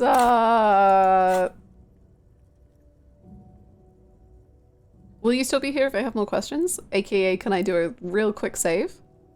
Sure. We're here most every night. Okay. Maybe we'll catch you again. Sleep well, gendarme. Well, I'm not done. I'm back. The gendarme returns. What do you need? A really good roll. Like a really good roll. Is it getting warm in here? There seems to be a little pool of sweat forming in the depression of your lower back. Why is this happening? I thought I had my shit together. You did. You must be extremely nervous for some reason. I don't do well in interviews. No, you're terrible at them. No! The thought of everyone looking at you, judging you, makes you want to heave, frankly. I have stage fright. Is that so bad? Excellent work.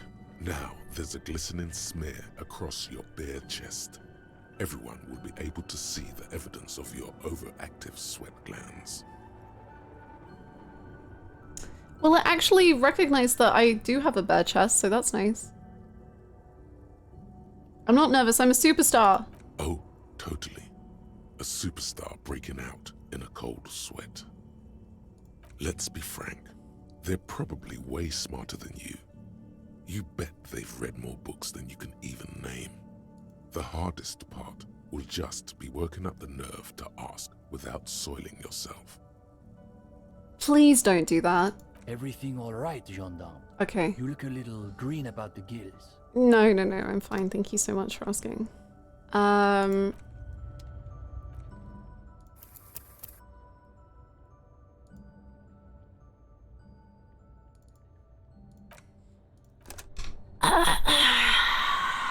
Now this one's checkerboard shaped. Okay, let's have a look around. Maybe that will give us some like pluses because we'll understand communism better. Try not to think about the crack spidering out across the floor. Okay. Gouache. Cindy's. Ooh, 2 thoughts. Could it be the phasmid? Could it be? No war but class war. Under the cobblestones, communism. Coffee. At the bottom of the pot, an isle of black sludge rises. Hey. Okay, I don't think we learned much about communism like that, but whatever. I think I check for composure clothes every time, and I don't have any. But, you know what? For luck, let's put that on.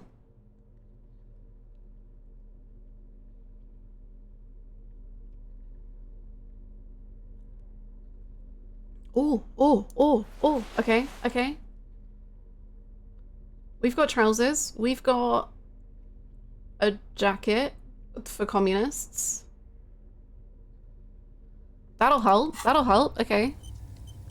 Communism o'clock. You know, if you wanted to borrow my jacket, you could have just asked.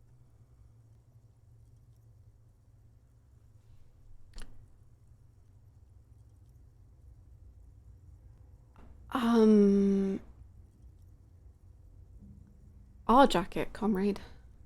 But no matter. What's on your mind?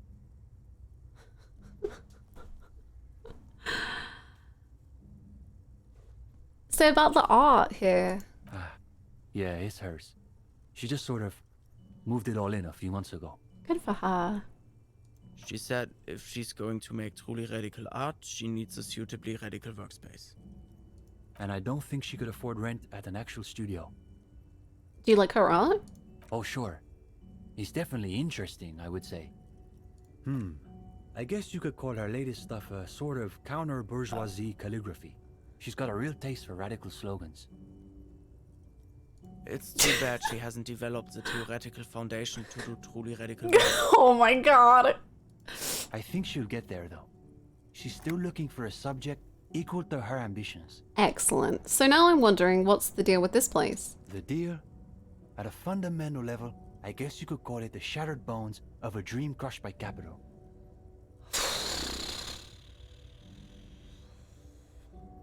That's really good, Steban. You should save that for an essay. Thanks, Uli. When the idea is sound, the words just sort of flow. You can tell how much fun the devs have with these two. I think these two and the way that they have been talking about writers in general is like some of my favorite stuff in the game. Like the way they talk about writers is just so like the writers talking about writers and just being like they're all drunk and miserable and they keep needing to work from home and they're just so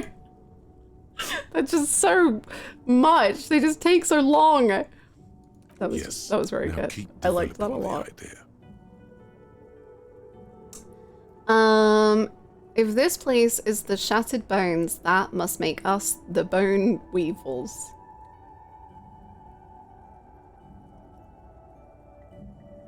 Weevil?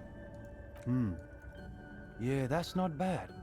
Not as good as Steban's original idea, though. I didn't say it was. Fuck you. Go ahead. 8%. We're in now. This is it.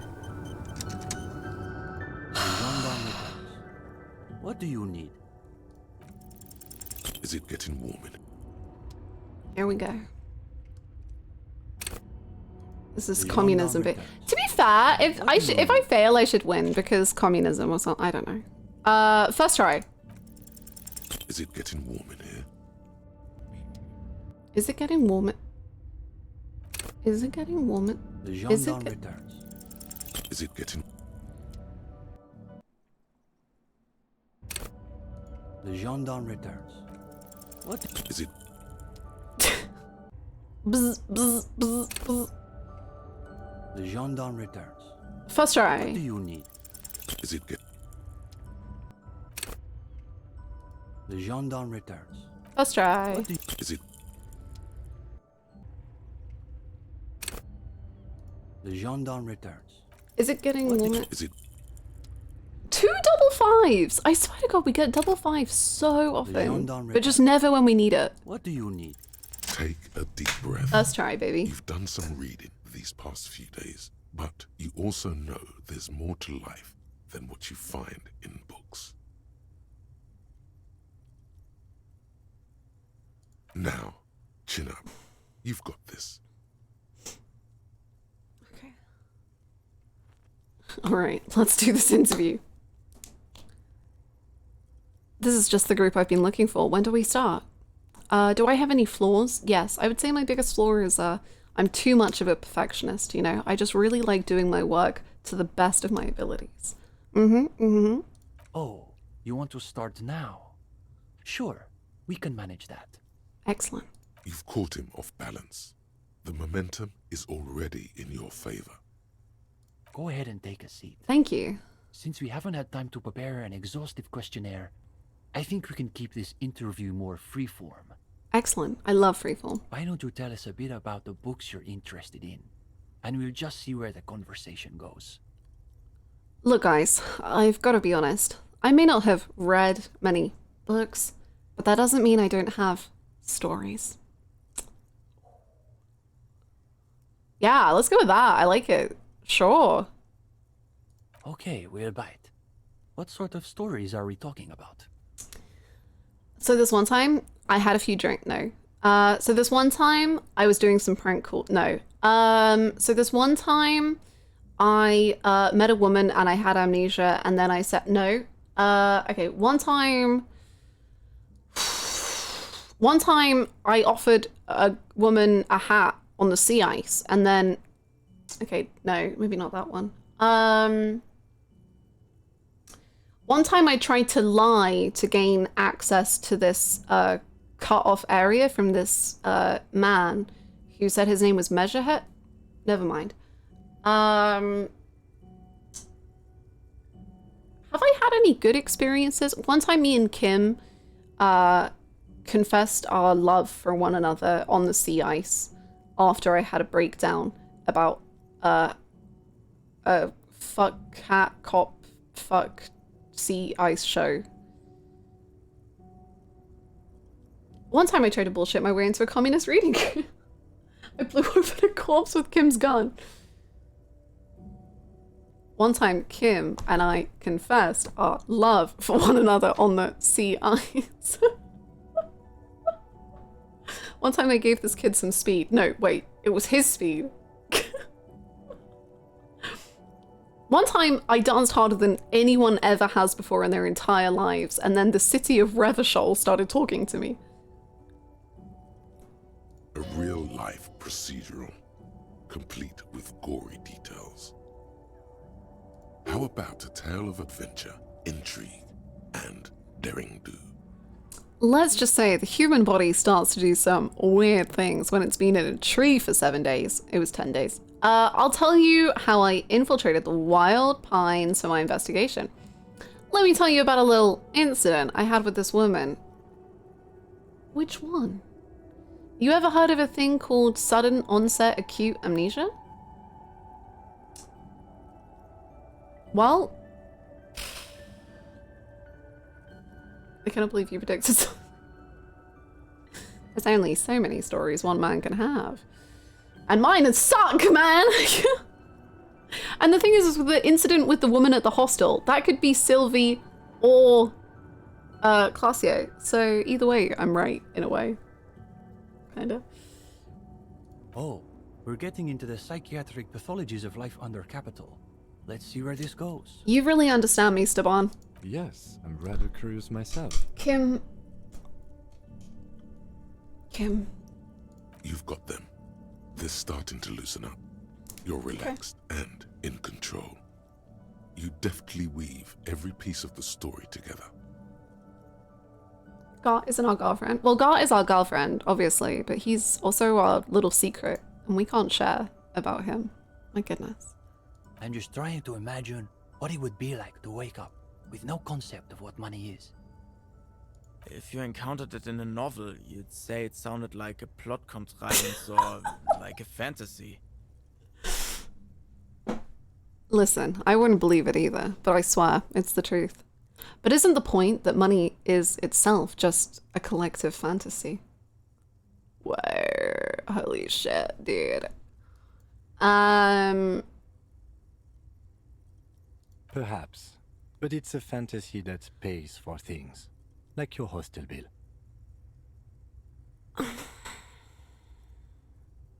I didn't sell your freaking spinners, and this is the thanks I get? No, it's just like Mazovro. The freeman of the future will be he who awakens in perfect ignorance of capital. Yeah, I remember writing that. Wait, Steban, are you saying the gendarme is some kind of future communist? Another quarter of an hour disappears. The conversation bounces back and forth. Whatever their pretensions, it's clear these two have been craving something real. Now you can sense things starting to slow down. Time to wrap this tale up. And anyway, even if you could somehow unpeel time, it wouldn't be the you who gets rich from those investments. But that would imply that whenever you unpeel time, you leave behind some kind of doppelganger in now time.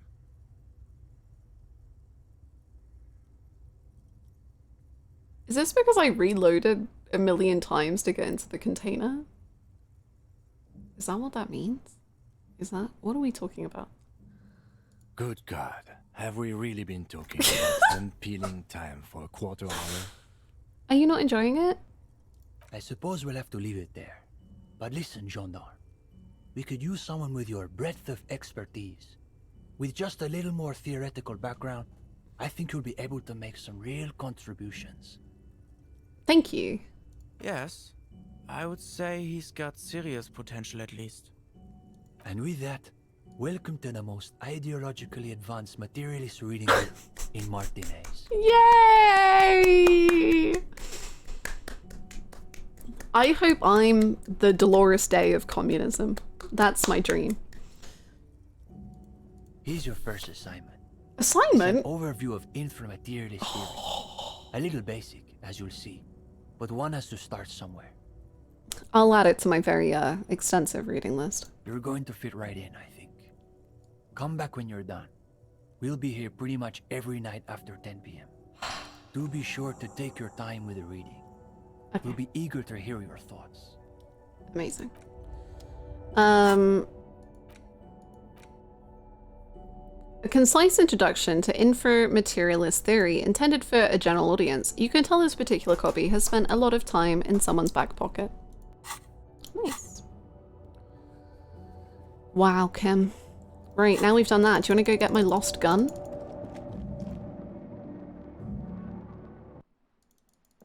Busy evening.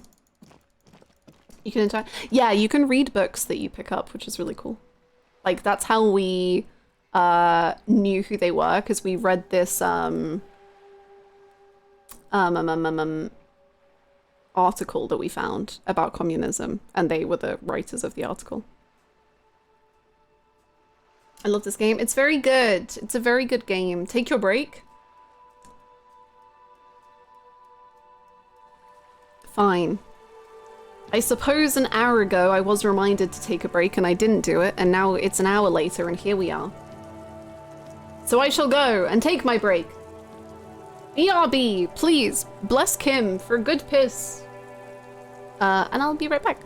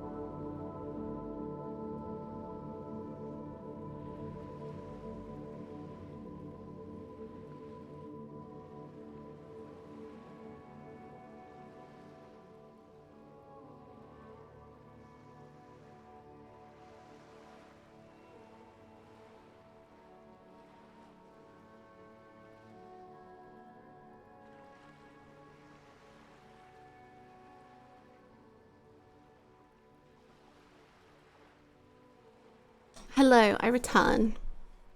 Break achieved. Now I can play disco for the next 7 hours with no breaks. Woohoo! What? Thank you for the welcome back.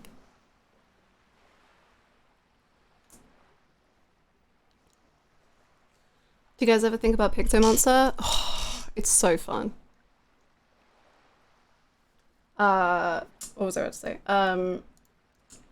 I took it into PvP and it's so freaking fun.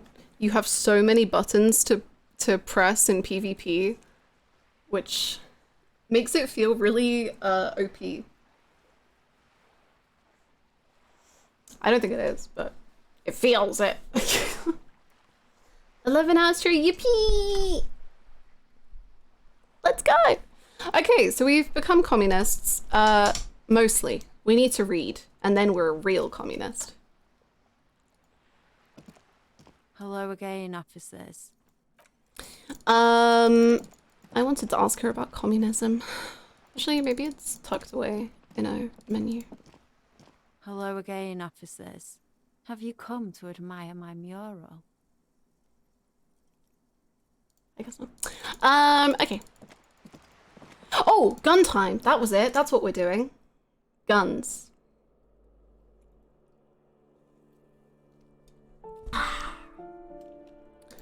Let's take off this jacket and put on our better jacket.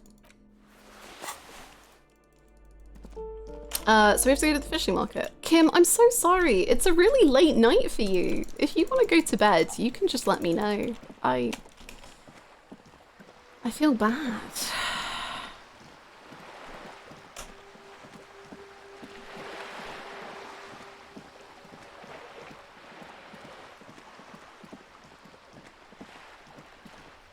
Come on.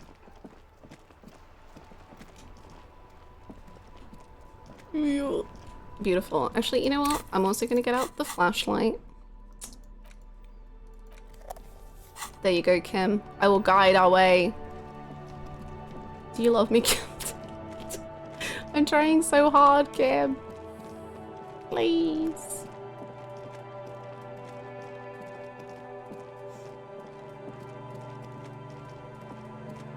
Celeste is on sale for $2. Damn, Celeste is a game that I am so afraid of, and straight up, I don't know if I would ever play it, but I've heard it's so good, so I just want to support it by buying it.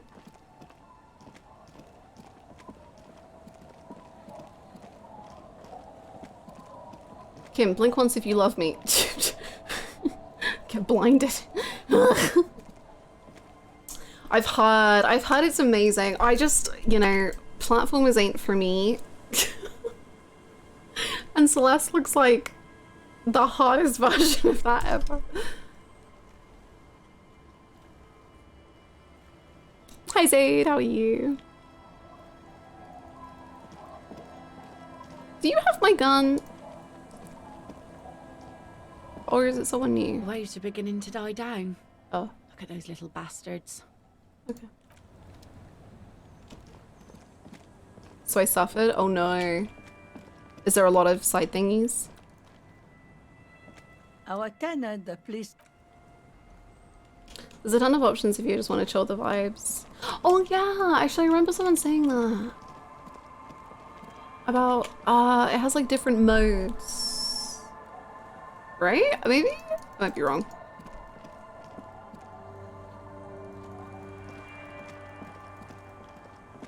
Me with every Metroidvania and Souls game.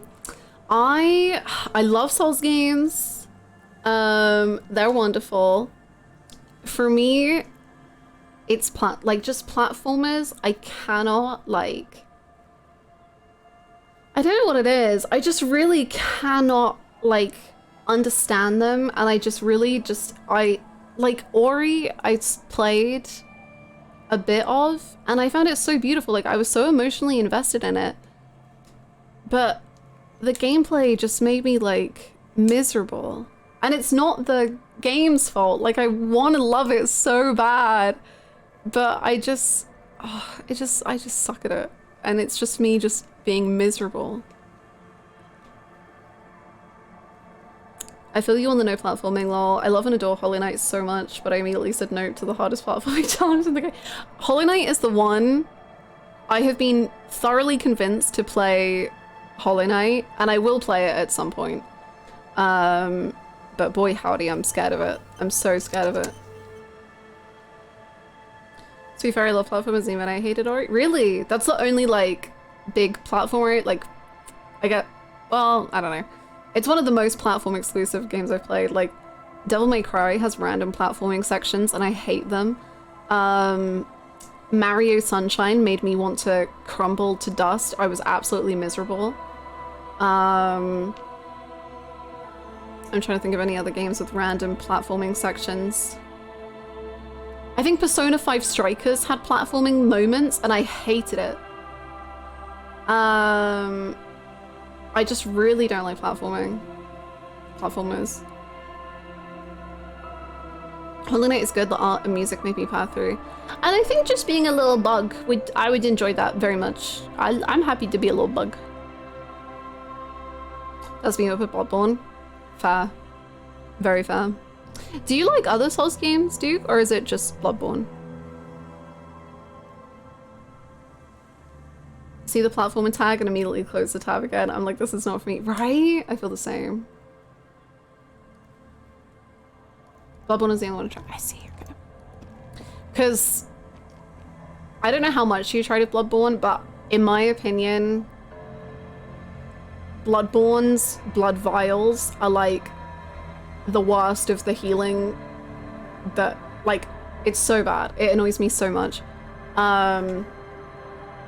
So I would say if that was annoying you, then Dark Souls 3 at least is fun, but, and Elden Ring, but.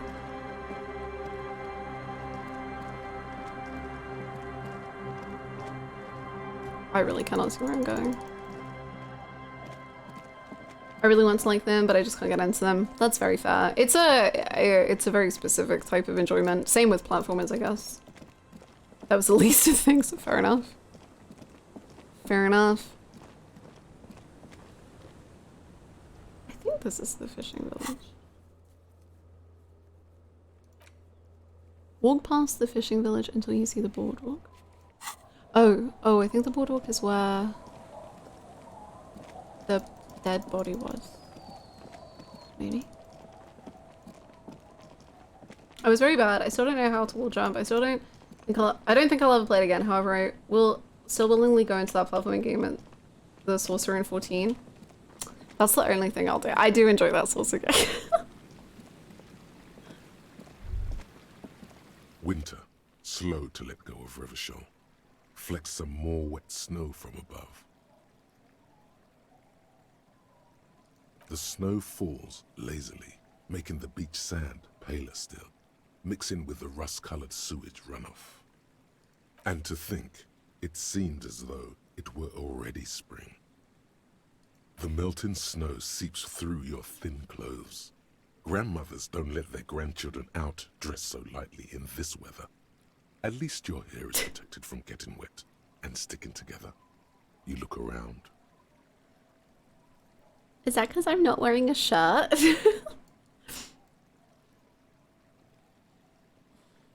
What's in the west? More winding coastlines lined with abandoned buildings, crumbling piers, I love the saltwater water. lapping at their dark piles, grey and red forgotten city blocks, what remains of the pre-revolutionary effort to gentrify the coast. And beyond that? The waters turn black, Coal City in the shadow of San Martin, a boom town. Back when coal extracted from countless shafts near the city was needed to power Revachol. No more. The coal was supplanted by petroleum from the ocean floor and hydropower from the Esperance. Everything crumbled. These days, only the weakest remain in Coal City. Their hopes of getting rich linger in the defunct shafts under their feet. Heck yeah. Heck yeah. Place is smack dab in the heart of Tokyo. Love your content. Deep been watching you on for a long time. Oh, thank you so much, Wolf Snake. I really appreciate it. Thank you so much for the Prime. Thank you, thank you. And thank you for enjoying the YouTube and welcome. Thank you so much. I hope you're having a good day. See, I think that's part of why I really like a bookstore is because in 14, when you're like failing through that platform, or like any of the platforming stuff in 14, you're all just like everyone around you is also failing, and that makes it feel a lot better. It's not just you alone. You're with others. What is that? Below the old mines, L'Océan Municipal, Revachel's underground cemetery. Le Petit Rat braved the underground passageways, trying to get to Le Royaume. The jumping puzzle from the summer event. Was that the one I did at the beginning of Endwalker one time? I had so much fun doing that. I got really addicted for like an hour on stream, I think. Where the Philippian kings were interred, with their doctors and their admirals. Mausoleums, burial chambers, leaf gold still remains on the double door of the morning. That's where Kuno said he's gonna go. Yes, to peel the gold off with his fingernails. Children under 14, they go underground looking for artifacts to sell to foreign museums. And for fabled relics. Their parents let them. They go deeper. After rubies, melchiorite, lapis lazuli, plundered from Safre and Seol during the time of the suzerain. In the burial chambers of the kings, Grand Old Philip, Guillaume II, and even in the mausoleum of Philip the Opulent. Thank you very much for the follow. 2 kilometers underground, in a winding shaft along whose walls mirrors have been placed, so that daylight may eternally fall upon the richest of all the kings. The mausoleum contains untold quantities of gold, and that special, purest of the pure magenta cocaine, favored by Revacholian royalty. How can it be pure if it's magenta? Don't be miserable, be fun.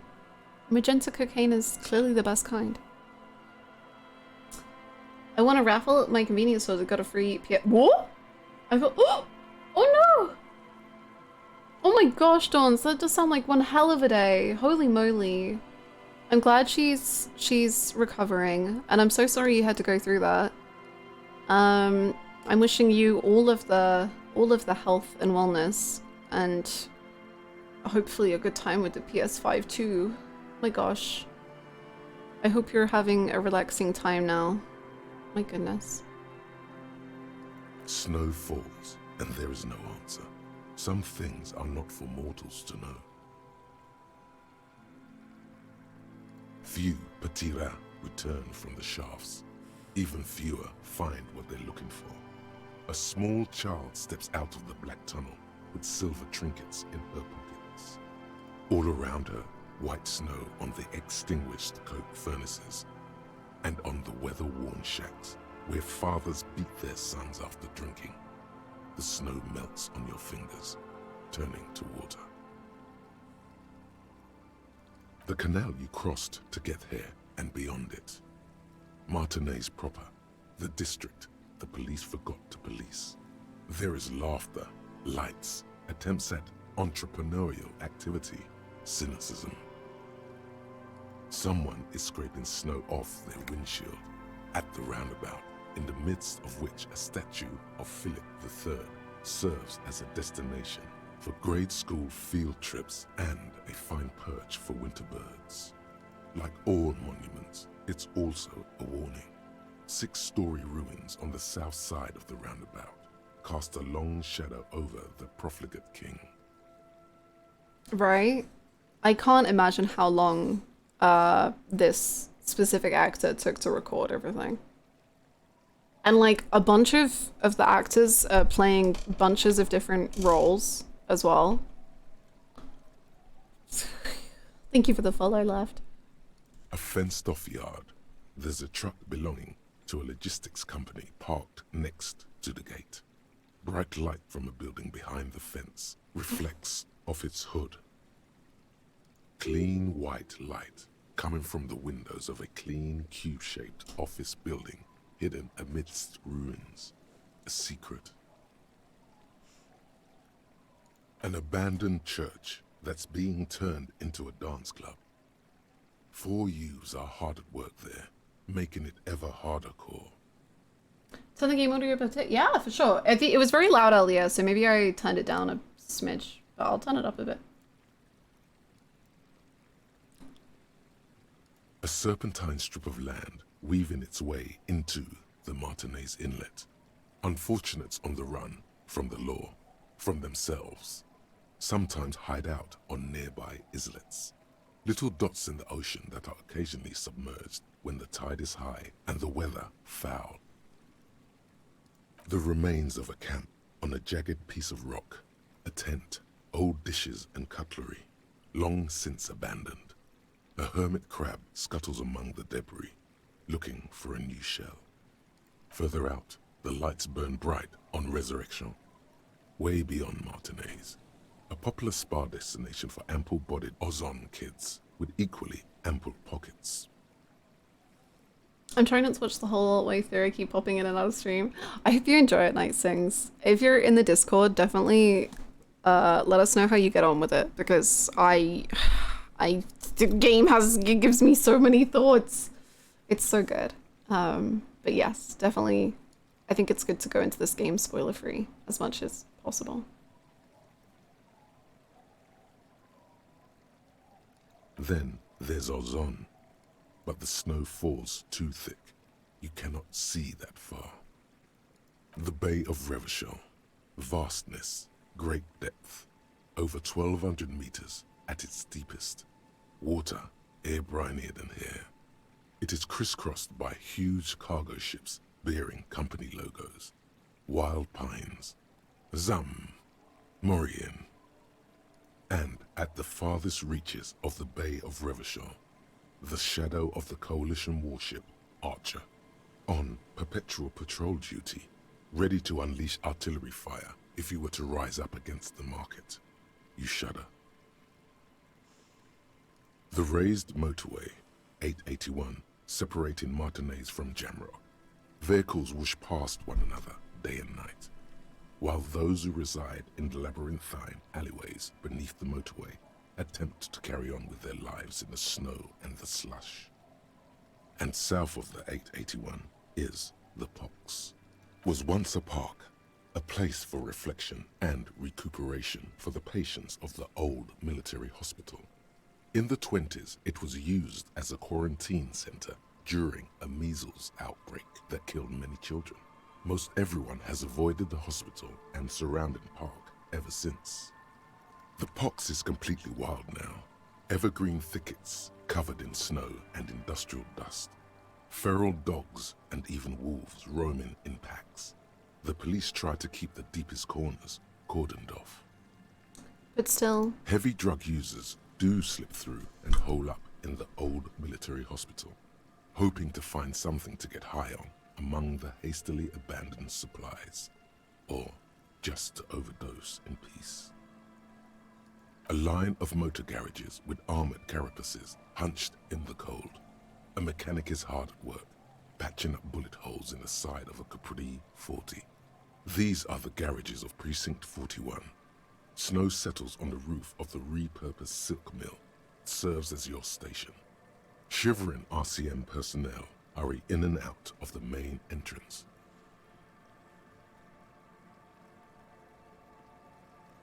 Around you, the snow continues to fall. To the west, the ocean swells. no, it was home. I want more. The stairs descend to central Jamrock. A man named Cooklove has a snow-covered stall there in the market across the bridge. He sells kebab infested with fly larvae to your colleagues who believe eating it will make them immune to food poisoning. Okay. Snow falls on the utility district, the library, the florist, the Sarah Mauritian restaurant that offers homemade wine, and also on the brothels and drug dens, and the chop shops of the Zemliaki. All of this built around a lake that formed in a meteorite strike. At the center of this lake, there is a little ship. There are lights at the bottom of its hull. They are lights directed toward the seafloor, looking for something. like whiskers. A chill comes over you, crawling down your back. The sand under your feet is wet. Somewhere in the south, tarpaulin flap in the wind.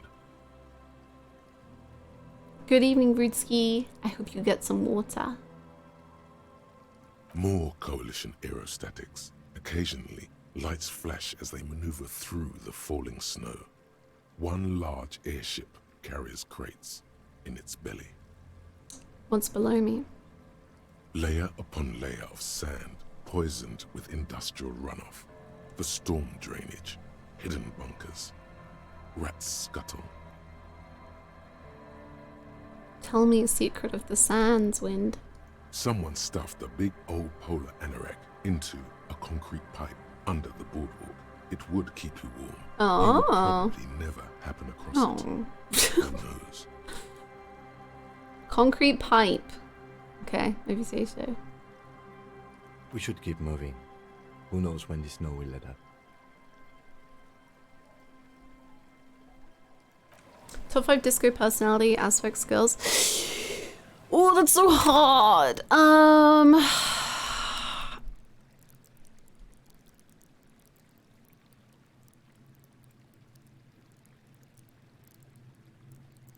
Inland Empire is probably my favorite, even though every time Inland Empire talks, I get incredibly stressed out.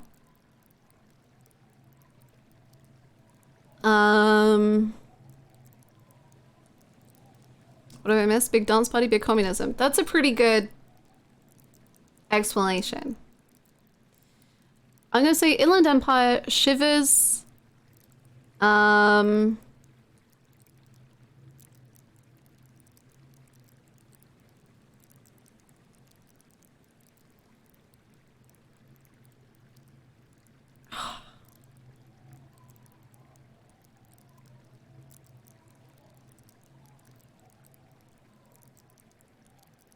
Inland Empire. I'm gonna say perception, not because I necessarily think that perception itself is really, really cool, but because I got a big boost in perception quite late in the game. Going back around the city again has been like so cool because it's like, oh my god, there was all this stuff here and I literally didn't see it. So not that I think perception is like a particularly cool skill itself, but my experience with it was just so cool and I really, really liked it. And then I think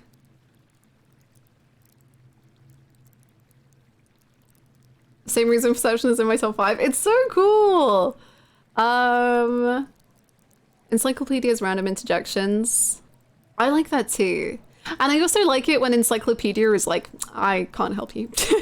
Ooh, boy. Up to you. Figure it out. Can we move it? It's getting cold out here. Kim blows on his hand to keep them warm. Oh, sorry, I can help you get warm if you want. Ah? Harry grabs his hand and shoves it inside the only piece of clothing he has on. His jacket, sorry, I'm fanfic deprived. Woo! My goodness, Gray. Hello. Thank you so much for the 100 bits and for the fan fiction. My god. Wow. Thank you. I picked it as my signature. So what's interesting to me is I think if I have picked up perception as like my signature or had high motorics, I don't think I would find perception that interesting. But to me, because I didn't have it, that's why it's interesting. Because if I had it the whole time, I don't think I would find it as like, oh my god, what? I would just be like, that's how it is. But because I unlocked it later, it feels so much more cool to me because I'm going around these areas for the 3rd time or something. 3rd, 4th, 5th. And only now am I seeing these new things. And I think that just, for me, really hits. I really like it. I really like Half-Light 2. I think, what have I said? I like Inland Empire, Shivers, Perception. I think I'm also going to say Empathy. I like Empathy because I like how it's not like always right. And I think that's cool. I really like that. I love that there can be individualized skills that mean more for reasons like that, and then others that are amazing for everyone else. Yeah. I completely agree. And then I think for my 5th one, I will say I might just give it to several honorable mentions. My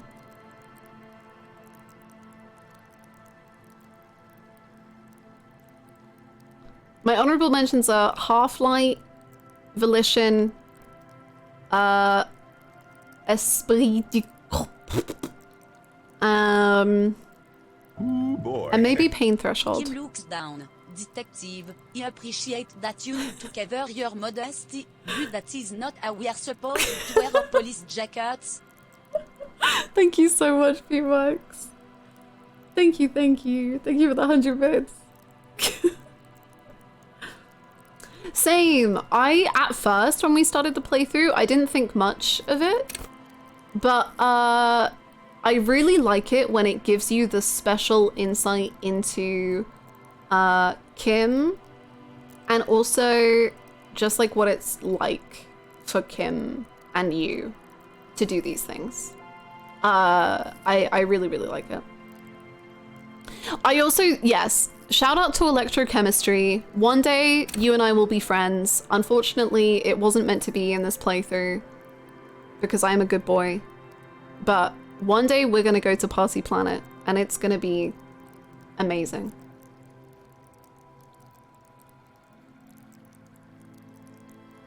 I do wonder, because basically, if you weren't here for my very first stream of this game,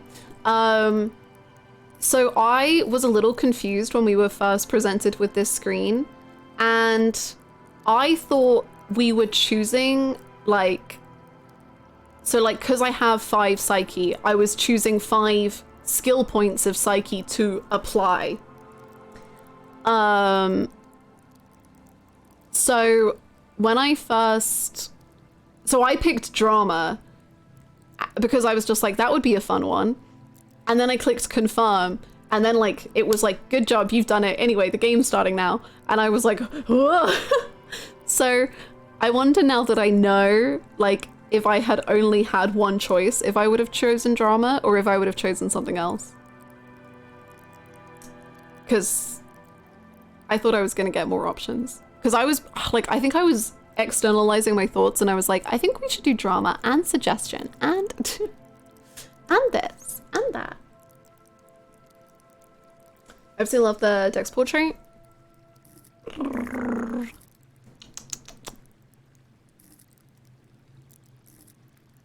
The what? The portrait. My eyes are failing me. I'm so sorry. Oh, wait. Drama hasn't come up as often as I would have expected. I thought it could get more, but I guess maybe we should, like, we could have put more points into it. I think one of my favorite portraits is this one. I love this one. It's so weird to me. I mean, Motorix. Oh, I see what you mean. They're all really good. Like this. I love this. I mean, all the portraits are amazing. They're so good, man.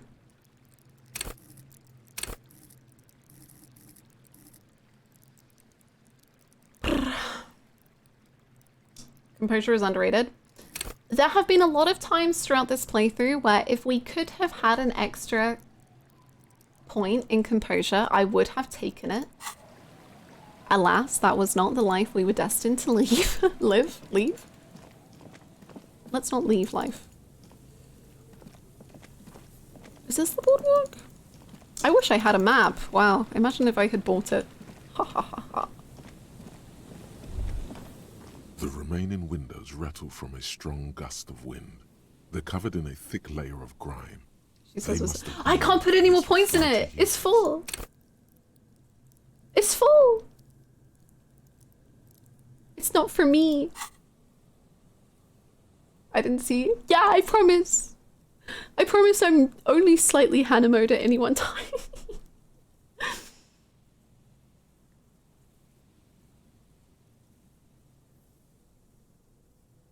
Lieutenant, can you make out what's inside? No. I won't even try.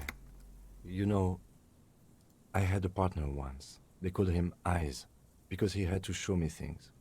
It's that bad. Oh. This partner of his, Eyes, things didn't end well. It saddens him to say his name. Don't even ask. He wouldn't answer. Maybe some other small talk.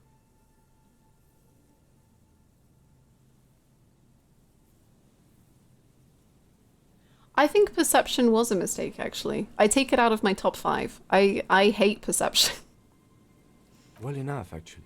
It's odd how that works. I'm no sharpshooter, but I pass my shooting courses 7 out of 10. Nice. The faded remains of a poster. Ugh, I love our poster sightseeing.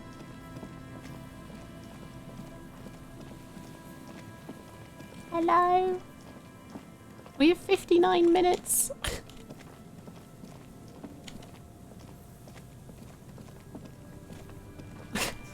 Oh, so Kim, your brain talks to you and like tells you you have low perception, but decent hand-eye coordination, right? Is that it? Oh.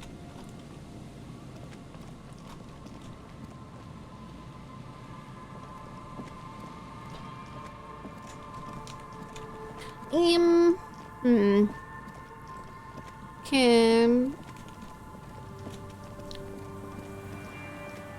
I'm beginning to regret not stealing that poster that you said I shouldn't steal. And that maybe I should have purchased it with my money. But it was so much money at the time. Blood drips from your knuckles. Okay, you know, I know that we haven't solved that, but it's stressful. I thought Kim was gonna go to bed if I went to bed. Well, I wasn't gonna go to bed, It's stressful.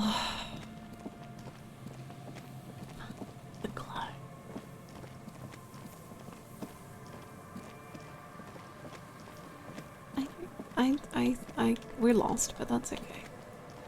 An old door, worn by elements, guards the...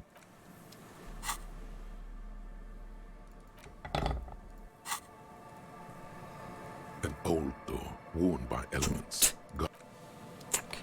What's it? In interfacing. We've maxed that out, right? Yeah. Nice!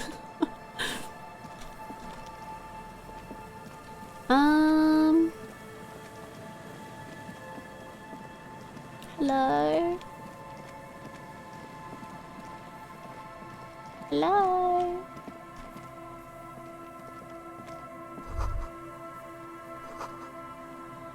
Seems important. Sure. Any scary ladies? I will accept any ladies by the name of Dolores or Pigs or Joyce. She's scary but in a nice way. I will accept also my lady, who is not my lady. But she's kind of scary. Oh. Oh. Sure.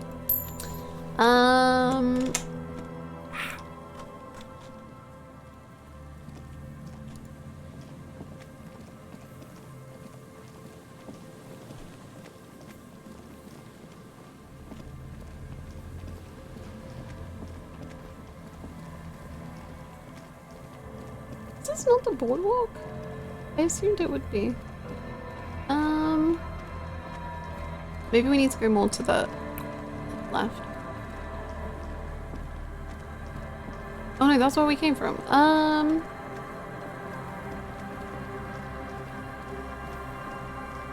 Foolish is speculating this might have bugged. Save and reload. Into the church and back out? Oh no, okay.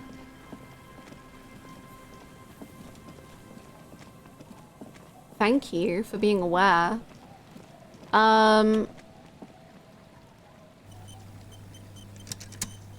So I save and then reload the save I made to try and like put it back into place.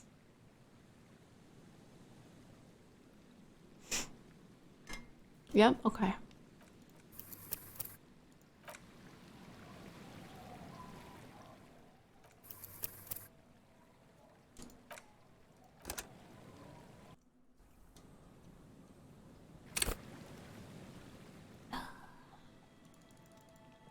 It's really always nice to see it? Okay. I guess you will all know first. Because I don't know where it's meant to be.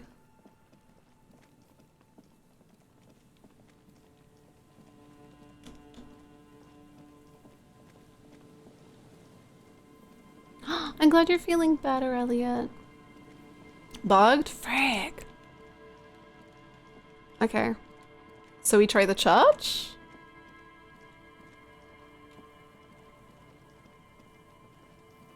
In and out of the church, otherwise we may have to wait until tomorrow. And I kept Kim awake until 1 AM. Frick, he's gonna be so mad at me. Let's read some communist literature to try and get him back on our good side. You have to wait till the next night? Ugh.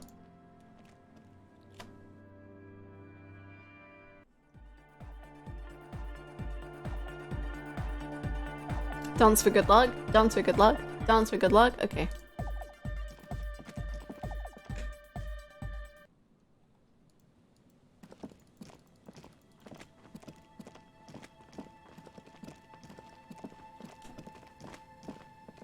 I'm guessing no.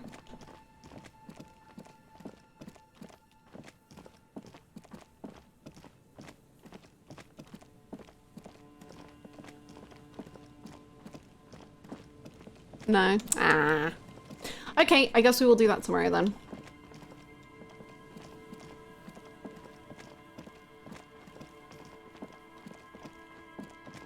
Sorry for keeping you up so late, Kim. That's on me. But you know what? I'll walk you all the way back.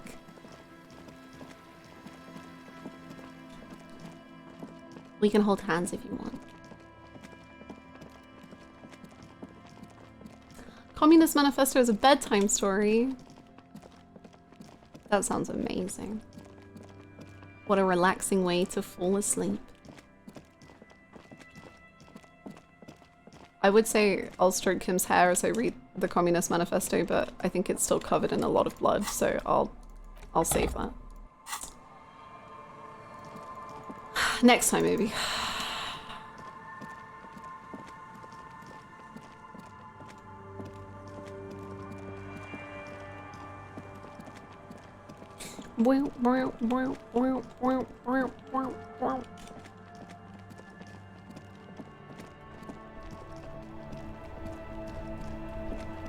I've genuinely learned Karl Marx is a sleep aid, because that guy just says what?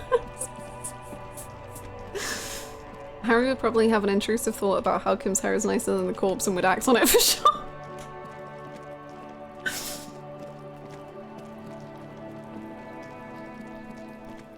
All good, all good.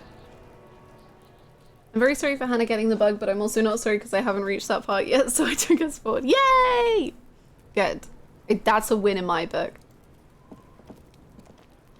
Fuck does Kuno care? Kuno doesn't fucking care. Good night, Kunai. Kim, do you think Kuno loves me deep down inside? Yes. Thank you.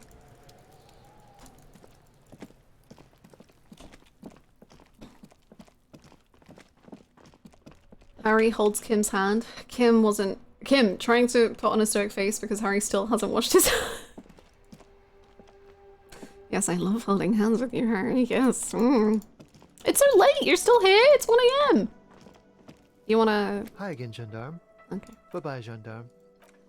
Sorry, we'll take the flashlight from your face. I wonder if because it's late we can go... I don't know. I can't figure out this door. You see... God, tell me the secrets about the door, man, please. I'm worried that we have to try the alcohol to get... But I'm not going to do alcohol, so... Hey, was there something you needed? Hello. I need to sing karaoke right now. God. This is gonna blow your mind. But Got the 20 real? here is 20 real. Good. You got the room for the night, but remember, you'll need another 20 real tomorrow. I will not be here tomorrow. How could anyone forget, asshole?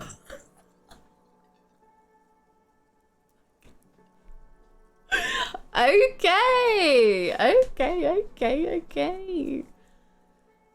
Whew. Right, yikes. Another thing. Great. I love those. Oh, I don't want to blame her. I'm not going to blame her. No. Half-Light is wild. And like Half-Light has only just started being more wild more recently, but I'm enjoying it.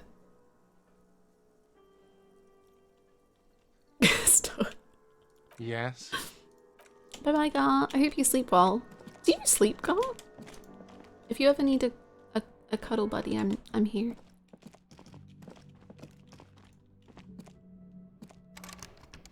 When do I get to go in your room, Kim? When? Please. Okay. Good night, Kim. Yes? Mwah. There's your kiss goodnight. See you tomorrow. Oh, you want to go in? No, okay. See you in the morning. Bye.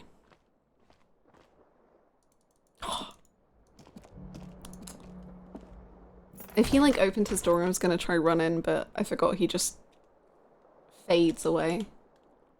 Okay, let's wash up our hand. Words fail how to describe how rank it smells in here. Well, that's nice. I'm glad that we know that now.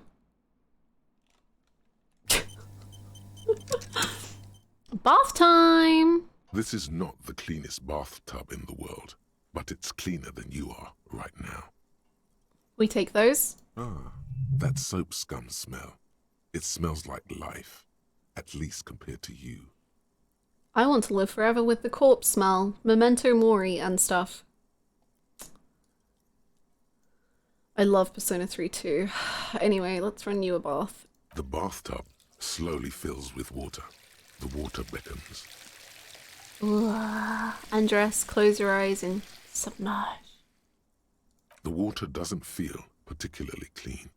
A few beer cans are bobbing up and down along Take them out, man. like sad duckies. Pause to think before letting your head go under. You can just take them out. There you go, Soda. His rubber ducky is just beer cans. Hi, Yakuza Origin. How you doing? Hold it right there. Keep your head above water, or you'll lose all those pheromones Morel's True. Just in case. See, the thing is like, if I engulf, I feel like my brain is going to have some wild thoughts, which I do like that. But there is still, in my eyes, just the thinnest of hopes that phasmids are real and that I will get to interact with one. And that's winning. That's winning. But we could ask to just be sprayed again. But would he want that? Just keep your head above, just in case. The lukewarm water is comforting, like amniotic fluid. Nice. You feel nice and lonely, and so tired. Oh. Next Yakuza game? That I am playing? Or just, what's the next one called? Yakuza 9.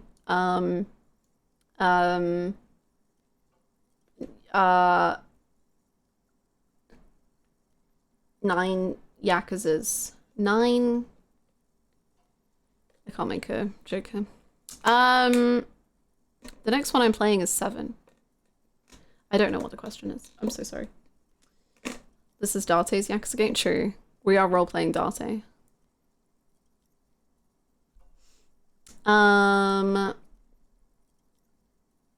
9 dates, 9 Kiryus, 9 Nishikis. Yakuza 9, this time it's personal.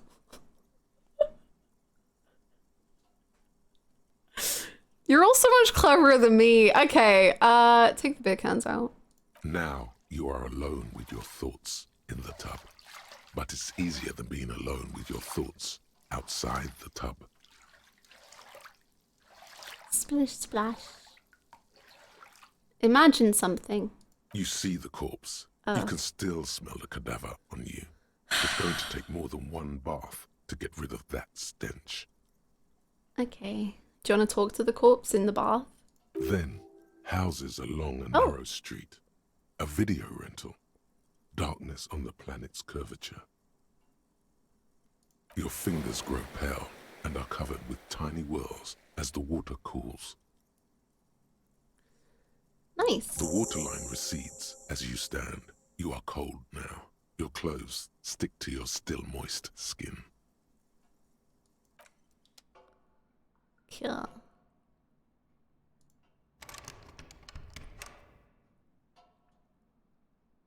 Does that go into Kim's room?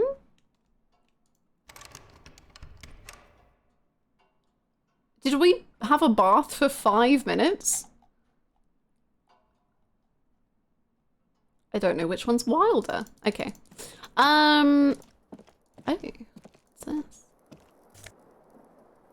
Hey. Hmm. Kim in his room listening to you trying. Kim's just like, why is he trying the door again and again and again? Oh boy. Oh, is that my window that I smashed? The window stands broken in its frame. Cold wind blows in. You see some lights shimmering outside, but it's difficult to make out the outlines of the buildings below. Dark phantoms with many tiny eyes, chaotically arranged and not looking at you. The lights are on.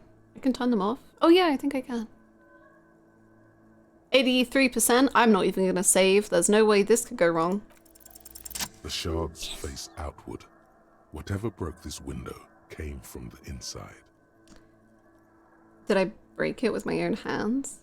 A fine web of scarring covers the back of your right hand, but none of it is recent. What did this then? More likely a projectile than a held object. There are no fragments on the floor from pulling a tool back in after impact. I don't know if the balcony wraps this whole way around, but wasn't one of my shoes on the balcony?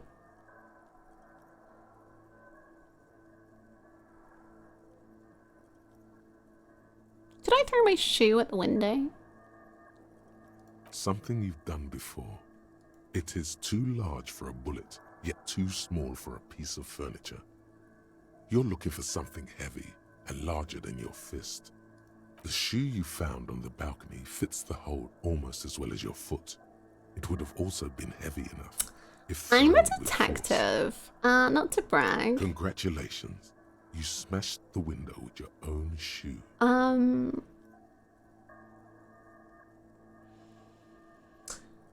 Who's to say it was me?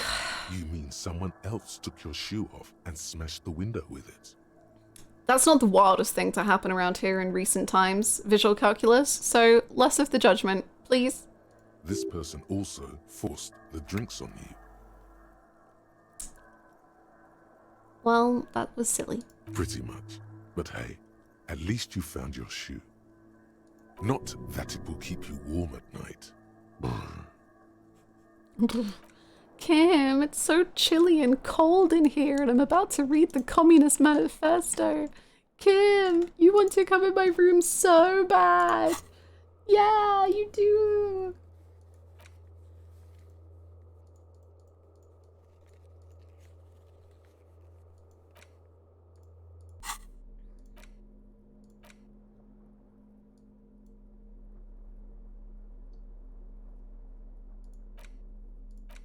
The cover of this pocket-sized volume features a swirl of orange, yellow, and green. The title, A Brief Look at Inframaterialism, is set in an authoritative yet approachable serif font. Okay. I like authoritative yet approachable fonts. That's cool. What an interesting color palette. It's vibrant, yet somehow leaves you ever so slightly nauseated. On the inside jacket flap, you find a brief summary. What is inframaterialism? A highly theoretical branch of Mazovian communism? A collection of mystical ramblings by a discredited revolutionary? Or possibly both? Both? This brief look, TM, introduces readers to one of this century's most fascinating and misunderstood theories in a concise, jargon-free manner. This feels like kid stuff. Is there no slightly longer glance TM series? So far so good. You turn to the table of contents. Okay. The guide itself is divided into several sections with seemingly esoteric titles like Effects of Plasm on Root Vegetables and Mental Projection and Transference. There's also a brief introduction about the life of Ignis Nielsen, known to his numerous admirers as the evangelist of the revolution, and to his even more numerous enemies as the apocalyptic Shrike. Ignis Nielsen remains one of the most controversial and fascinating figures to emerge in the years of the anti-centennial revolution, second only to Krasmazov himself. During his unparalleled life, he helped guide a revolution in one country and found a new state in another. Along the way, he committed some of the most notorious war crimes in an era famed for its atrocities. Sorry, I got distracted thinking about the suicide of Krasmazov. You were saying? Help guide a revolution? Committed war crimes. Okay. And yet, his most fascinating contribution to history may be the most overlooked. His theory of ideological plasm, from which his followers and successors developed the school of communism known as inframaterialism. If you're like most people, you probably believe that your thoughts reside in your brain, right? Yeah. That's not right at all. Oh. Thoughts don't exist in the brain. Okay. They float through the air. England, you're a little Your scarier brain than normal. is but a fish swimming through them.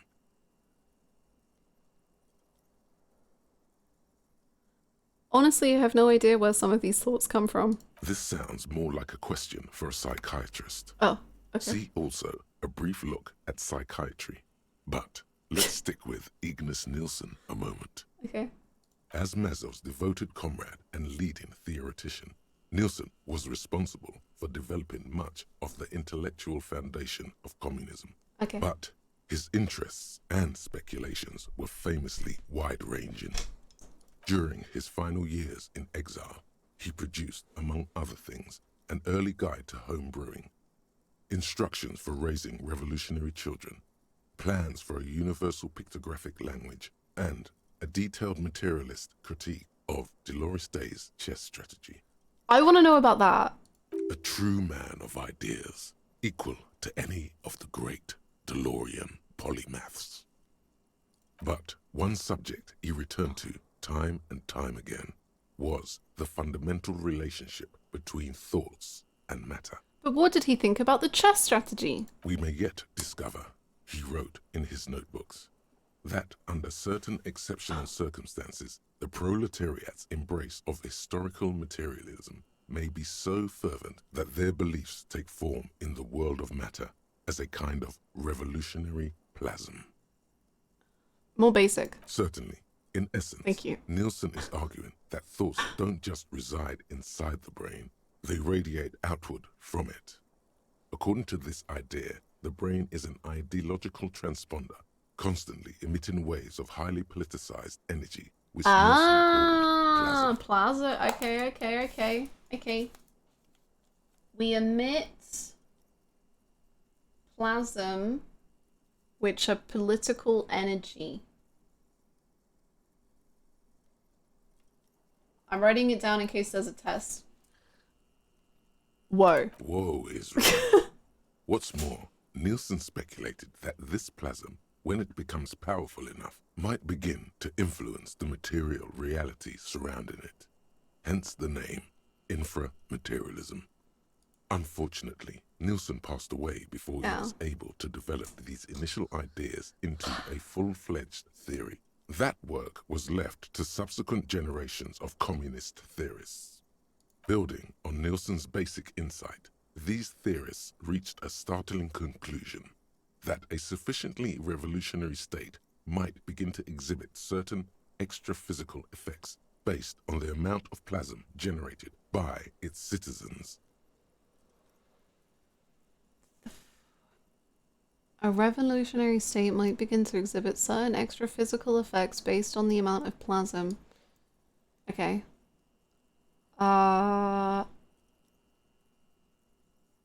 So, morphogenetic fields, but for politics. That's what I'm getting. I can't believe playing 999 is making this make more sense. I can't believe it.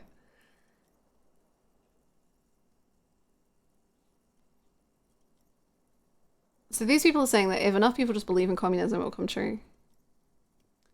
Comrade Mazov was the first among the tower.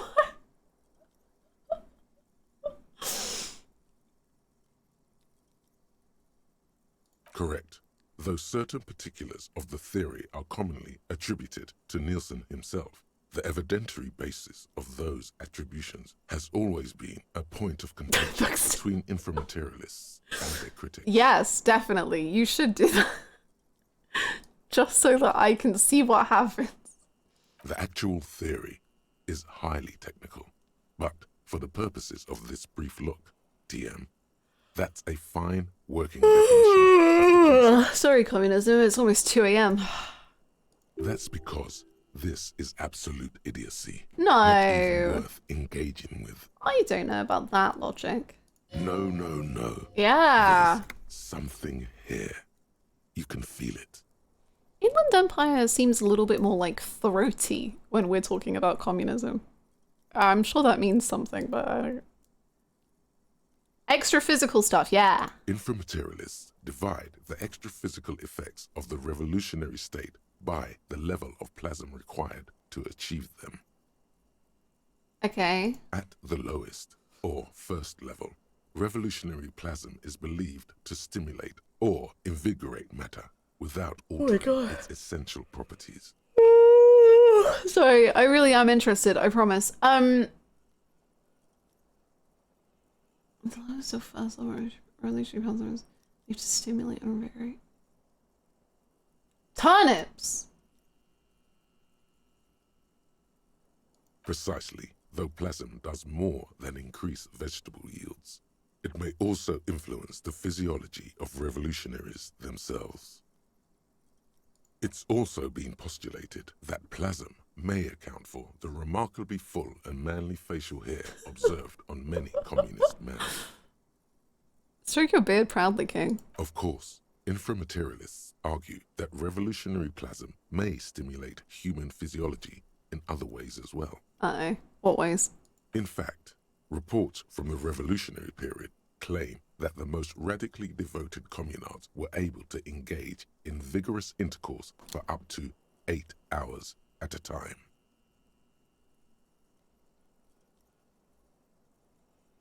Eight hours? Damn. 8 hours? There's no way. Your equipment would be mashed to jelly. Thanks for that. Seems reasonable, that seems excessive. You know, at a certain point, I just get a bit bored, you know? You just... Christ. Do we have to be so radical? Hyper-productive vegetables and ultra-horny communards are fine. But this theory hasn't quite gotten strange enough for you. Let's get stranger. And on that note, you feel like you've gotten the general idea Oh. of inframaterialism, enough to carry on a basic conversation at least. But if you'd like to go even deeper into some of the more speculative aspects of the theory, you could always read further. Yeah, what time is it anyway? Of course you want to go deeper. What else are you here for? The book fits quite snugly into your palm. It would also fit comfortably into a jacket pocket. You flip forward a few pages until you come upon a chapter titled Mental Projection and Transference. It actually is more for genetic fields. No. When a community has achieved a sufficiently high degree of revolutionary fervor, inframaterialists believe that second-level effects may be observed. Like, if you just replace some of the words, it works, because morphogenetics happens if you're in enough of an intense environment. And this is an intense revolutionary fervor.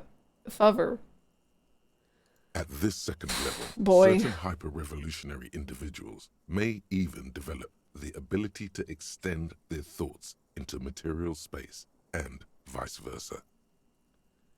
No escape. You cannot seek a way out. 999 is forever in you. Zero escape from the hell you have witnessed. It's the best game ever, I think. Comrade, what if we drowned a bunch of rats in a dog thing? Comrade, what if we pretended like we understood Schrödinger and applied it to everyday time loop shenanigans? Let's do it. So can communists read minds? According to inframaterialist theory, yes. Oh, okay. Under suitably revolutionary conditions, that is.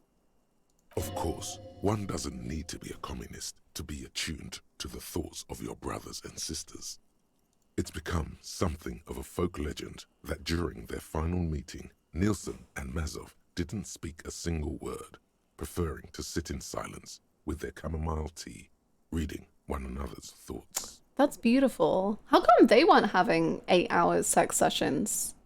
Why were they just doing that? Weren't they like the most radical as the founders? No. But what if? That's strangely beautiful. One of the minor tragedies of the late revolutionary period is that few reliable accounts survive. Oh. How do you know they weren't? Well, I was just trusting the book, you know? But I guess this is just a story. Disco Elysium equals DE. D is the 4th letter of the alphabet. E is the 5th. 4 plus 5 equals 9. Oh my god. Oh my god. Much of what we know of the communard's activities during this period come from memoirs and second-hand accounts, some only written down decades after the fact, and 8-hour mind sex. That makes sense. That makes sense. Isn't that literally a plot point in one of the, like, Baldur's Gate? True. Akatar? What's it called? A Call of Thorn and Roses? Aren't they like in a meeting and they just start mind sending images to each other or something? I've not read the books, but freaking hell, TikTok thinks that I have. I get so many... I don't know what's going on in that book.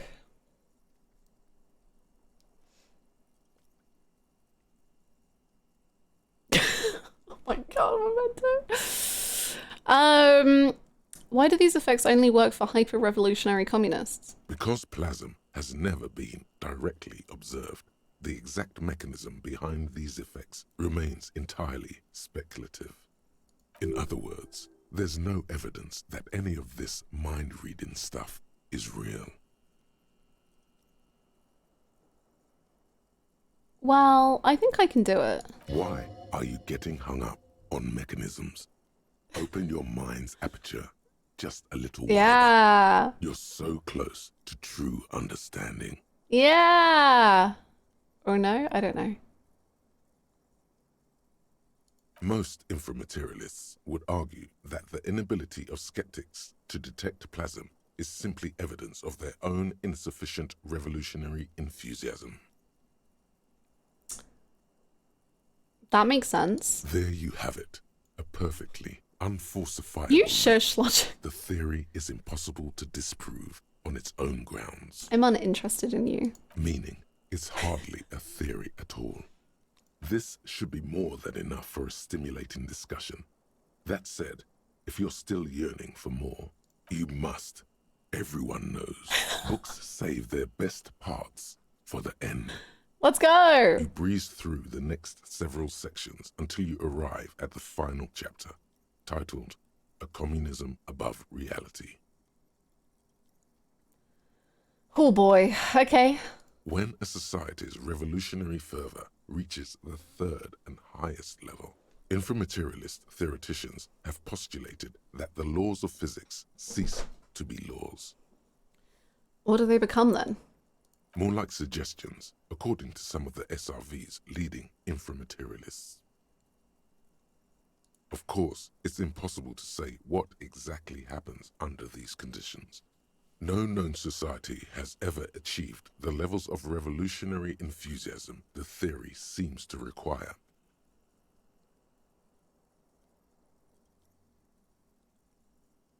Some inframaterialists have even argued that it might require more plasm than humanity alone may be capable of producing. What are non-human sources? In the SRV, there have been attempts Phasmids. to organize certain species of aquatic mammals, as well as a few of the higher corvids. But, as of this writing, only human beings have demonstrated the intellectual capacity for revolutionary communism. Has anyone ever gotten close to reaching the third level?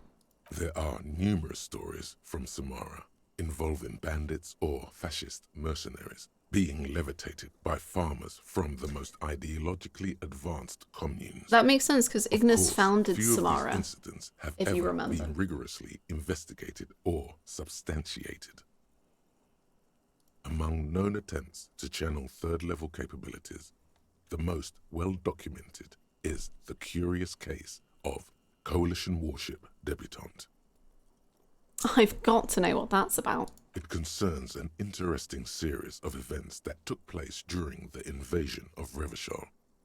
As Coalition forces made landfall, a cadre of Nielsen's most fervent acolytes attempted to compress a Coalition aerostatic with their collective will.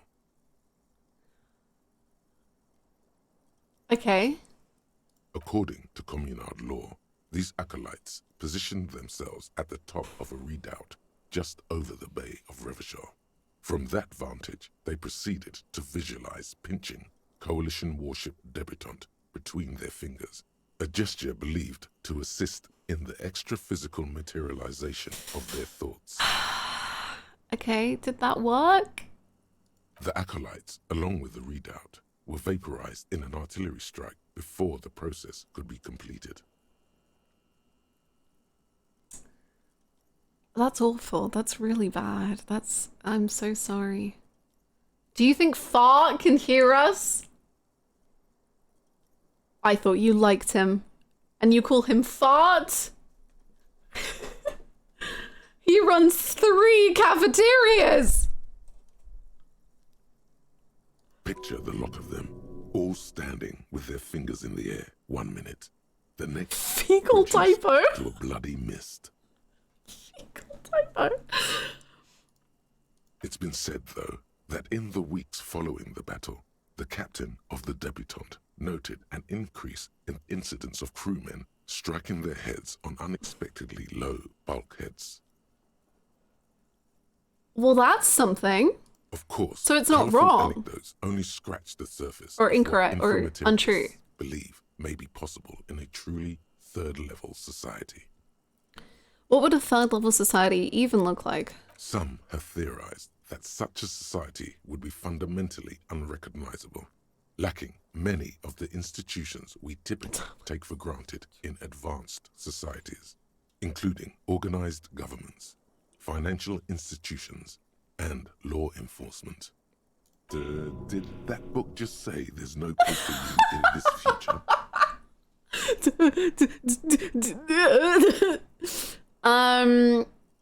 Yeah, but that means we just have more time for disco. Others have argued that people living under third-level conditions will be immune to such infirmities as hunger, disease, and mental illness. Well, that should heal me back up, right? In some of his later writings, Nielsen himself speculated about the potential for an extra-physical architecture that disregards the laws of bourgeois physics and instead relies on the revolutionary faith of the people for structural integrity. Meaning the buildings stay up because people believe they'll stay up. Precisely. Nielsen observed that the financial system operates on the same principle of faith. So why not an architectural system? On the following page, you come across a few black and white reproductions from Nielsen's own notebooks. One sketch depicts a government ministry shaped like a great inverted pyramid, a hectare in width at the top, balanced atop foundations the size of common apartments.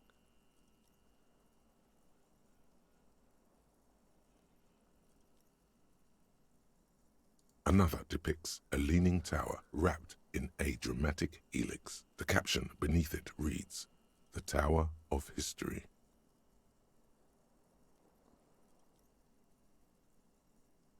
What if people stop believing and the buildings collapse? Well, then it's their own fault. In the corner of one of the reproduced notebook pages, you can make out the following words, written in Nielsen's distinctive slashing script. A state that has lost the faith of its people has forfeited the right to exist. There you go. Makes sense. Plausible or not, there's something beautiful about this idea. There is no more. Oh. You've reached the outer theoretical limits of communism, and in less than 200 pages. If you'd like to read further, may we recommend a brief look at Occidental architecture? Nice. That didn't take that long. Oh. Oh, suicide. Yep. The Suicide of Kraz Mazov.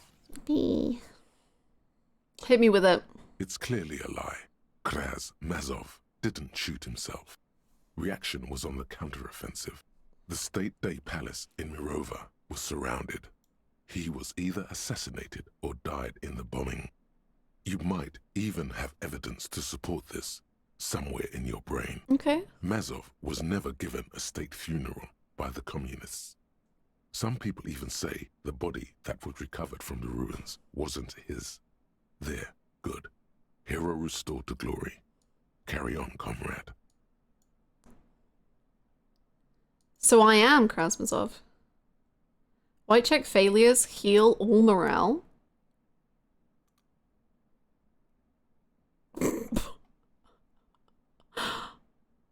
Okay.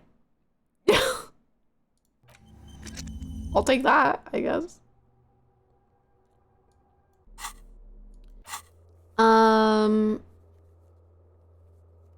You absolutely should, Bluebird.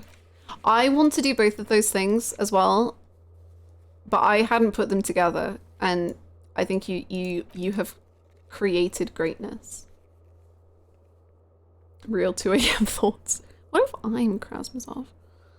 Okay, so tomorrow night, I guess we need to do the pigs and communism.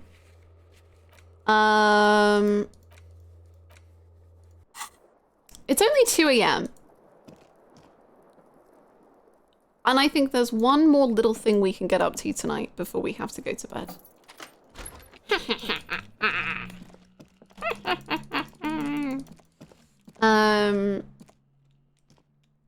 I hope Kim enjoyed my reading of... Why, you're still here? Do you want to come up? I'm alone. Hi again, Gendarme. Fuck. Bye-bye, Gendarme. Bye. Devastated.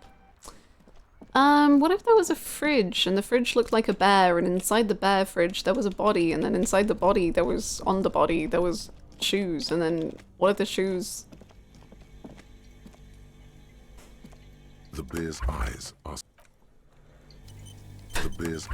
are still glowing red. It's cheating the second Kim. Yo. Inside its belly. I have like 5 partners in this world, so it's not cheating. We're not exclusive. But I have 5 situationships that are all up in the air a little bit. Shoot, Looney Rooney. How do you like it in the fridge? I like it a lot, brother. This really is your finest hour. You're a genius. A regular Corporangelo. Oh my god, thank you. What if we met alone in the darkness of the whirling and rags and we were both part of the homosexual underground? And then you don't answer any of my menu items. I have nothing new to say to you and I'm devastated. Kim surely will not notice that shoes have disfit. So, you know, two options. Who said we're even going to visit this body again and ever send it to go get autopsied at the morgue? Or we could always lie and just say someone stole them. Come back later, Corpo. Amuse yourself with my frank... The body is reluctant to let go of the boots, as though it were its last bit of dignity. Hanged man, do you want your boots or no? Whatever you're planning to do, you need to do it before you catch pneumonia in the cold draft. We're not going to catch pneumonia, I don't think. It's not completely useless. You're able to reveal a little more of the putrid polymer sock beneath the boot. It feels like the leg is going to come off along with the boot, but you're able to get the boot to move a centimeter or two. Little body will be alone in the fridge forever. It's not alone, it's got a bear. Bear friend. See? The corpse doesn't care if you try to take his boots. He doesn't need them. He's probably glad to get rid of them. He's too heavy to move by yourself. A great mass of dead muscles, with hoarfrost covering his milky eyes. Is that an accusatory glance he gave you? No. No, he's cool. He's cool. This is the right method. It takes some time, but eventually the boots Yay! come off with nasty slices of polymer sock stuck to even bigger pieces of skin and rotting flesh.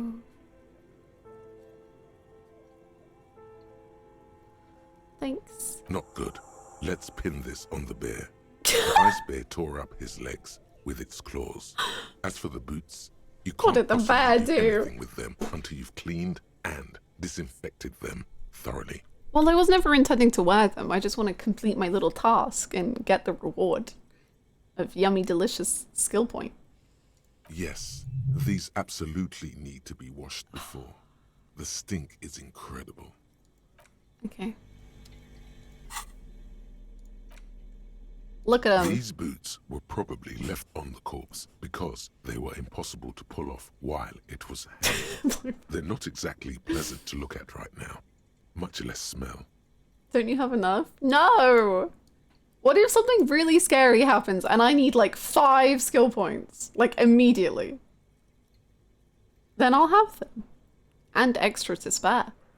Hopefully, you will know who they belonged to very soon. When he takes the body away? Again, who said he's taking the body away? Do you think me, of all people, is going to be okay or comfortable with Kim leaving me for several hours? No. Isn't there a saying about walking in another man's shoes? You've seen too much to be that naive. Even if you don't remember it, you'll never know what it was like to be him. The size seems about right. Once you get the foul-smelling flesh gunk out. He's in his room? Yeah, so I can go see him, but he's leaving the city if I... It's okay. I'm just very attached. Clearly you don't understand. It's okay. I just love Kim very much. That's a me problem, I guess. I just love him. I just need him all the time. Kim, wake up. Kim, now. Kim, go. Kim, it's time. Hi again, Gendarme. Admiring the atmosphere. What about you, officer? I live here. My room is right upstairs. Wink. Convenient. But what are you doing here? Talking to me? I'm telling you that my room is upstairs. Oh yes, let's see. Sure. Bye-bye, gendarme. Bye-bye. Please leave the bed door open so the body's lonely. I think the body's okay. Yes, yes, I'm very attractive. Great, thank you. Hello?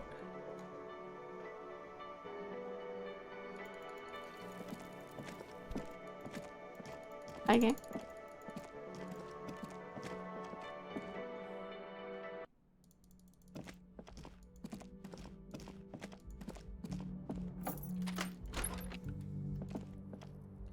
Can I wash the boots in the bar? Ah, no. Well, on the bar. Okay, now I'm worried that the shoes are gonna smell.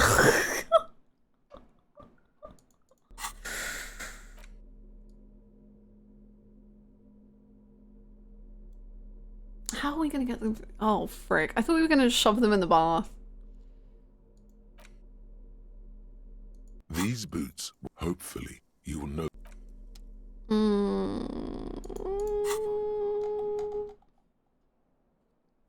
Oh, that's good, Artisan.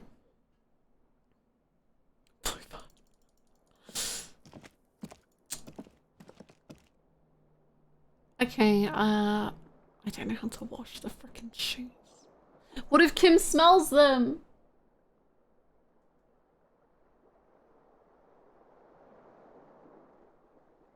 Well, we'll see what happens, I suppose. Hi, is it Chewy? Hello, welcome. The bed is still cold from the broken window and not too inviting, but it's yours. You've earned it. Hold on, was it just a quick save I did? Okay, let's do a save.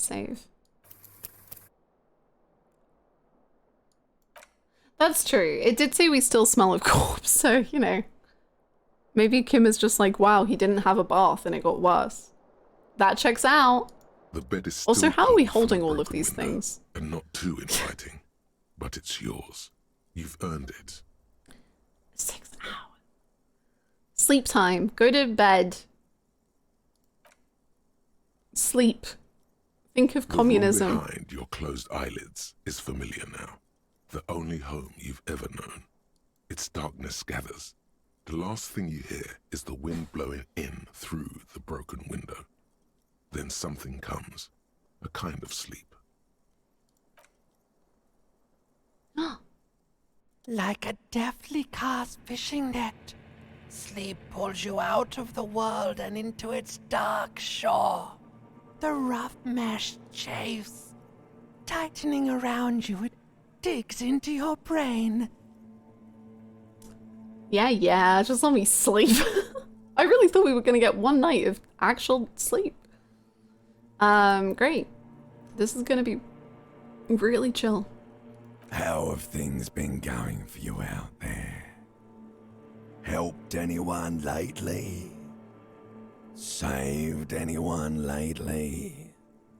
Murdered anyone lately? No. I've saved many people, and I've helped even more. This bastard isn't even listening to you. Because you know you are a murderer. A disco music listening psycho killer who offs poor people. And then forgets about it. Psycho killer. Used to say.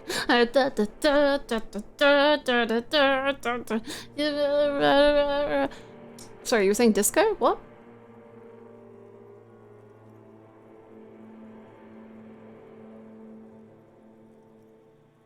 Okay, so I'm a murderer, and that's bad, but it doesn't define me.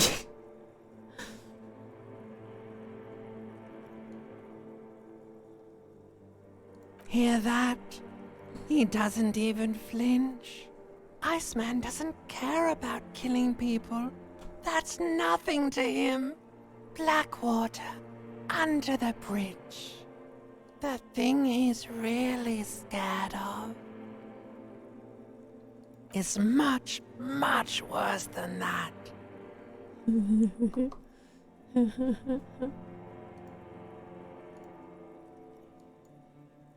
What is it? Don't tell him, sister. It's too bad. They're right. This is their function. To keep you from it. Okay, why are you doing this? I just want to sleep. I can almost see the dark. We're trying to help you.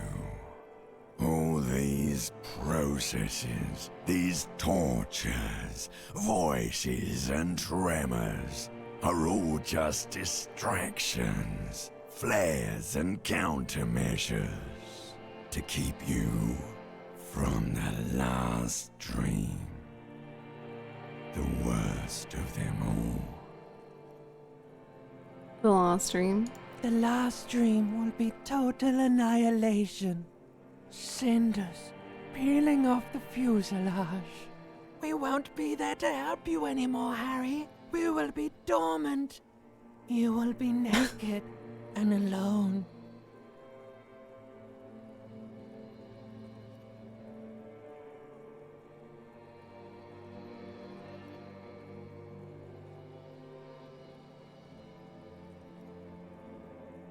Her face forms in summertime.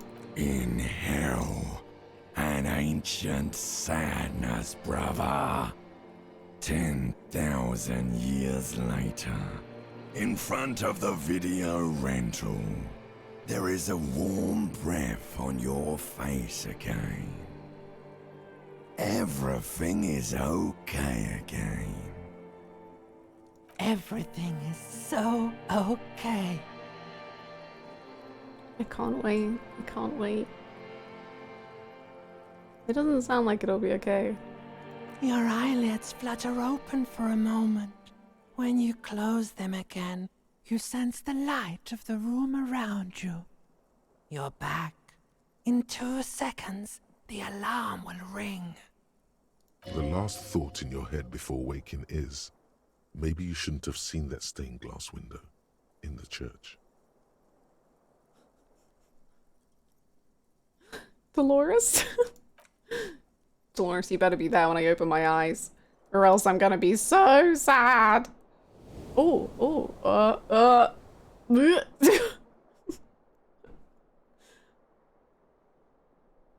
can't tell if that was a glitch or if my room was on fire for a moment. I'm sure that's fine. Anyway, Dolores, very sad you're not here. Really wanted you to be here. Oh, we have to wash them in the kitchen? Frick, it told me and I... Now it's 7:30 a.m. God. Well.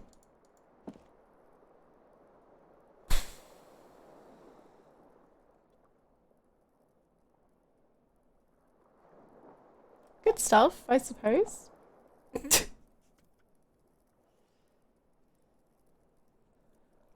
You ever just live in constant fear of your limbic system?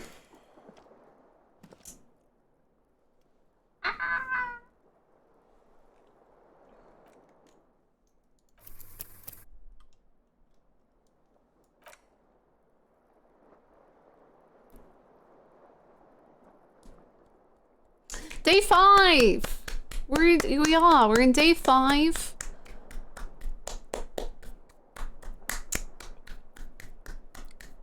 Things are gonna really look up on day 5, I think. Day 4 was a good one. To be fair, day 4, well...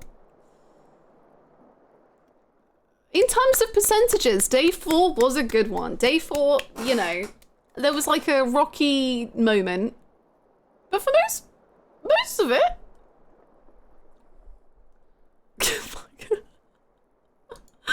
It was so lovely to have you, Bluebird. Yes, we're gonna wrap up stream here for the day.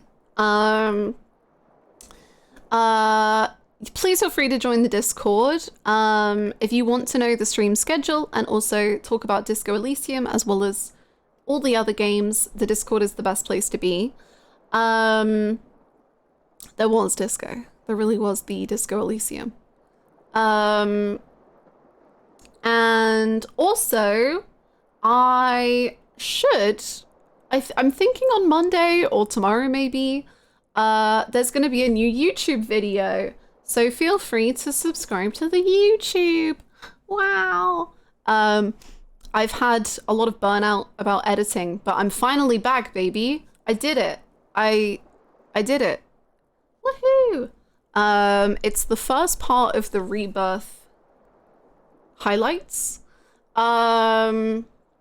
So it's very fun, and I was proud of the editing I did on it. So that's very cool to learn new things. And I'm very proud, and I hope you enjoy it. And I'll also post that in Discord when it's live. But I think that's it from me. Rewatch, thank you. It was really, really wonderful, like rewatching it back and then editing it down. It was really good. And then next week we'll be back with more disco. I assume we'll be finishing the game next week. I don't know. I remember at the start of this playthrough, I said I assume there's either 3 or 5 days. And now I assume that there's probably more. So we'll see. I think that's everything. I think that's all the housekeeping. I think that's all. So I will see you in the Discord, or I will see you next week. Bye bye, friends. Have an amazing rest of your weekends. Bye bye.